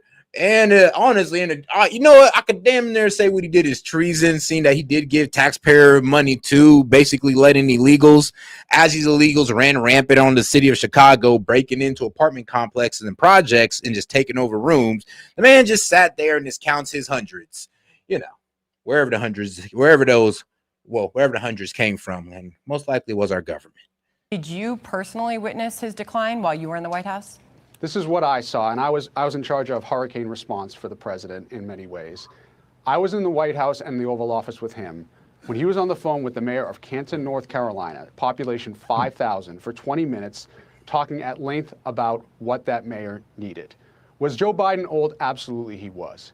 But the care and attention. What does that mean? He reminded you of your grandfather. And he did for me. I don't know what that means. Just tell me. I will tell you. Did he walk a little slower than he used to? Did he talk a little slower than he used to? Absolutely. But I never once doubted his ability to be the president and where his values were. And you contrast that. Yeah, bro, that's not a good look, though. Like, the president shouldn't remind me of my senile grandfather. I mean, maybe, I don't know, maybe my grandfather in their youth. But like I said, I mean, you're talking about a senile old man past 80 who wasn't really able to complete a sentence or a thought. So, I'm wondering, did y'all really not know? Come on now. Some of y'all just looked away and pretend that y'all didn't know because, F Trump. I mean, look, hey, man, TDS makes you delusional. It is what it is. Oh, yeah, and shout out my man Tristan. Now you have a Discord I can join. Oh, bro, just join the membership. You can go ahead and get in on it. And also, the call-in line is open. You can also hop in on this one as well. Just go to the main page, go to the post tab. You'll see the call-in link right there. With President Trump, who wouldn't even call Tim Walz when Rep. Melissa Hortman was assassinated. And to me, that's disgraceful. Do you believe he has mental decline now? I do not. And I saw very clearly in the Oval Office a president who had his values straight and who I was proud to serve. Okay. So this is a brand new interview. Karine Jean-Pierre, she is out there selling her book, and she appeared on CBS. She was talking about being, as you were, a part of Biden's inner circle and in the White House. She is making the case that she did not see that decline, and many are wondering how that can possibly be the case. Watch here. You said you're a member of the inner circle and you never saw the decline. And shout out to my man Vlad Steen. He says, so was Beetlejuice. It's a plague. All right, I'll give you that one. That's fine. And shout out to, let's see here. Oh, yeah, Tristan said, yeah, you have a Discord I can join. Like I said, you can join the membership. I believe you can join the membership like the same way super chatting in. You can just go on my page. You can join the membership from there. And shout out to my man Monty. He says, excuse me. They knew and they liked it. They could have used the power to do whatever they wanted. I mean, and that's also facts. And shout out to the supporters. All right, when this video ends, I'm about to bring some of you guys up so we can go ahead and talk about the topic. Fine. And after that, I wrote, how? Yeah. You even write, Karine, that you were on the plane with him going to the debate and you didn't see anything. Well, when we were hard to on Air Force One going to the debate, you got to remember his campaign people were on the team, his family was on the team. I actually was one of those rare trips that I didn't really see him until after the debate, even though I was on the plane. So really, I want everybody to know that I take this question incredibly seriously. I do. I was his White House press secretary, which means I had a role that saw him practically every day and traveled with him. And you saw nothing. For more than 95%. We've always said, we're not going to say, oh, he didn't age. He aged. And he poked fun at it. We always owned up. And with age comes what happens when you get older. Which is? But when we talk about the mental acuity, and again, I take this very, very seriously. Yeah. I never saw anyone who wasn't there. I saw someone who was always engaged. I saw someone who understood policy, pushed us on the policy, and also understood history. And as part of this tour, I mean, she continues to slam Democrats and your party. Yeah, I don't know what it is with these Dems. It's like Jake Tapper, Kamala Harris, this woman now, the ex-press secretary. Like, they're all coming out with tell-all books, and they all paint the Dems in bad light. It's like y'all are literally turning on yourselves. I mean, Kamala done said some stuff that exposed the Dems. So did this lady, and so did, what was that first woman's name? Oh, well, somebody will tell me in the chat. But it does, Jake Tapper. No, I'm not even a woman. Jake Tapper, yes. It does seem like you guys are writing books and exposing yourselves. And I'm just thinking, I'm just sitting back here like, you know, like, I hope nobody says anything to them while they just self-destruct themselves. I know they're trying to get a book deal, but thank you for, you know, making this book while also crashing your party into the ground. But appreciate the tell-all book, but you're definitely crashing your party into the ground. To the point where she said she's left the party. I mean, how do you respond to her?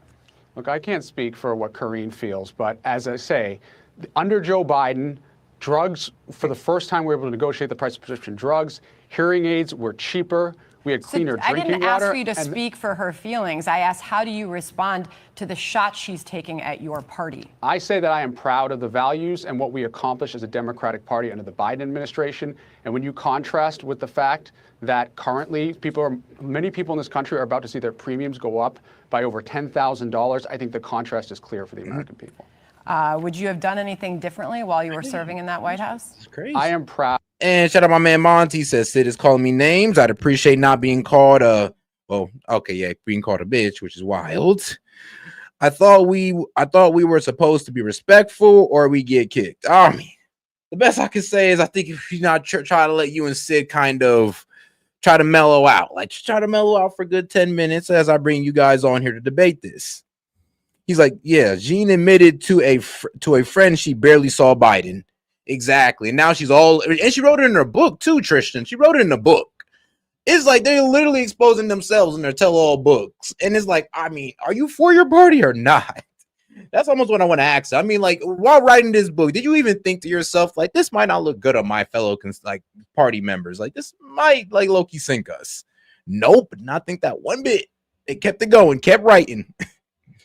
Oh man, at least it was filled with gossip, right? Proud to have served an administration that were fighting for working people, the most worker-friendly administration in history, versus a president who took away 1 million people's collective bargaining rights in our government. So yes, I'm very proud. There are dozens of Democrat candidates who are not committing to backing Jeffries. Are you? I think that if we are able to win back the House, then the Minority Leader Jeffries deserves to be Speaker. Absolutely, he does. Got it. All right, thank you. And if y'all lose it, then whew, it's a wrap for all of y'all. But all right, guys, let's go ahead and get some of the guys in on this one. All right, shout out to my man Tristan, Monty, Sid, and Gamer, the original Gamer. All right, guys. So what y'all think so far about the Dems sinking themselves? I feel like a lot of them are putting their own foot in their mouth. I mean, you have like what y'all just said. You have Democrats writing books admitting like, yeah, he, you had one Democrat saying like she barely saw him, and when she did, she wasn't really allowed to speak to them, and how she had to like curate some of his questions. And I'm not saying this is in her book, but then you got them going on TV and lying. I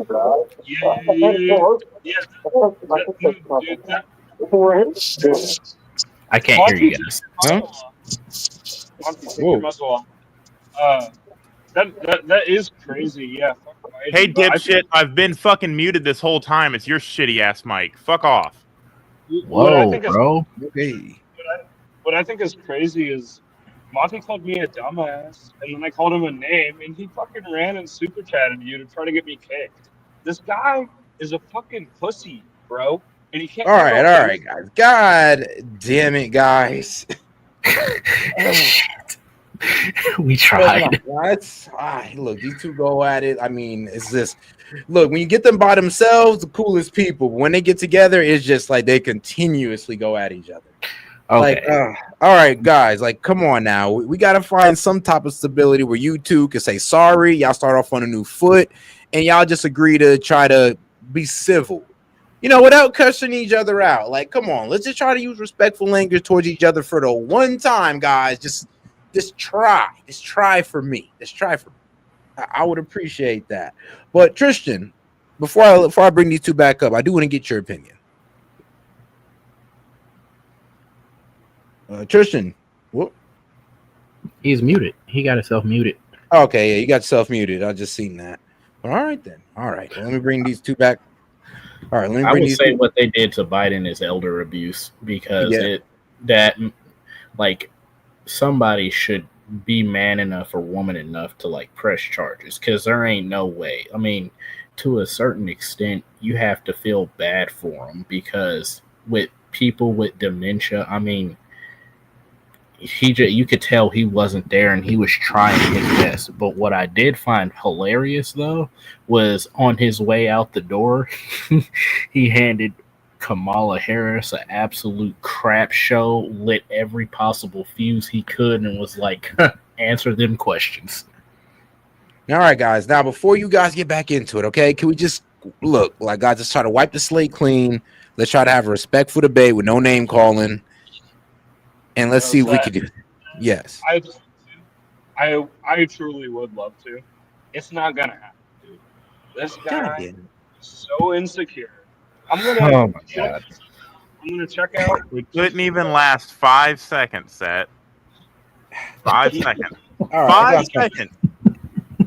I got something for this thing. I know what I can do.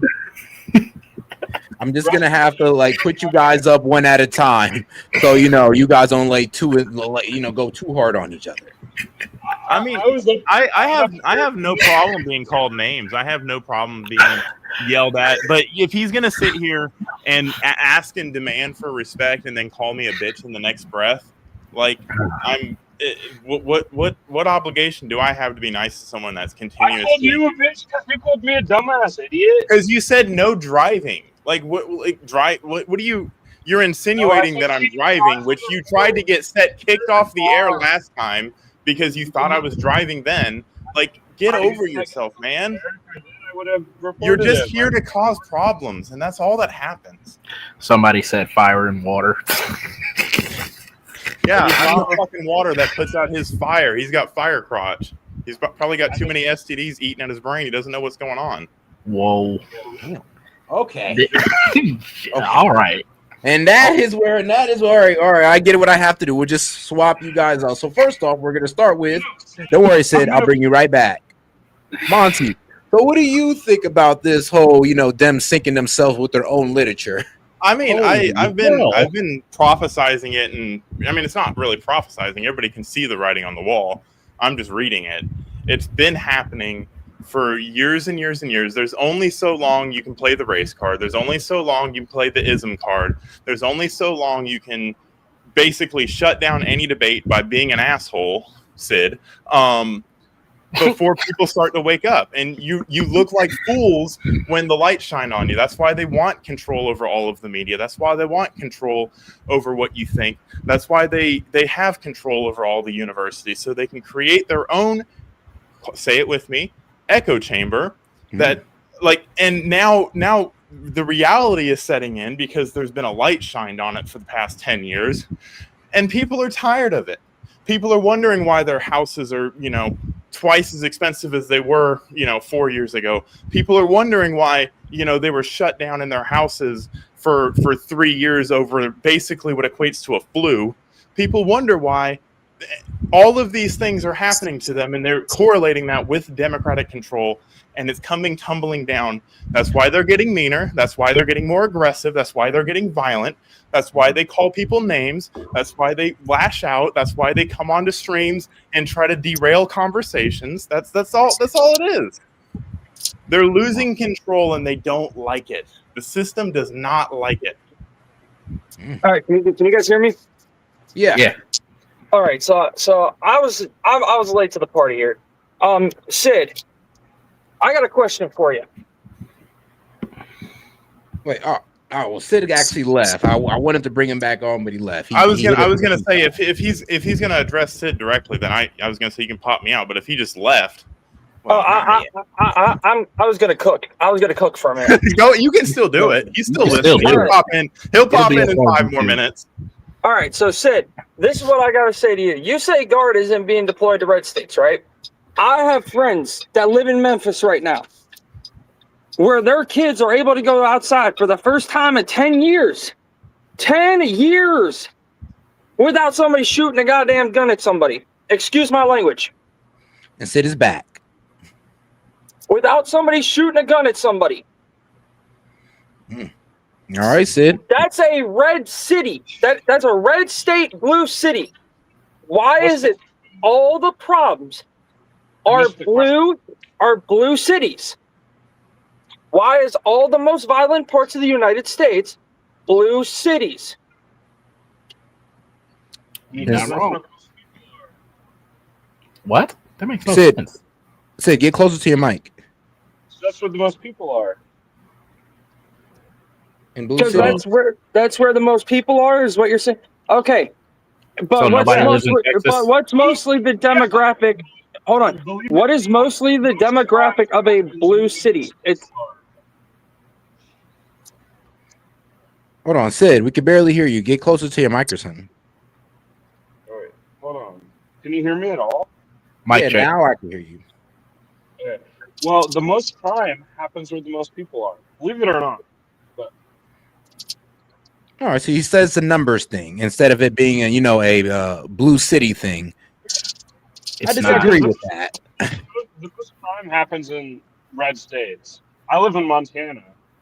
A ton of crime. You're saying the most crime. Hold on. You're saying the most crime happens in red states? That is false. That is false. That is false. Because I live in Pittsburgh. I live in Pennsylvania, and we're a flop state, either blue or red. And I can promise you this. Pennsylvania is more dangerous than Montana. Promise you that. And it's a swing state. Doesn't matter. We have a higher homicide rate per capita. Montana's pretty safe, my dude. That's false. I could promise you Philly has a higher homicide rate than Montana. Maybe by numbers, but not per capita. What? Well, actually, if we go per capita, the highest crime state is New Mexico. Yeah. Which is a blue state? And then second would be Louisiana. Then third is Mississippi. Then fourth is Washington. Fifth, Alaska. Then sixth is Tennessee. But at the top of the list, though, for some reason, is a blue state. But then you got red. Washington would be considered blue. And then Alaska, I believe, is red as well. So is Tennessee. Okay, and one more thing, Sid. You want to say that the Guard isn't being deployed, right, to red states? No, I did not. Yes, you did. You did say that. You said Trump is not deploying the Guard to red states. You did say that. You said it right after I read the powers of the president for National Guard. Okay. Trump deployed the Guard to Memphis, which is one of the most dangerous cities in a red state run by a blue mayor who doesn't give a absolute shit for the American people. You can say that mayor cares. That mayor does not give a absolute dog crap. And it is being proven. Look at Johnson. Hold on. Look at Johnson from Chicago. The South Side and West Side are asking for help because of the violence that they are dealing with on a daily basis. The gun violence, the violence in general. And he won't do a single thing but line his pockets with money he's getting from putting illegals in his state. All right, Sid, go ahead and Sid, you can go to respond to that. Oh yeah, my response would be: why didn't the Republican governor of Tennessee deploy the National Guard? Why did the president? Sid, you need to get closer to your mic. You sound like you're Because 1,000 feet he away. said, why did the governor, send in the National Guard and why not the president? No, I said why didn't the governor? Okay. Why didn't the governor? Okay, you're right. Because Trump took it upon himself to send the Guard in because he realized that Memphis is a danger. So was the governor just dumb or what? All right, so let me step in right there. So the president or the governor can do it if they feel like it needs to be done. It's not a hierarchical thing. It's based off of what the needs of the people are. Why didn't the governor feel like it needed to be done? Fair question. But all right, guys. Now hold on. Now, Sid. Before I'm gonna have to remove you real quick, and Monty wants to give an answer. All right, Monty, what's going on? So if you remember, the president cleared it with the governor, and the governor was completely fine with it. You get more federal funding when the president does it because he federalizes the National Guard and puts all the logistics in place to do it. Also, your service members that actually get deployed get better benefits because now they've been federalized.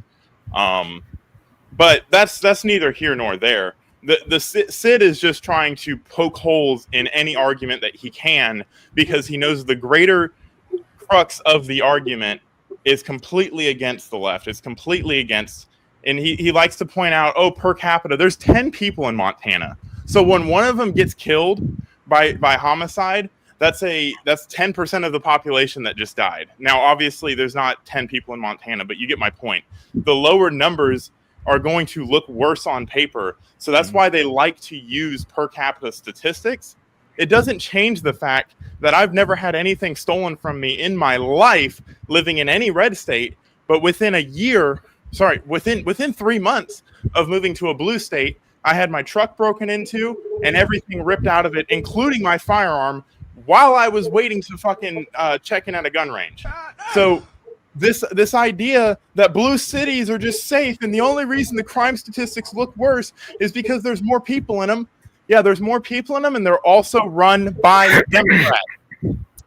And all right, hold on, Monty, before you go off a little bit, or you go off too much, I got to give Sid. Do you want to respond to that? Yeah, I'd love to. I live in Montana. I live in a city that has more than 100,000 people in it. So Monty is totally off base. He says only 10 people live in here. But, I'm sorry to hear what happened to him.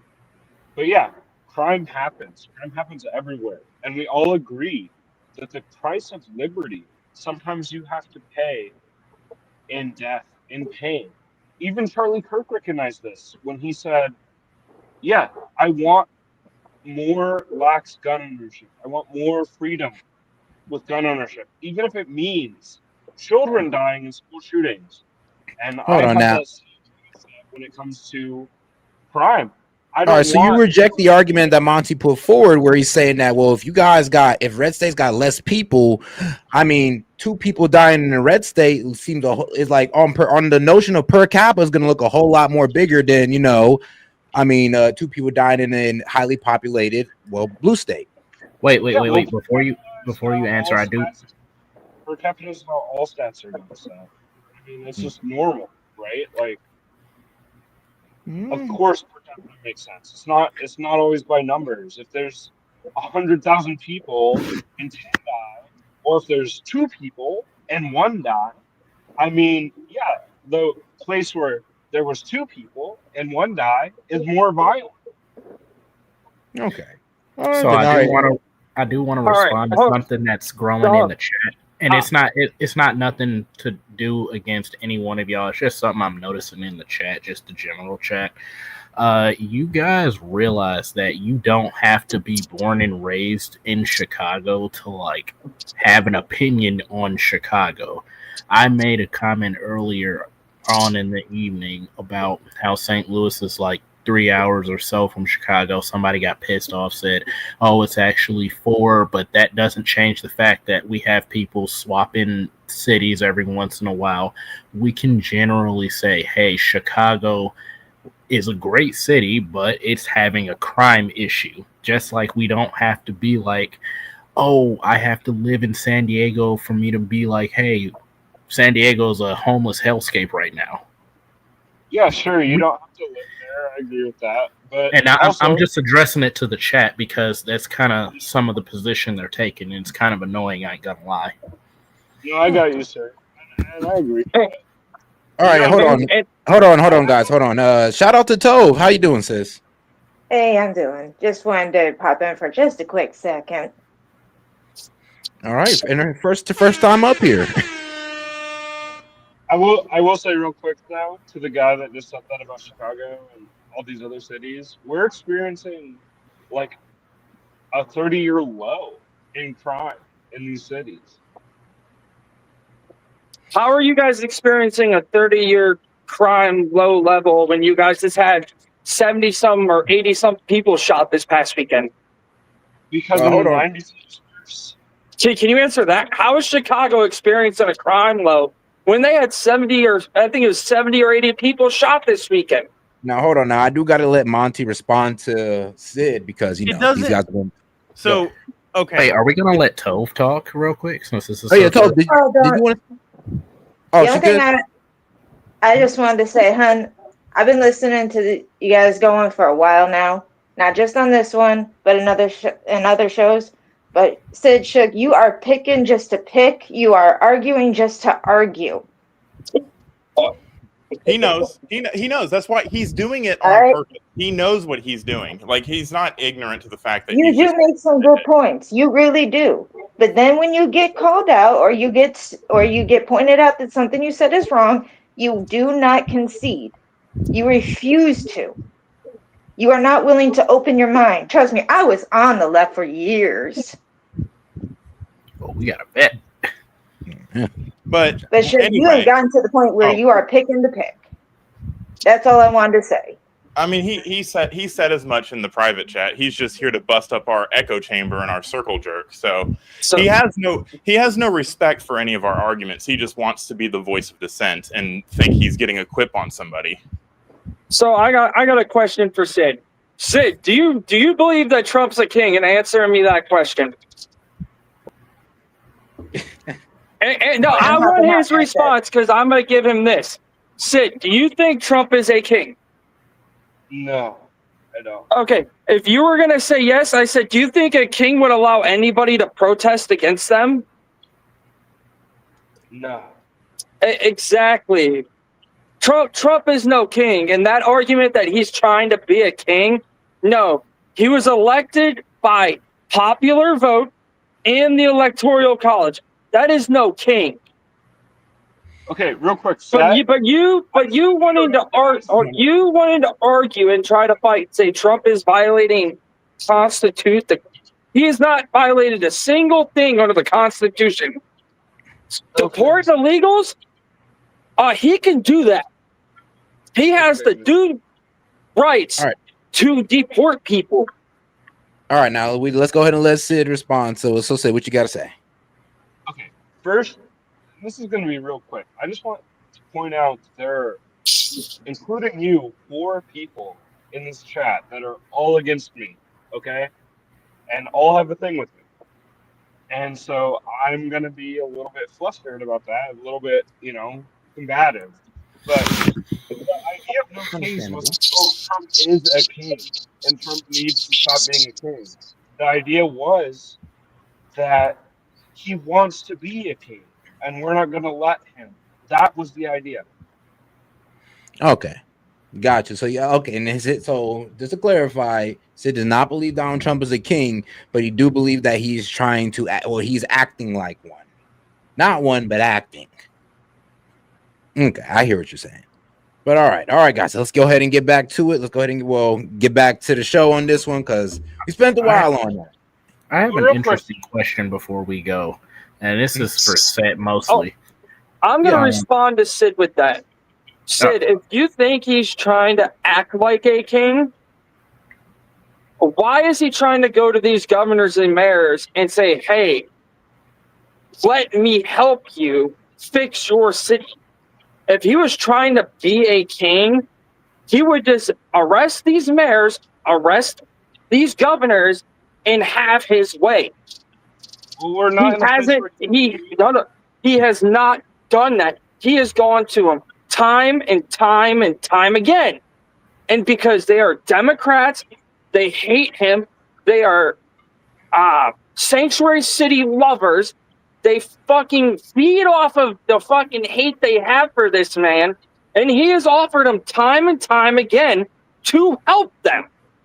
While their people are getting killed, or there are people being molested or raped by illegals, or anything along that line, they allow it to happen because I feel the Democrats get a kick out of it. All right, guys. Now I do want Gamer. Gamer, can you go ahead and get the closing statement on this one? Because I know you've been trying to speak for a little bit. Yeah. So I just had a question about the This wasn't about the topic, but I did have a question. Like, I did want to know if I'd be able to like share this stream because I'm also trying to grow like a platform like this. Because, like I said, I appreciate this type of content, and I got a pretty decent sized following, so I just wanted to ask, like, yo, if it's all right with you, like, will I ever be allowed to like share the stream? I mean, yeah, go ahead, bro. Go ahead. I mean, if you need to want to cut it up or anything like that, I mean, so go ahead. I have no problem. Shoot, I won't send you. I won't. Hey, if a copyright strike gets hit with you, let me know. I'll go ahead and I'll take it off because YouTube does it automatically. All right. Yeah, I just wanted to ask that so like I could probably work on something with you that way. I'd never have to worry about that. But yeah, that was it. I have one thing to say as well before you restart. I have a question because I'm gonna bounce out, but before the last time I talked, the other guy was responding to me, so I was just wondering if I could respond and then dip and go to bed. Yeah, go ahead. Okay. So this guy was saying that he's going on this thing about how Trump is not a king. I've already agreed with that. I think Trump wants to be a king. I don't think that we live in or are set up in a country where he can automatically be a king and start arresting and jailing all of his political enemies immediately. But he said he would have, if Trump wanted to be a king, he would have already been arresting the mayors and arresting the governors. Well, he's already called for that. He's called for the arrest of Pritzker. He's called for the arrest of Newsom. He's called for the arrest of the mayor of Chicago. He called for their arrest because the dereliction of duty and them not doing their jobs and the state being a failed state. All right, now hold on. Now wait, Sid, are you done? I wasn't quite done, but you know what? I do gotta get hit the hay here. I like talking to y'all, except for Monty. He's a fucking bitch, but. God damn it. God damn it, Sid. God damn it. Good night, Sid. I appreciate you for coming up. I like the guy, but God damn it. You're good, brother. You're good. That last grenade out. No, Seth. The reason why he's calling for the arrest of the mayor and governor is they are not doing their job. They are not quelling the violence. They are feeding the violence. They are telling people to attack federal agents and to attack the federal government. That is dereliction of duty, and that is turning your state into a failed state. If you look up what the dereliction of duty is, and if a governor or mayor fails to do their job, the president can remove them. But all right, now since now Monty, I do gotta go ahead and let you get closing statement on this one. I don't even know what to say. Like we all know what it is. Sid's like, oh, there's 5 people against me. I'm so battered. Like, yeah, dude, because you're the one that's wrong and you're trying to be right. And it just doesn't work. So you're getting emotional and you're calling people names because you can't handle being wrong. Like, and it really has nothing to do with Sid. That is the position of the left. That is what they think. They act like there's some, oppressed people that are just, really just sticking it to the power. Nothing's happening to any of these people. Like, you're allowed to go riot in the streets. You're allowed to go burn cities down. You're allowed to shoot our people. You're allowed to attack us. You're allowed to dox us. You're allowed to do all of these things, and it's no big deal. But the second someone says, hey, maybe we don't want 80 gun deaths in a weekend in a city in America, I don't care where you live in America, this is one country with many states. So when one country with many states has one of their many states going into complete turmoil, the leader of that one united country absolutely, morally, ethically, constitutionally has the right to stop it. Like, does anybody have any problem with that other than the radical left? Yeah, that is the wild part about this. I don't know. Like I said, it seems anything to try to make Trump seem like he's acting like, oh, it's unprecedented, unconstitutional. And it's like, no. They're just saying buzzwords because that's what conservatives have said about Obama for the 8 years that he was in office, because everything he did was unconstitutional. Like forcing people to buy things, and then Biden comes along, forcing people to stay in their houses, fucking basically instituting martial laws over a fucking flu. Like, you sit here and you're okay with it because you buy the Kool-Aid, you buy the bullshit, and 2 weeks to stop the spread turns into 4 years. Like, when are people going to wake up? And I venture to say people are waking up now, and the Democratic Party is in shambles. That's originally what this panel was about. Why is the Democratic Party, basically flustering and flailing in the water? Because of this, because of people that just bury their heads in the sand and go along to get along. They're not burying their heads in the sand, and they're saying, you know what? I'm tired of this. This is bullshit. This is not how we operate as a country. We have to have laws. We have to have consequences for crime. We need to have a force that can protect its people. If the Chicago Police Department can't stop gang violence, which they have all the funding to do it, because they have the funding to do it, and they choose not to because it goes to bullshit unions. It goes to things that are just all bureaucracy and lining your pockets with shit. So you have a police force that's crippled and a city that's going down the shitter. Mind you, the city is filled with minorities. So you want to sit here and claim to be a champion for minorities, Democratic Party, while letting them kill each other? All right, and I know we're going to leave it at that one. Monty, or not coming to their aid when they ask, because there's plenty of video circulating. Exactly. People in Chicago being like, hey, we want change, and the idiot mayor just stands there. And he stands there with a dumb look on his face. I can't tell you how many times I've seen him just standing there, and he's like, But all right, guys. All right, though. Let's go ahead and get right back into it. I'll bring you guys back on right after this video is done. All right, man. Shout out. All right, now that's always fun. All right, guys, let's get right into it. The Blackjack Buffet boss. Oh, in some of these super chats, because definitely was missing. Shout out Tove, because she says y'all gotta go. My southern mama out waiting. So shout out Tove. We appreciate you for pulling up. Shout out Monty. So I literally get to respond to Sid. Don't worry, Monty. You know I got you in the end, dog. You know I got you in the end.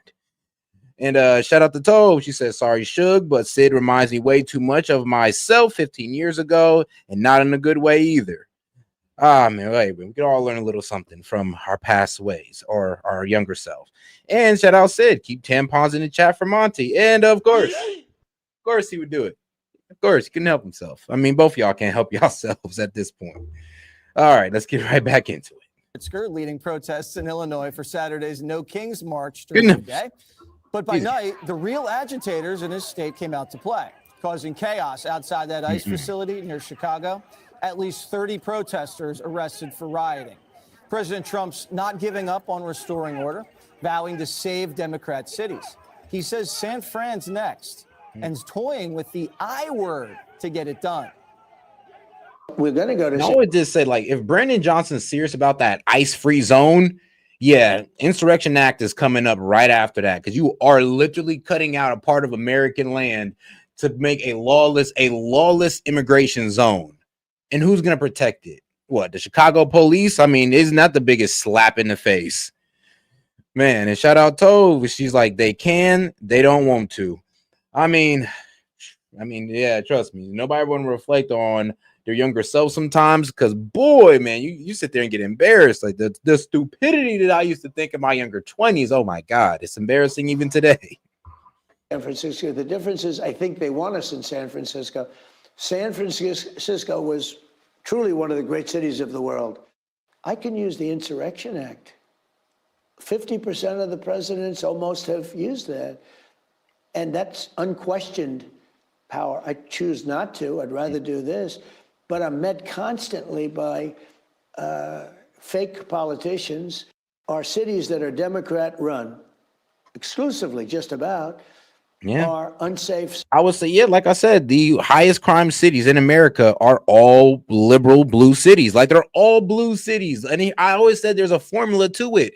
You got a black Democrat mayor, majority black, for some reason equals a high crime city. Like, I don't understand why, but that's just the way it works out. Okay, I don't know. Don't blame me. Just go ahead and blame the formula. Because for some reason, like I said, you get a black Democrat as mayor, and then all of a sudden you get filled with a whole bunch of minorities, and now you got a high crime city. I mean, it is what it is. Cities, they're a disaster. And I'm going to save the city. Speaking of San Francisco, billionaire Salesforce. And shout out Monty coming right back at Sid. He's like, someone might want to save Sid. I kicked him for sexual harassment for that comment. God damn. Damn. Well, yeah, I seen that coming. CEO Mark Benioff caving to the left, issuing an apology after suggesting that President Trump should. Wright State University. I think somebody in the chat asked, like I said, what college you go to? Wright State University. I was an accounting major. Then I left that. Once I got some skills. But yeah, then I left that and I ended up graduating out of the VRI because I got shot. I got shot in school. Had to drop out because how was I earning money? I was a working college student. So I had to drop out, came back in a tech major and then finished up. So shout out, I'm a tech major now in information science. Send National Guard troops to San Francisco. What's up with this guy, Greg? I think this was weak of him, although he didn't mean what he was saying. They were talking about he would welcome law enforcement because what's happening in San Francisco, as I said earlier in the A block, you can rewind it. Great things are happening in San Francisco, mainly because they have more cops, they have better tech. Oh, and trust me, I know one thing about BS degrees. I remember, like, what was it? And when I was in Wright State, I got this little, I got associate for organizational leadership. Like, literally is basically a fancy way of saying HR. I never really did anything with it, but I mean, that was the best I can get with the credits I accumulated at that time before I got shot. Tough, man, tough. But hey, man, you got to go back in there in the ring and get it again, man. I had to go back for round 2. And they're going after repeat offenders. I think somebody asked him about that. And he said, would you welcome National Guard? And he says, I would welcome more law enforcement or something like that. But the fact that he had to, apologize is so weak. Yep. It is funny, like how we saw night and day with the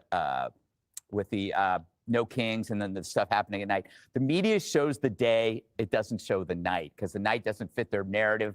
But I do believe that the night stuff is energized by a small pocket of people. Generally, the Trantifa loons are the ones that supply the arms and all this stuff. It's either that or it's a full moon out, and these guys get crazy around that time.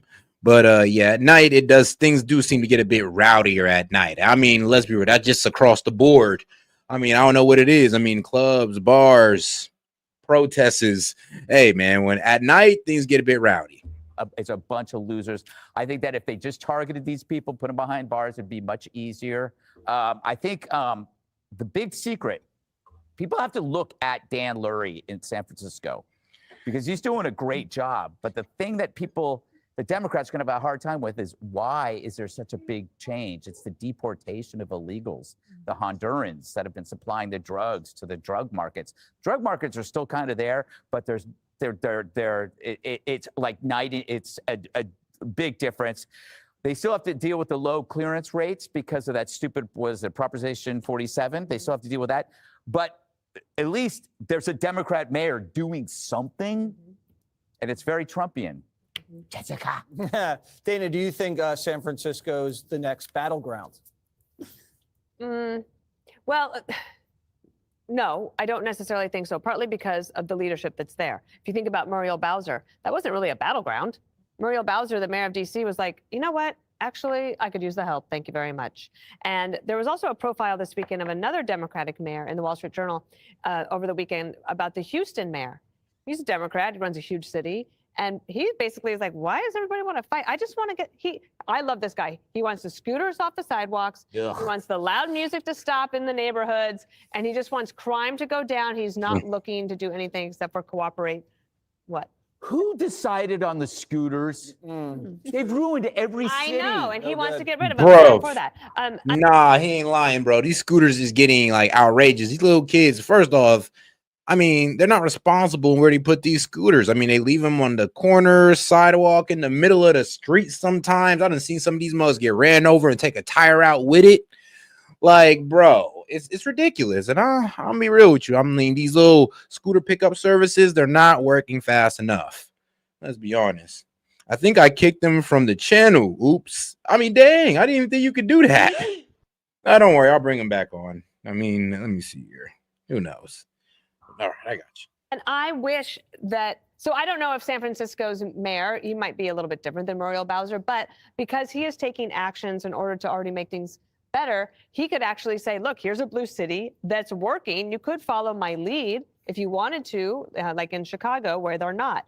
On Benioff, I'm frustrated that I see so many people like the woman we talked about last week, Abigail Spanberger down in Virginia. Yeah, Spanberger.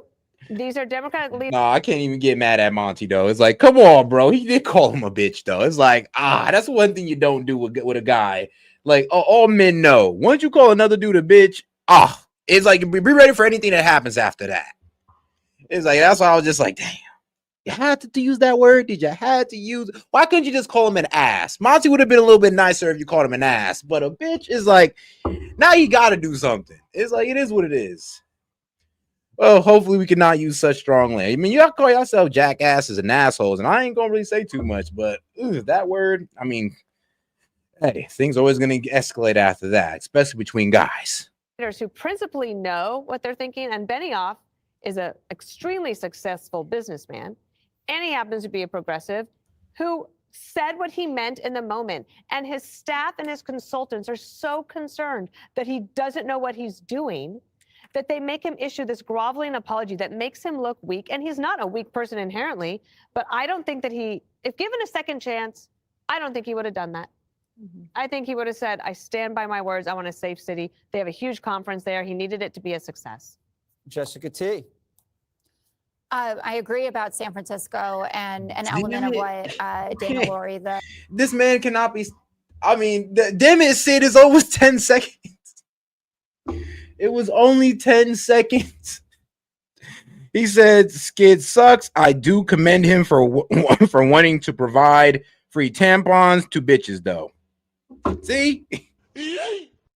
See? It's like, y'all two just can't help each other. Y'all just can't help yourselves, bro. It's like Sid and Monty, bro. Literally, these two cannot have a civil debate or conversation without cursing at each other. It is what it is. Mayor is doing there is he does a ton of social media as well. He's running a very transparent administration. He's riding around on the trolleys, showing everyone what's going on. And he doesn't do a lot of external media. He does it himself, so he can speak for himself. I hope that he'll do more interviews because I think that he's a great. What are you mad at? That's a concept. What? Which one? I don't know, doing social. I mean, what? No, like, I'm talking. It's crime, immigration. It's not. No, I'm gonna be real though. Gutfield always snaps on this young lady. He always snaps on her. I mean, be outright grilling her. So I can see why she's probably a little fed up with this man. Like, all right, bro, what else you gotta say? Cause I think it was like maybe like a couple of nights ago where this man just basically yelled at her. Not about social media. Well, I'm just bored by this. That's all. Why did you only get bored when I started talking? No, but I mean, it's like, why is it about social media? God damn Well, it, it's Eric. about being. And then here comes Eric, slide out Eric. Well, I would say the 2 cents, but he came in with $5. He said just because he was called a bitch doesn't mean he has to act on it. He has to act like one. I don't know, man. On street rules, if you called a man a bitch to his face and he punched you, you can be like, well, you weren't supposed to act on it. It's like, bruh, do you hear yourself? Like, Eric, I kind of get what you're saying, but it's just like, dog, if somebody said that to you in person, or you said that to a man in person, they're going to slap you. And then what you're going to look at them and be like, hey, man, you're a bitch for hitting me back for calling you a bitch. Like, bro, you called him a bitch. Basically, in that word alone, you basically said he won't hit you back. Like, dog. It's just one of those words that you just can't really throw around among guys without things escalating. According to Trump, I'm just and being everyone real. defended him. It's about being transparent about everything that you're doing and putting it all out there. And instead of behind closed doors, like, did we have a dead president for 4 years? I think you told me that we did. Yeah, we. And shut out Monty says cursing is against the rules. He. All right. Now, actually, I do want to bring you guys in on this one. Now, I do want to bring you guys in on this video because I reacted to it yesterday, right? Shout out my man Glenn Beck because he's doing God's work with this video. Who really funds Antifa riots? So let's get on the breakdown of that one. I do want to bring you guys in on this to get y'all commentary as we go through it. So, hey, for the record, I hid Sid from the channel. Please remember to unhide Sid from the channel. Oh no, I unhid him. That's why he was able to super chat back in, I think. Okay. So I want to comment on why Gutfeld always goes after that lady. Yeah. She always defends what the Democratic governors and mayors do when they're wrong. That's why Gutfeld went after her. Yeah, she's like the talking head for the left on Fox. So whatever the left does, she just automatically, by de facto, has to defend it. And like half the time, she doesn't even believe what she's saying. It's hilarious to watch the five. Like, so I will say about who funds the Antifa. If you look in the private chat, I actually sent you a link. And this guy actually interviewed, he's somebody I follow on Facebook. He actually interviewed an anti-fascist. Like, is it JD Delay? Yeah, JD Delay did one, right? Yeah, he did. So I encourage you to put that up too. Hey, have you gotten to talk to JD yet? No, I have not. Oh, man, you should get. You gotta remember those guys who are 1 million subscribers and up. You kind of got to be in there in the range a little bit. Yeah, you gotta get in the range. Gotta get in. Bring them on, man. Send them to DMs. That'd be unique. That'd be unique. Like having people like that being able to interact with not just regular channel subscribers, but being able to respond back to just the public chat, man. Oh my gosh, yeah. Like, so I mean, the gun tubers had the right idea. They literally just merged all their channels together and got gigantic.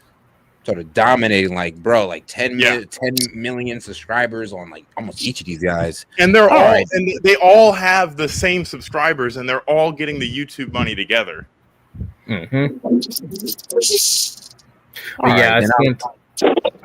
I sent a video in. I think you should watch this before the one.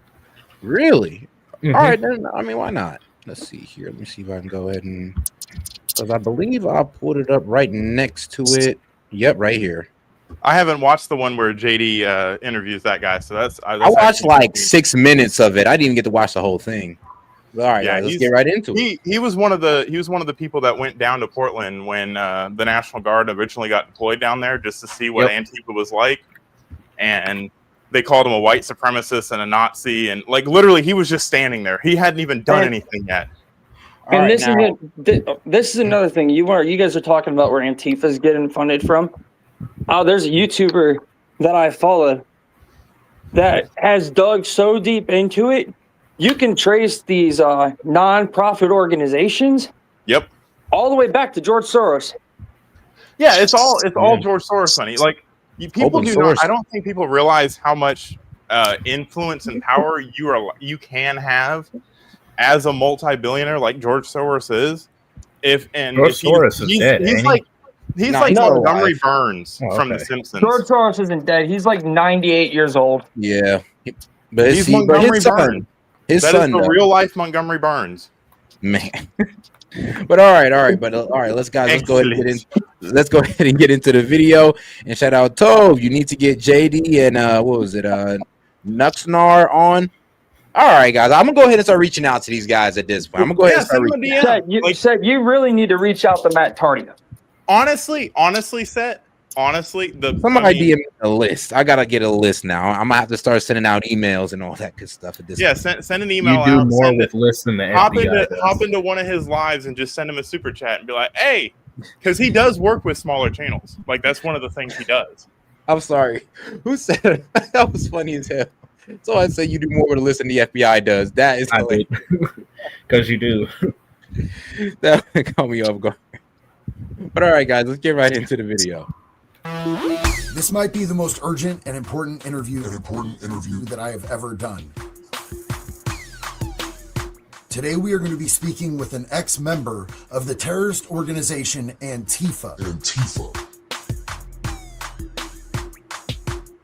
He was a street member of an Oregon chapter, and he is going to give us all of the behind-the-scenes knowledge and inner workings of this terrorist organization.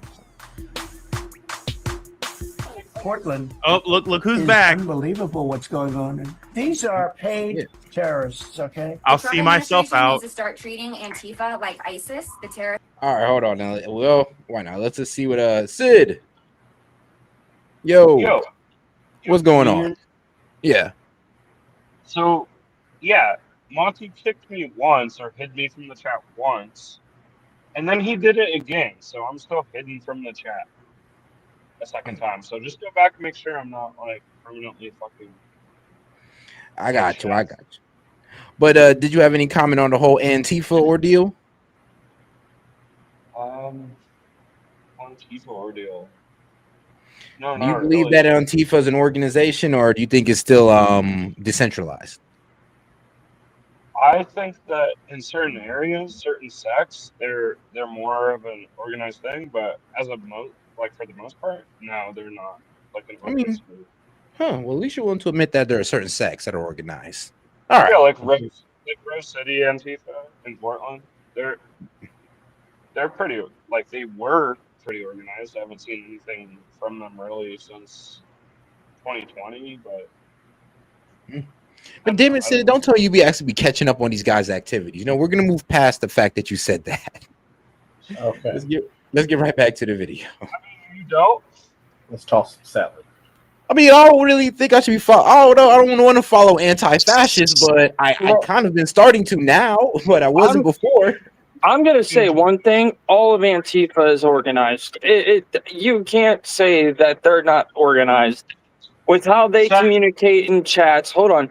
They communicate in chats. They have Discord channels. They move money around between the different sets and states and wherever the hell Antifa wants to blow up next. We have Antifa here in Pittsburgh right now, trying to turn Pittsburgh into a sanctuary city. None of what you described is illegal. But by the way, wouldn't everyone in this chat agree that they're anti-fascist, right? So yes, but that's like saying Al Qaeda, which means freedom fighter. Like everybody's a freedom fighter, but they still committed acts of terrorism. You can't use the words and twist them, and like everybody is going to unite behind a symbol or a common thing, so that of course they're going to say they're anti-fascist. So wait, you're trying to say, Sid, you're trying to say nothing that I said made any sense. I did not say that. But Al Qaeda had this hierarchical structure where And there was so a does leader. Antifa. And so does Antifa. Leader of Antifa. Where do you sign up? It's George Soros who's funding it all, and the money. That is where the money comes from. Controls it. All right, guys, hold on, guys. I'm gonna get back to the video, and I'm gonna bring you guys in about. Hey, Set, real quick though.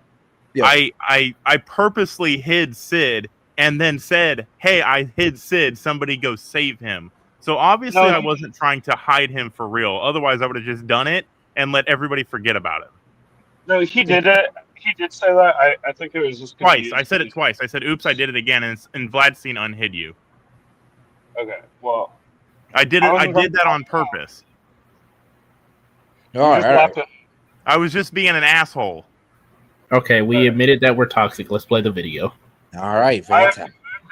For real. You guys can just have fun. All right.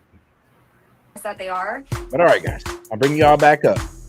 From talking about how their leadership works, how their hierarchy is formed, how he got into Antifa, and what they are doing to raise their money, as well as what their ultimate goal is: a civil war in America. We need to push. And shout out Justin Naylor. He says, "I feel like Sid lives with his mommy and daddy." Bro, God damn. Nah, I don't know about that one. I don't know too much about Sid's personal life, but yeah, you never know. I would like to assume that he doesn't.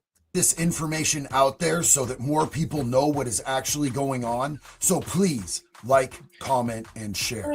Let's go.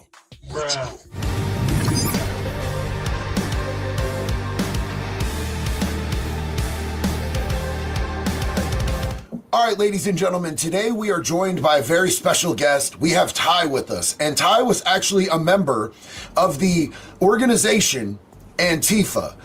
Ty, welcome. Thank you for spending the time to come and talk to us today. I understand that you were able to actually... Monty, you know you're going to win that poll now. You know what the poll's going to say. I would like a poll to banish Sid. Like, goddamn. Like, bro. Just... deprogram to get away from Antifa, and I want you to know that we're all super proud of you, and we really appreciate you being here with us today, brother. Thanks, man. I feel the love. Like, I appreciate your shout outs. I appreciate your reaching out. You have amazing followers. They're all flocking to my channel, and for the most part, it's nothing but love. So thank you guys for keeping it real. Yeah, it means a lot. This hasn't been an easy journey. So thank you guys. And it should always be love, man. Like, that's really the way that we fix this, is by finding common ground, by, finding mutual things that we have in common and not letting that gap keep growing, because things are escalating, and that's not going to be good for either side, any of the American people. And all it really does when things escalate and they get into violence, in my opinion, we are purposefully divided by the ones who are actually in power, because it's so much easier to control us and keep their foot on our neck if we're fighting with each other, while they absolutely bleed us dry and we lose our only chance at the American dream. So I wanted to ask you, how long were you in Antifa? I believe it was about 2 years, 2018 to 2020.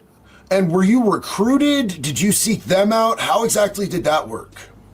I sought them out. I was very well aware from the beginning that it was an organization. I just wasn't sure how it operated, and I never fell into any particular group or cell. I was kind of a drifter, so I just kind of blew where the wind took me. I was led into and out of the chaos, but yeah, I sought them out. So you may have been a drifter. He's like, you ain't seen nothing. Remember Cool Bean? Actually, come on now. Cool Bean and Monty was actually able to debate. Well, actually... You know what? How did I remember? Yeah, no, they was actually able to debate a couple times. Cool Bean was more soft-spoken and not as harsh as Sid. But can you clarify this for us? As somebody who was in Antifa, is it a actual organization? 100,000%. Don't let anybody fool you otherwise. And they have like a hierarchy and a leadership structure. What is that like? Well, the way I classify the two classes of Antifa, at least street level, you have the devotees and you have the wannabes. The devotees are people like me, people who are really in it for the Civil War aspect. We knew damn well we were playing in Civil War territory. We wanted to fight. We wanted to take out our political enemies. We wanted to take out all our rage. we were willing to do what the little trans kids on the college campus wouldn't, right? They're the wannabes, the furries, the one coming out in the dinosaur suits, you know, all of which is made to make it look light and fluffy, while people like me were behind the scenes. I would walk around with a machete half the size of my fucking leg. I called it my self-defense machete. It's fucking pathetic. But so the devotees kind of use the wannabe class as... I mean, basically, it sounds like, you know, you're over there getting cool with the furries, and then the Antifa guy comes from the back and hits you with a rock. Like, ow. Human shield. So a lot of the time, the wannabes would get taken out first because they want to be virtuous. They want to be there with the cameras at the front, and then holy shit, here come the rubber bullets. And then the ones in the back can be like, see, we told you. And then some of them can go to fight, and then others can go to run away. And shout out to Eric. Some of y'all are treating Sid the way y'all say the left acts towards the right. Make that make sense. Well, actually, I'm gonna be real with you. I mean, bro, the left doesn't even let you finish, bro. They'll mute you and kick you. I mean, let's be real. Sid stayed on. He can monologue and all that good stuff. I mean, of course, you know, before Monty pulled up, then things get contentious whenever them two pull up. But nah, first, honestly, probably before you came here, Eric, no, Sid actually had a pretty long spew. Trust me. We don't censor Sid. Sid comes up here and says whatever he pleases, and then he gets frustrated and then leave, and then he'll come back and say whatever he please, get frustrated, and then leave again. It's a beautiful pattern. That's crazy, man. So, would you classify this organization as terroristic? Yep. My thoughts. Sounds like it. You're saying they want civil war, so. Yeah, it's a domestic terror organization. I wish it could have gone differently. I love alternate history as much as the next guy. I'd love to see what that world looks like, but unfortunately, the reality is, like, this is bad. This is a white boy jihad, and it's gonna get fucked up.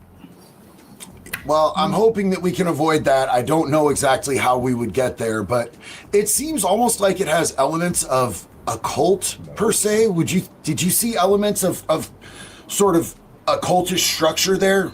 It's a cult, but it's a cult with cults. I'm realizing. I mean, Eric, if you want to come up and, you know, debate, if, like I said, you can do so. Like, trust me, we're gonna let you talk for as long as you want to and make your points and all that good stuff. You'd be quite surprised how we run things around here. Sid, he's somewhat of a special case. He's a special case, which is even fucking worse. You know, they say that it's just an ideology and it's just an idea, but they have structure. They have, you know, it feels like there's layers to the whole thing, and it seems like it's very complex. Did you ever see anything that made you think that they were funded from any outside entities? I started doing some investigations into my channel, and along the way, I met this guy, and he told me he was a part of Antifa. But he was very, very paranoid, and I didn't really know why, so I kind of had to work my way in and be like, dude, like, what's going on with you? And what I ultimately learned is that he was being gang stalked by criminal organizations. Oh, yeah, Shadamans, he's like, you got to be respectful. Grace doesn't mean we let you walk on us. Yeah, that's true, though. You do got to be respectful. I mean, there is that as well. I mean, that's the problem with Monty and Sid. I mean, they just cannot be respectful towards each other for shit, but it is what it is. Like I said. It's like we damn near got to give these two their own segment at a certain point. He'd been a part of. He had gotten into Antifa for probably a couple weeks, couple months. I can't remember specifically, but he was going in as a drug mule to sell drugs to these kids. And he was also leaning on the anti-fascist ideology. He had his own gripes with white supremacy from his past and his family. And he wanted to fight Nazis, but he realized how stupid they were. But then he just kind of stayed embedded because he still had to make the money, right? He told me a lot, essentially, that Chinese criminal syndicates were in control of Portland, and God knows how much of the. Okay, I see why that got. Okay. It's like it's always good until PMS Monty comes on. And the grilling through the super chats begin. And shout out Monty says Sid can take his nap now at least 24 hours. Well. Emotional damage. All right, guys. All right. West of Oregon. He just told me Portland, but essentially that they were sending agents in and they were mitigating the chaos, and that they had people everywhere, and that when a riot breaks out on one side of the city, and all the cops and all the resources and all the media are there, and they can monitor the traffic from their agents, their drones, their people in certain places. That gives them leeway to do operations like child trafficking, weapons trade, drug trade. So while we were all fighting each other and we're all wondering, where are the kids? Why is there so many drugs? Why are all these people so militant? This is what was happening. This was the reality of what right versus left brought us in this country. That's the fucking reality of Antifa. It sounds like they're also being funded through illegal activities. Is Antifa participating in illegal activities to raise their funding for the organization and the things that they're doing? Good question. I believe that local businesses, at least I can say in Eugene, a lot of these far left areas, especially areas of entertainment, and let's just say debauchery, a lot of the bars, a lot of them were in bed with Antifa, and I think a lot of them were getting in bed with local charities and NGOs, and I really believe that, look, the National Guard is great and everything. You really want to sink these motherfuckers? Sick the IRS on them. Audit everybody, because there's multiple ways that these kids were getting funding. You know, for a lot of them, people like me, it was kind of like Scientology, pay to play. Yeah, you got to pay your bills, but you might also need the mask for tomorrow type stuff. And then for the girls in Antifa, a lot of them were sex workers. Whoa. So they're making a shit ton of money that guys like us couldn't make. And then on the community level, a lot of these bars and a lot of these downtown businesses, they pride themselves on the idea of revolution, a new world, apocalyptic narratives that we're all going to die. You go around to all these places and it has satanic imagery fucking everywhere.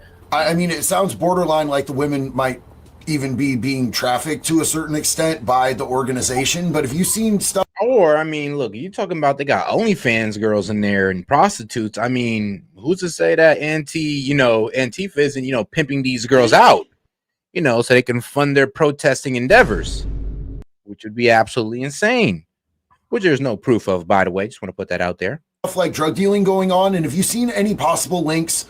I know you mentioned Chinese organizations. Have you seen any links with cartels and Antifa? He says, shout out Eric. Their conflict is great for content. Don't know about that one, but I don't know about that. To each their own. Man, Eric, you're toxic. But I like it. Well, the Chinese syndicates would be communist Chinese cartels. So they're their own form of cartel. But I think especially as Texas pushed out a lot of the migrant crisis, you started to notice there was more Mexicans popping up there. I think a lot of that was going on. I have my suspicions. I won't say them on camera, just on the off chance that I'm wrong, because I don't want to take a bullet to the head. But I do believe that there are multiple syndicates and criminal organizations that play here. Okay, so you've already said that they. I mean, here's the thing, and it would make sense for Antifa to get, foreign funding, like from China or something. A country that would want to see the downfall of America, like China. So I could see them also getting Chinese funds as well. But to sit there and try to link them to, I don't know, like prostitution, drug dealing, and all that wild stuff. Shoot, they might even get involved in arms trade for all we know, depending on how deep it is. But let's see here. He says it is good, but at least this one is real. I'll give you that one, Monty. Shout out Monty. And he said you get mad super chats when wrong, LOL. Bruh, that gets too toxic, man. You guys get too at each other's neck. Like, I damn near got to lay out a segment for you two to go at it. We're just like, where I'm just like, all right, here are the topics. We're doing timer. Like, it got to be a very civil debate where I'm mediating. You two are on timers. That's the only way you two are going to debate civilly. But I do want to bring in some of the guys for this one, guys, because this is crazy. This is actually crazy. So you really gonna so Antifa really got not only the rejects of society, but they got the rejects of society more radicalized than they already were, and now they want the downfall of what, America? They want they want the downfall of the West. They hate the Western ideology. Yep. While I was over there in the Middle East, you'd be surprised of how many terrorist syndicates actually call Americans who hate this country useful idiots because they're so willfully stupid and blind that terrorists can get any American that hates the Americas and what we stand for to do anything. Case in point, while I was in the military, there was a guy that soaked himself in gasoline, service member, and lit himself on fire. Oh yeah, I seen that one. That was crazy. Yeah, I was in protest to the Israel or something like that. Yeah, it was like free Palestine. So if you want to know what a useful idiot looks like, there's your answer. Well, it's like there's an actual video of a Muslim saying straight up, if I were to vote and I were to try to swing I know that an video. election, Yep. Mm-hmm. Can you pull that video up, Set? Do you have that video set? Do you know what we're talking about or what he's talking about? I actually saw it. I forgot. He was on a panel of some sort, and he was like, "Yeah, just vote Democrats because I can manipulate them. I can." Ilmar Ohan will talk about abortion rights, but she'll never have an abortion as a Muslim. Like it. Yeah, I know it's forbidden. Wait, real quick. Monty super chat. Sid, I thought you were going to bed. You said you want 30 minutes, bro, and you super chatted it. Yeah, 30 minutes, another day. I've had enough of my Sid dose. I think the chat has to. Appeal to the chat, dude. Whatever. Appeal to the chat. That's what you're arguing for, bud. You said you're I saying want this 30 is all for show. This is all entertainment, right? You didn't say another day. We can do it. Hey, Set. I will super chat you $50 right now. 30 minutes of a slugfest with me and Sid. I mean, F it. Hold on. That sounds. Hold on. He said, "Fuck it, we ball." Because apparently the chat wants it too. The chat wants the blood match. I'm just like, maybe I should just let y'all just slug it out. You fight to the death. Hey, chat, put a one in the chat if you want to see this real life. And I'll be here for research reasons. For anything y'all want to pull up, just put it in the private chat, and I'll be able to pull it up on screen for any points that you guys feel y'all want to make. Put a one in the chat if you want to see this slugfest. Yeah, no, man. God. Set, if you can pull that video though. All right, so it's Ilian. Set, put a one in it. Set, what the hell, bro? I don't know, bro. My toxic side took over. I was like, I shouldn't do this, but all right. So what did she say? Well, what did that Ilian Omar girl say? Oh, it wasn't. She didn't say anything. He was speaking on her ideology and her motives. He was saying, yeah, she'll go and champion abortion rights, but will never actually get an abortion. Basically, going to tie it into the fact that Islamists love liberals because they'll sit there and divide themselves and divide the country and tear the country down, which is what they want to do. Bro, she talks so much crap about white people, but dates a white man. I mean, it's absolutely amazing. Has her money stored in his account too, which is wild. At least AOC is somewhat consistent. She listen, anything that comes out of Ilhan Omar's mouth, AOC, Jasmine Crockett, if y'all think about it, dude, it's just a straight race bait, man. Every time you hear Jasmine Crockett talk, it's race this, race that. Same thing with Ilhan Omar. All right, hold up. Let me go on my rant real quick. I want to go on a deep rant. First of all, Jasmine Crockett ain't never been from the hood. You know where she went to school at? In one of the best preparatory private schools in St. Louis, in the nation, MICDS. That's a school I went up against when I was doing robotics as like a high school dork, okay? She ain't never struggled for nothing. The average tuition to go to MICDS is $35,000 a semester. Bro, Jeez. You know what I could do with $35,000 a semester? Not be poor, I'll tell you that much. Kamala Harris education. Bro, she's cosplaying as a hood broke wannabe. I'm from the struggle. That lady is from a gated community called Ladue. It's right on the border of Clayton, which is another rich neighborhood. All it is, guys. All it is identity politics. They want to relate with people. They want to say, "Oh, we got it. You know, we're in the struggle together. I'm fighting for you." No, they're lining their pockets and using the useful idiots like Sid.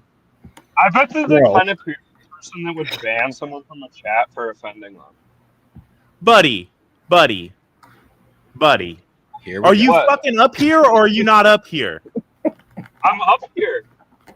And are you still in the chat or are you not in the chat? I am. Cause I gave you Shut money. up then, dumbass. You did it, and then you felt bad. No, I didn't feel bad. I was trying to make fun of your dumbass, and everybody loved it. Why are you allowed to call me a dumbass? Because you called me a bitch. That's why. Yeah, and we're both saying true things about each other. I don't give a fuck. I'm better than you. No, you aren't. I'm way better than you. At least I don't live with my mom. Oh, wait. That's a little personal. I'm on hard times right now. I wish I lived with my mom. All right. I bet you do. You love free shit, don't you? Yeah. Who doesn't? People that like to work for their money. I don't get free stuff. My mom be charging me rent, man. I would if I could, man. I would if I could, but yeah, your mom doesn't love you. Oh shit. Okay. All right. Let me stop before I get you a panel strike. All right, so no 30-minute back and forth. Hey, if you want, hey, this is your channel. I'm not gonna hijack it. I don't have $50 to send you. My card declined. Damn. It's like you broke and trying to talk smack, bro. Come on. I'm ready. I want the 30-minute back and forth or 10 minutes. Hey, let's do a fundraiser. If we get $50 in super chats. You know what? Y'all ain't gonna do it. Y'all edging the I will chat for no absolutely reason. do it. No, that ain't nothing. No, I'm talking about the 15 chat. minutes. Stay awake at night. Yeah, how about this? 15 minutes. 15 minutes? 15 minutes. I'll let y'all have y'all back and forth. And then, all right, go ahead, Sid. It's like when that video where the dogs are barking at each other and then they open the gate and then they stop. But all right. That's not what's about to happen here, bud. All right, go ahead then, bro. I don't know. You're the one that's filled with all this contention and rage for me. Go ahead. You jumped on and you fucking started going at me like you always do. Because you're antithetical to the American fucking dream. You're antithetical to everything that I stand for. Of course I'm going to go after you. Everything you stand for is in direct conflict with any prosperity that any American could ever have. So yeah, I am going to go after you. I'm not just going to sit back on my ass and let it go. Neither is anybody else. How am I any different than you, bro? We've argued on the same side before. What? How am I any different than you? We've argued on the same side before. So okay, because you only argued on the only thing we've agreed on is that flag burning should not be illegal. And yeah, we agree on free speech. We agree on free speech shit. You shut up. The only reason you agree with that is because it's something that you believe in. You don't like this country, so you want to be able to burn it. No, I've never burned a flag. I never would. I don't believe in that shit, bro. Don't tell me what I believe in. Take everything away from everybody. Monty, you don't get to tell me what I believe in. I don't believe in that. You asked why I attack you because this is what I think you believe in. I didn't ask anything. I just said what you did. I didn't ask anything. Well, okay, bud. Well, that's what I think of you. Yeah, bud. Is that the only thing you can go back to, bud? Bud.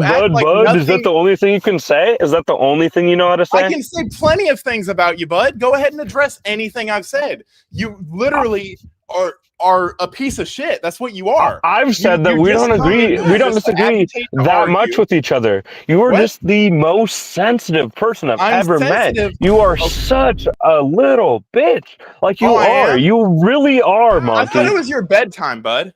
Why are you still here? You did? Oh, you're going back to the bud thing. Nobody you just got called out for. Nobody agrees with anything you have to say. Why are you here other than to cause problems? That's what a bitch does. You're a bitch. Nobody agrees with you're that, an agitator and you're a bitch. I'm not an agitator, man. I had a great conversation with everyone until you come on and you start whining.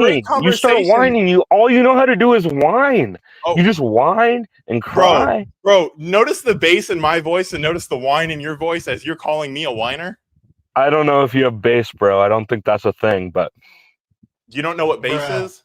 Bro, I don't think you got bass, dude. I don't think you got bass. I think you want to, but we all hear our voice a little different in our head than everyone else hears it. We want to, not the button. thumbs up, bud. That's pretty funny. Yeah, your whole Keep life going. is funny. Everything you stand for is laughable. That S.E.T has a whole fucking following of making fun of people like you. You're up here because it's good for content, because people love to laugh at the village idiot. I'm gonna That's the only appeal to reason you're S.E.T. still I'm gonna appeal to S.E.T because I can't make my own points. I need to appeal to S.E.T. Appeal to S.E.T, buddy. This is his channel. S.E.T does this. S.E.T does that. S.E.T has this whole thing where he agrees with me. Yeah, good one, dude. What point are you making, bud? You're not making What any point are you making, your point bud? is that everybody hates you. Congratulations, we you're are right. literally both just yelling at each other right now. What point are you making? Buddy, I've made plenty of points. Just because you're so fucking full of your head up your ass. You haven't made any. Doesn't mean I didn't You haven't make made any since we started talking. We are here to freaking roast each other, you dumbass. And you're getting fucking cooked. You're not overcooked. really. You're like, what point are you making? You're fucking S.E.T beef agrees with jerky at me. this point. I'm gonna hide you from chat again. I need to hide you again. You're gonna hide me, buddy? No, that's what you did, dumbass. And it's funny because not no really, one likes it's bullshit. You. Notice you how only no one copped came to your it. You only defense? copped to it because you knew it would get noticed. If you thought you could get away with it, you would have just it literally banned me. went unnoticed for 10 minutes. No, it did not. No one was upset that you were gone. No, there was a person that super chatted twice. After you were unhidden, dumbass. After no, not I said after. something. I was there trying to put chats in. You I were saw there, them not being hidden put up. from the channel in the fucking weeds. Where you You belong. are a pussy, dude. You would love to ban me if you knew it wouldn't go noticed. Buddy, if I really wanted to ban you, I'd just wait to the end of the channel, find you in the thing, and then just ban you, and no one would And fucking then I'd know be you back were the gone. next stream because I could just put it in Discord that you fucking banned me. And then people would look at it and see that you're a bitch, because you are. And no one likes they'd you, and nobody unban would me. laugh. No, because it's Everybody happened would before. laugh People have and tried to cheer. ban me. You would be the next Cool Beans on your way out. No one likes you. Cool Beans got fucking ousted because he made some fucking insensitive jokes like the day that Charlie Kirk got killed. I didn't do anything like that, and I don't act like that. No, Cool Beans was gone before that, bud, but I'm glad you know your timeline. Well, that's what my impression was in the Discord, at least. Cool Beans hasn't been in the Discord. Yeah, he has, months. dude. Okay, bud. For months? Do you want to bet? Either Do you want to way, bet for months? Either way, I'm sitting and you sucked me into it. Now I'm arguing with your fucking stupid logic. You want to bet? You don't make any coherent points. You're literally just an agitator. That's all you I make, are. I make very everybody coherent knows, points. Everybody you know what? knows If you want to appeal to S.E.T in the private chat earlier, he said, yeah, he makes good points. Yeah, and you don't admit when you're wrong. You can't admit when you're wrong because you have to be right about everything. I can. I don't do it when I don't think I'm wrong. So when it was pointed out that you were wrong about the unconstitutionality of deploying the National Guard, did you concede that? When did I say that it's unconstitutional to deploy the National Guard? Several times on several different streams. Remember the one where you tried to get S.E.T's channel taken down because you accused me of driving on stream? Remember that one? Yeah, I do. Yeah, you said it then because I asked. Well, no, I didn't try to get S.E.T's channel taken down. I just said that you were trying to get his channel taken down because you were driving on stream and you were talking about it. If you weren't trying to get his channel taken down, and that's you genuinely. Why did I bring up that you were violating TOS? Why did you bring it up? Because you brought it up, dude. You said you were doing it. No, I said the reason my connection is fucking shitty is because I'm driving. I still have the VOD. Yeah. You said you were driving. Yes. That's not allowed. And when you Why said were you I saying was that? fucking on stream, I turned around and turned my camera around and said, no, I'm not.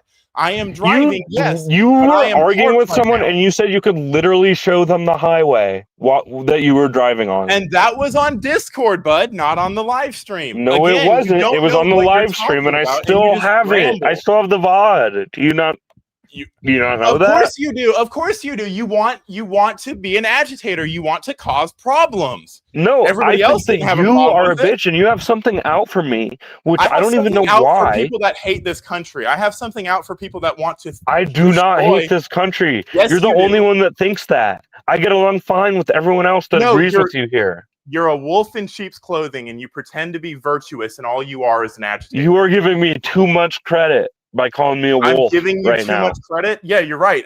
I see you for who you are. I'm not a wolf Everybody in else sheep's sees you clothing. for I'm who not you are. doing Everybody anything. else If sees I you for the wanted to, moron that you are. during that time where you're saying I wanted to get Seth's stream taken down, I could have fucking started trying to report him and shit. And I didn't you do did. anything like that. You did. I did not. Literally fucking. Oh my god. I did not report him at all. I never would. But making comments as if you would, right? That didn't happen, right? No, I was just saying that you were driving around on stream, what which is issue not are you taking allowed. with what I'm doing with my personal life? Yeah, because you were You're fucking so talking obsessed. shit, bro. You're You were so talking obsessed shit. with everything, And all you do is talk shit. And I can tell that you've never actually talked shit to someone in person. Like, it's just obvious. Buddy, you don't fucking know the first thing about me, dude. Dude, you wouldn't. I can tell. I can tell you. I've met guys like you. I've met guys like you. Guys like me. So now you're gonna generalize. So in other words, yeah, you get have no idea what you're really talking whiny about. and you get really, Really like whiny. beta Do you hear when your you're voice in as you're person. calling me whiny? It's fucking hilarious. It's so ironic that you're calling me whiny while whining. Yeah, I can tell by the way you're laughing. Yeah, you are a little bitch, dude. You just are. Yep. Okay, bud. I'm glad you got that Okay, off your bud. chest. Now you can go night night now. Okay. I'm still your president, bitch. Okay. And okay. I mean, you guys still got 5 minutes, so. Oh yeah, shit, we still got 5 minutes. Okay, Trump's still my president. Is that supposed to like? And you're offend still me? a whiny bitch. Some things never change. Oh, now you're using my own insults against me. Absolutely. What's fair game, bud? Yeah, you're but projecting. You're projecting. I'm projecting that I'm a whiny bitch, but really you're a whiny bitch. What if we're both whiny bitches? Have you ever thought of that? I'm not a whiny bitch because I stand up for what I believe in. Yeah, I think that's why we hate each other so much. Oh, because you're a whiny We're bitch? too similar. You're too much of a whiny bitch, and maybe I'm a little bit of a whiny bitch too. And so when we get together, we just clash like crazy. So maybe you should just go away because I was here first. Whatever. You are. You didn't disagree with that.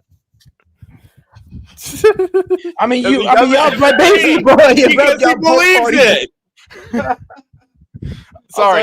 Actually, no. I'm not going to rely on Set for my arguments. But we all know For the everybody first would be time a lot ever. happier if you were gone.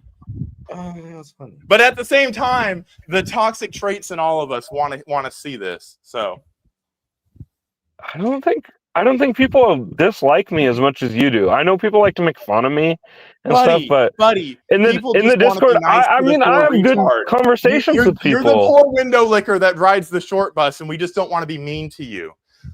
Really? Are you serious? Did I say it or did I not say it?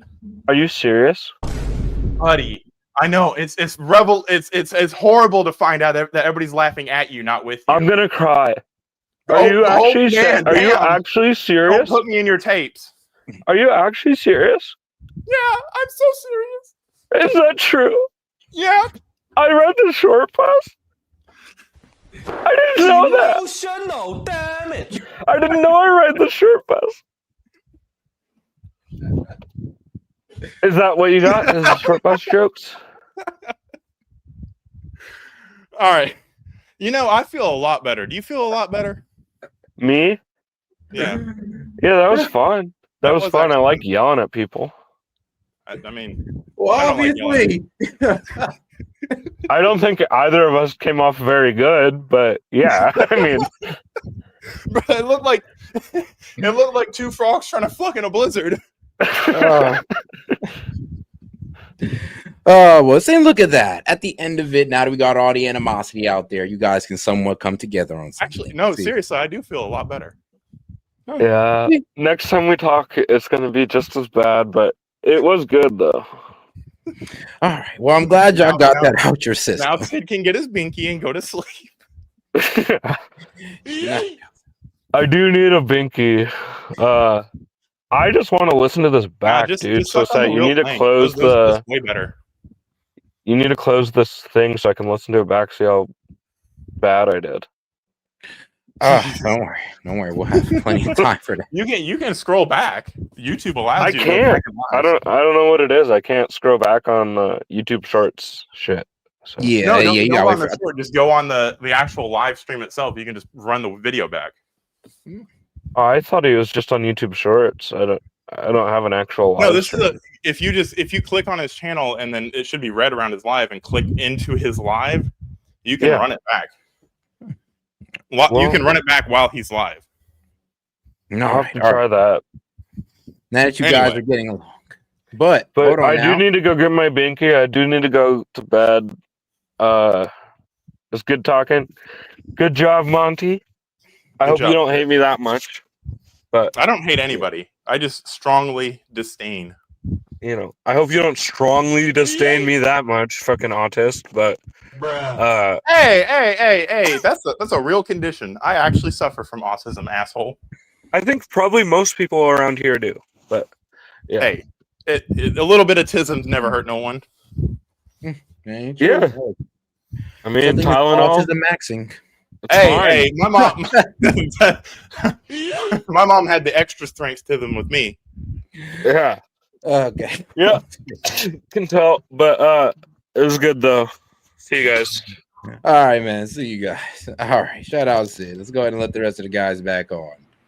Are you not entertained? Okay. Monty, great job. So I ain't gonna lie. I was wanting more gore. Oh, come on! I'm not trying to kill him. And secondly, the whole window licking special deeds got. I was like, dang, bro, I ain't never heard that one before. That's crazy. Yeah, there was brutal shots thrown on both sides. I was like, okay, well, I think that they took the gloves off. It got bare knuckle for a little bit. Yeah, well, I still wonder if Sid thinks it's unconstitutional for cups in the garden. I mean, I think he disagrees with the constitutionality of it because he thinks it's not necessary. But hold on, shout out to Vlad. He says pups in a litter mentality. Yeah, literally going at it all day, every day. But all right, guys. Shoot, any comments on that one? Or y'all good?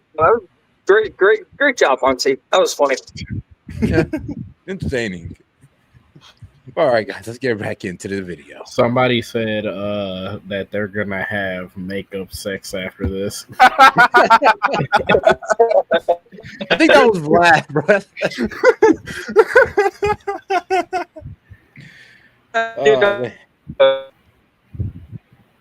But all right, guys. You there, Seth? Encourage.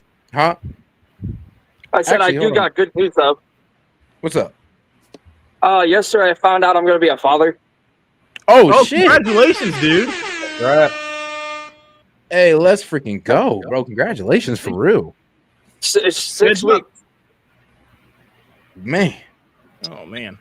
So do you guys parents know? Huh? Oh. I said, does the mom and the dad know? I'm the father to my wife's soon-to-be child. What? Okay. So it's solidified, wife and all that. So yeah, they go. No. I was making an Alabama joke. That's why I said. Does you guys' parents know? Oh yeah. All right, but no, shout out to my man Tristan. You're an asshole.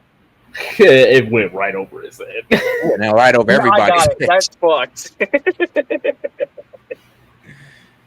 But hey, man, shout out to my man Tristan, though, bro. Congratulations. Hey, but all right, guys, let's try to finish out this JD the Light video. Edging towards civil war. Have you seen Antifa pushing its members towards escalating violence? 100%. And they play with the same language that gets played in the Middle East. They throw it all around Oregon. You'd see it spray painted around the campuses. Antifada.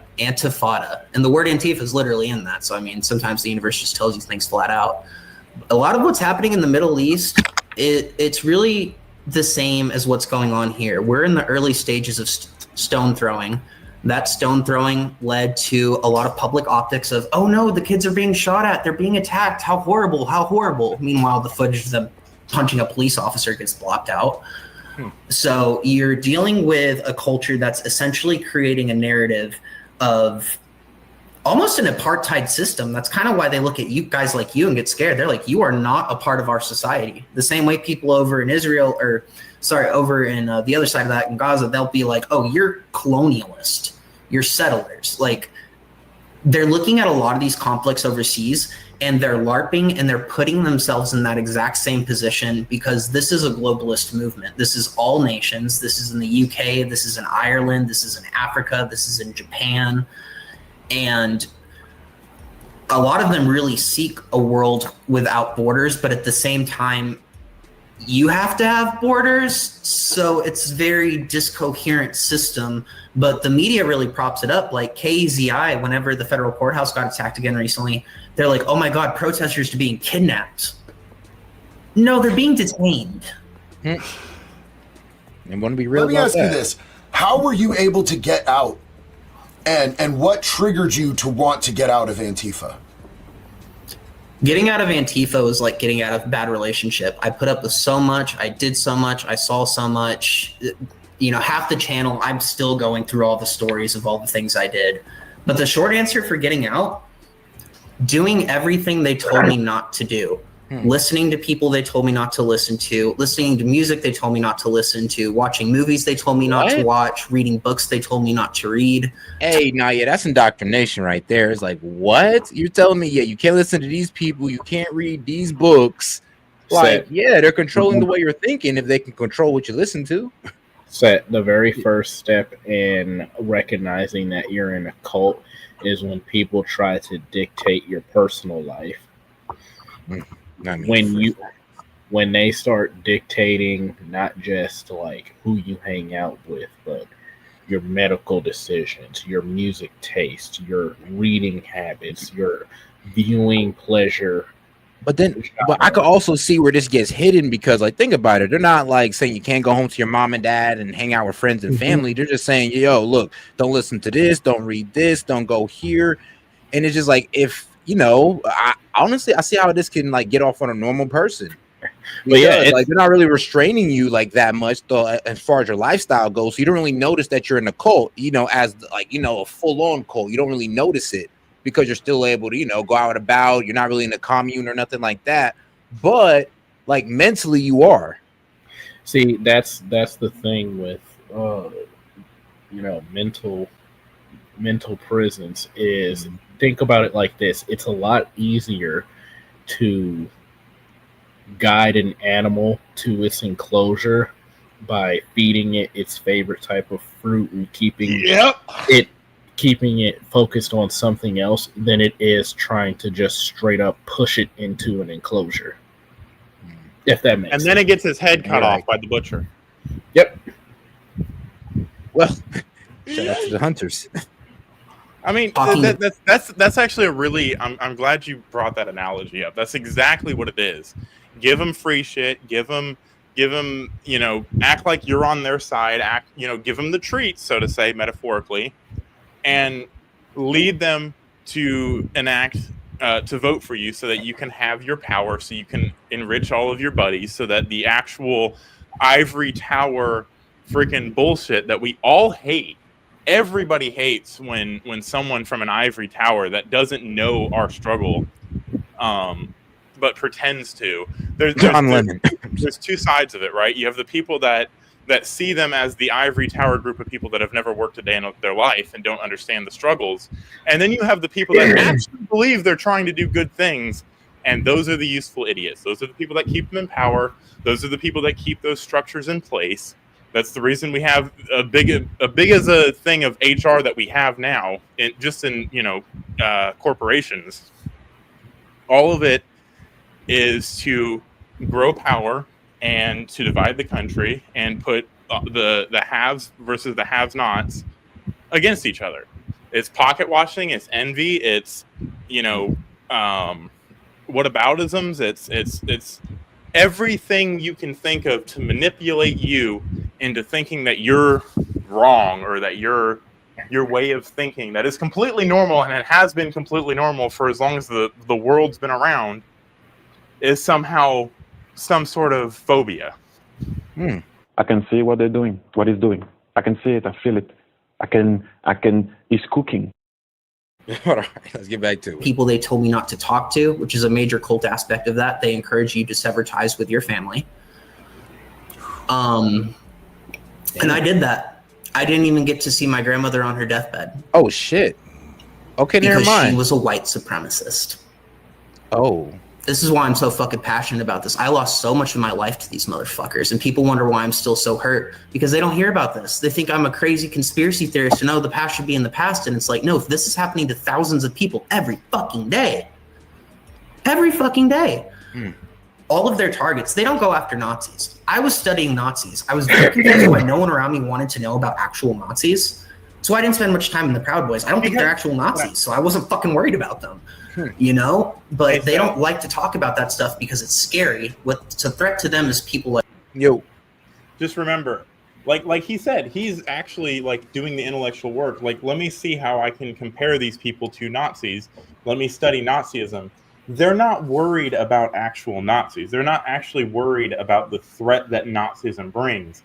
They use it as a way to shut down debate. They use it as a way to shame you, to tar and feather you in the street, to make sure no one goes around you because no one else is going to do the intellectual research to do it. They just notice how they don't draw any comparisons other than Trump with a Hitler mustache. I do got something to say at the end of this video.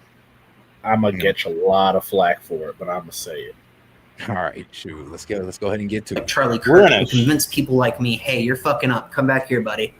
You know there's a man upstairs that loves you? Do you know you got a mommy and daddy at home that miss you very much? Do you know you look like a fucking asshole on these drugs? Yep. That's who they hate because they threaten the cult. Was there a tipping point? Was there one thing, or was it just an accumulation of things that made you want to start questioning the ideology and what was going on? There's just so much of it, because you got to remember, none of us are ever out there sober. You've never seen a sober Antifa member in your life. So there was a lot of disassociation, and there was a lot of times that Daryl Davis came out, and I'm like, I want to go talk to the conservatives. And then there was just other times that I just felt it was so chaotic, and everybody's screaming. I was there. They're all high? Yeah, they're all high off drugs when they're doing this stuff. Like, bro, they do get really violent. That makes a certain amount of sense, because you see the buffoonery and you see it on TV, and you're like, who does that kind of shit? Like, I remember one of them went up in their face and be like, "You're not doing enough. You need to get out there and attack those fascists. You are pathetic." I was like, and this dude is masked up Antifa, and I'm just like, dog, at least they're showing their face. Like, you're over here screaming at them, telling them to catch a case. But yeah, that's like once I seen that video of like how they're moving, I was like, yeah, bro, gotta be on some drugs to think that that's okay to do.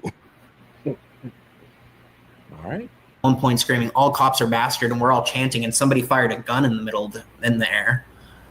So it's like moments like that, it would snap me out of that, and then it would have me go back into war mode. And I think that's just what disgusted me, is over time realizing how much I lost, how many friendships I severed, how stupid I was being, how much I destroyed myself. Like, I have so much physical damage now from all the fucking drugs that, like, a lot of mental damage. Which is probably one of the only reasons I'm so cocky in doing this, is because my brain's fried and the parts telling me to stop talking are gone. Let's talk about something positive. Where is your life at today? Like, where is your heart and your spirit and your head at today, now that you've been able to distance yourself and find some time and some peace? I'm still struggling a lot. You know, I put down the beer 3 days ago. The last beer I had was actually when I was doing that message to you. I was like, you know what? Let me just kind of mark this to remember it. Hopefully I stick with it. But I'm still an addict. Like, I still struggle, you know. I'm learning how to integrate into regular life, because even before Antifa, so much of my life was crazy that I have a very hard time talking to normal people. People don't have a good time understanding this. Like, I feel better. And it feels good to be doing this, but there is still kind of like a part that hurts, because the change has been made. And I was about to give up on the podcast, but I was just praying to God, like, hey, give me a sign that I need to keep going. Like, if I don't want to put this down, I feel like I need to do this, but also everybody's telling me to stop. My mission this whole time has just been to find one other Antifa member, ex-Antifa member, to sit down on camera you know what though? Like, oh, little advice. You want to start a YouTube channel? Don't tell nobody. Don't tell nobody. Just start your YouTube channel and just keep it pushing, bro. Don't tell nobody. I think it's easier for your psyche. I'll say that. But yeah, don't tell nobody, bro. Just work hard. I completely understand. It's when it comes to things like cults, I personally can understand because of my lifestyle and addiction and the criminology and and let's be real, it's YouTube. Like, guys, like what do we do? Like 1.9 million views last week, and people don't even notice me, and that's a good thing. I would love to keep it that way, honestly, but yeah, you never know. The way that I lived that lifestyle, a lot of those people I had really bad toxic relationships with, and I miss them. Most of them are dead. Most of fentanyl came in and killed most of them, and I have a lot of conflicted feelings about that. As much as I hate methamphetamines, I still had a 20-year relationship with that substance, and there's times where I still feel like a longing or a sorrow because of its absence in my life, but the consequences were absolutely devastating, and it turned me into a slave. But they're complicated feelings because we're complex creatures. And I think it would be really awesome if you were able to find someone that you could, talk with, possibly podcast with. So hopefully this reaches other people that are ex-Antifa members. And even if you're not, if you want to know more about Antifa and how Antifa works and all of the behind the scenes of Antifa, from somebody who's safe and isn't trying to indoctrinate you into the cult, I highly recommend that you go and you subscribe. Yo. So my thing is with them trying to say to get more people from Antifa to try to talk, what is the likelihood that would happen and that these people aren't terrified that they're going to get killed? I mean, and they're drugged out. I mean, first off, they got to beat an addiction, or they got to get at least in a sober mind just for maybe like 30 minutes to get up out of it. So, I mean, we got a good point. What is the odds of it? I mean, considering what this young man told me, it's very unlikely, especially when they got you under drugs. I mean, don't be honest with you, it's sick because damn how pimps do their prostitutes. But like he said, if he keeps talking, he never knows. Next thing you know, he can have a bullet in his head. Like, yeah, that's true. He also did say that if he talks out loud, Antifa will take shots at him. So he's pretty much telling us right there to our face, like, yo, Antifa's organized enough to plan an assassination. Now, am I going to take that at face value off of what he's saying? I mean, sadly, I can't. I want to, but I can't. But it is kind of frightening to know that, yo, I mean, even if the members that do speak out, they're coordinated enough to plan a hit on you. Yeah, and then not only that, I mean, you're less likely to leave because they got you an influence of drugs, most likely methamphetamines and Molly, all that wild stuff. What's up? I just want to point something out. So we're talking about a real problem. This guy is giving out real problems. And one of the guys chats, the last chat, Lewis Hill, wait a minute, isn't half of Trump's cabinet 12 strippers for real? Are you kidding? Like, it's going over their head. They literally, it's not about what's right and wrong. It's not about anything. It's, we just don't like Trump. So we're gonna go with Antifa. We're gonna go with the people that drug their members and are basically a cult and use violence and extremism to get their point, as terrorists do, because we don't like Trump. We're gonna fail to acknowledge any of it because we don't like Trump. And that's what's really saddening, and why I think it's going to take a lot more than just showing people, hey, this is what Antifa does. It's literally going to take sitting down with people for hours and not letting them escape their not letting them back into their echo chamber and say, look at your reality. You want to say Trump's bad. You want to say all MAGA's racist. You want to say we're all Nazis. It's just a tagline to keep going and going and going and going. We don't care what Trump's done in his personal life. We don't care what Trump's done in his business life. What I care about is that the National Guard is getting ready to go into Chicago. The National Guard is protecting fucking our street. What I care about is that maybe one day We'll get all of the people that we don't even know are in our country out of our country. Maybe one day we'll be looked at on the world stage again as what we are, the world superpower, and be taken seriously and not be ripped off. What I care about is that, Venezuela is getting real shaggy right now to go send drug boats into the water. What I care about is everything this man is doing as a president. I don't care what he did in his personal life. I didn't vote for a best friend. I voted for a president. You guys all voted for the best friend that's going to give you free stuff, and that's the difference. Mama. But all right, guys, we're gonna go ahead and end it on this note right there. All right, guys. I got one more thing before you end it. What is the likelihood with this guy being ex-Antifa, honestly trying to get this guy a meeting with Trump and let him lay it all out there to Trump? I mean, the young man did say he's in fear of his life, but I mean, it would have to take somebody in the administration, like somebody who's close. Like, I wish Charlie Kirk did this interview with this young man, where what happened. So, will say, because I think that'd have been one of the main. If he was to get that interview with Charlie Kirk, then instantly we would know he'd be able to pipeline him straight to Donald Trump. Right now, the best we got is to keep on, spreading the message. And shout out to JD Delay for having that conversation. That's just wild that freaking Antifa is using drugs to push their message. And I've noticed that when I was watching the Portland streams, you could tell in those motherfuckers' eyes that they were doped out of their head. Yep. I mean, you gotta be high to believe what they believe, I guess. So here's the thing. Here's the thing, right, Set? You can't just culture shock an entire ideology. Like the honest thinking people. I'm on a live chat right now. Yeah, you can't culture shock them with, Antifa is doing this. They're missing all of the dots that are connecting all of this together.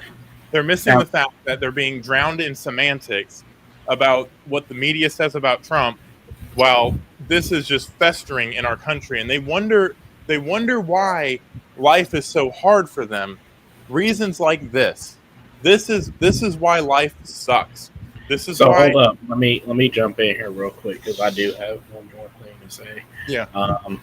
A lot of this is Antifa is just a symptom of a broader problem, and it's like what he said earlier about he didn't vote for Trump based off of how best of a friend he could be. He voted for Trump based off of could he run the country effectively.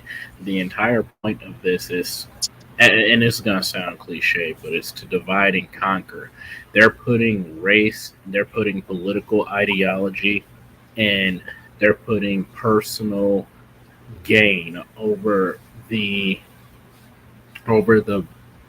not common good, but over a generalized, understood acceptance of what is right and wrong. And the sacrifice that they are willing to make is us, the American people. The entire point of Antifa and a lot of these organizations is to fall in line up under what they say. That is why there's been such a reveling against the nuclear family. That's why there's been such a reveling against women. That's why there's been such a reveling against children. They've been attacking the children left and right. That's why there's been such an attack on a national sovereignty and what it means to be a nation and a people group. The overarching point is they don't want individuality. They want us to be in as a collective, full stop. And the fact that there are people like us that have a voice, that voice these concerns, that are still keeping our traditional values, depending on what they are. And the fact that a lot of us are seeing right through it, and we're creating spaces where they can open up and talk about it should tell you something. They're using race, they're using sex, they're using gender and all this other stuff as means of an end. So when you look in the news or when you look on social media and you see all these posts, Don't look at it as a Democrat versus Republican. Look at it as a them versus us. It's never about it. Don't play on a short-term board. Always play on an infinite board. If they're doing stuff now, what is the outcome going to be, 5, 10, 15 years from now? There's a reason why they're trying to make these power plays. And I think if more people started thinking like that, we would stand for a lot less garbage than what we're getting. Agreed. But all right, guys, I'm gonna go ahead and end it out on this one. Go ahead and end it with the jazz. And you know what? I know, right? All right. And I guess a thoughtful saying. They say individuals are hard to control, but a hive mind is child's play. This is S.E.T with S.E.T Media, and I'll catch you guys tomorrow. Peace. Laters. Here we go.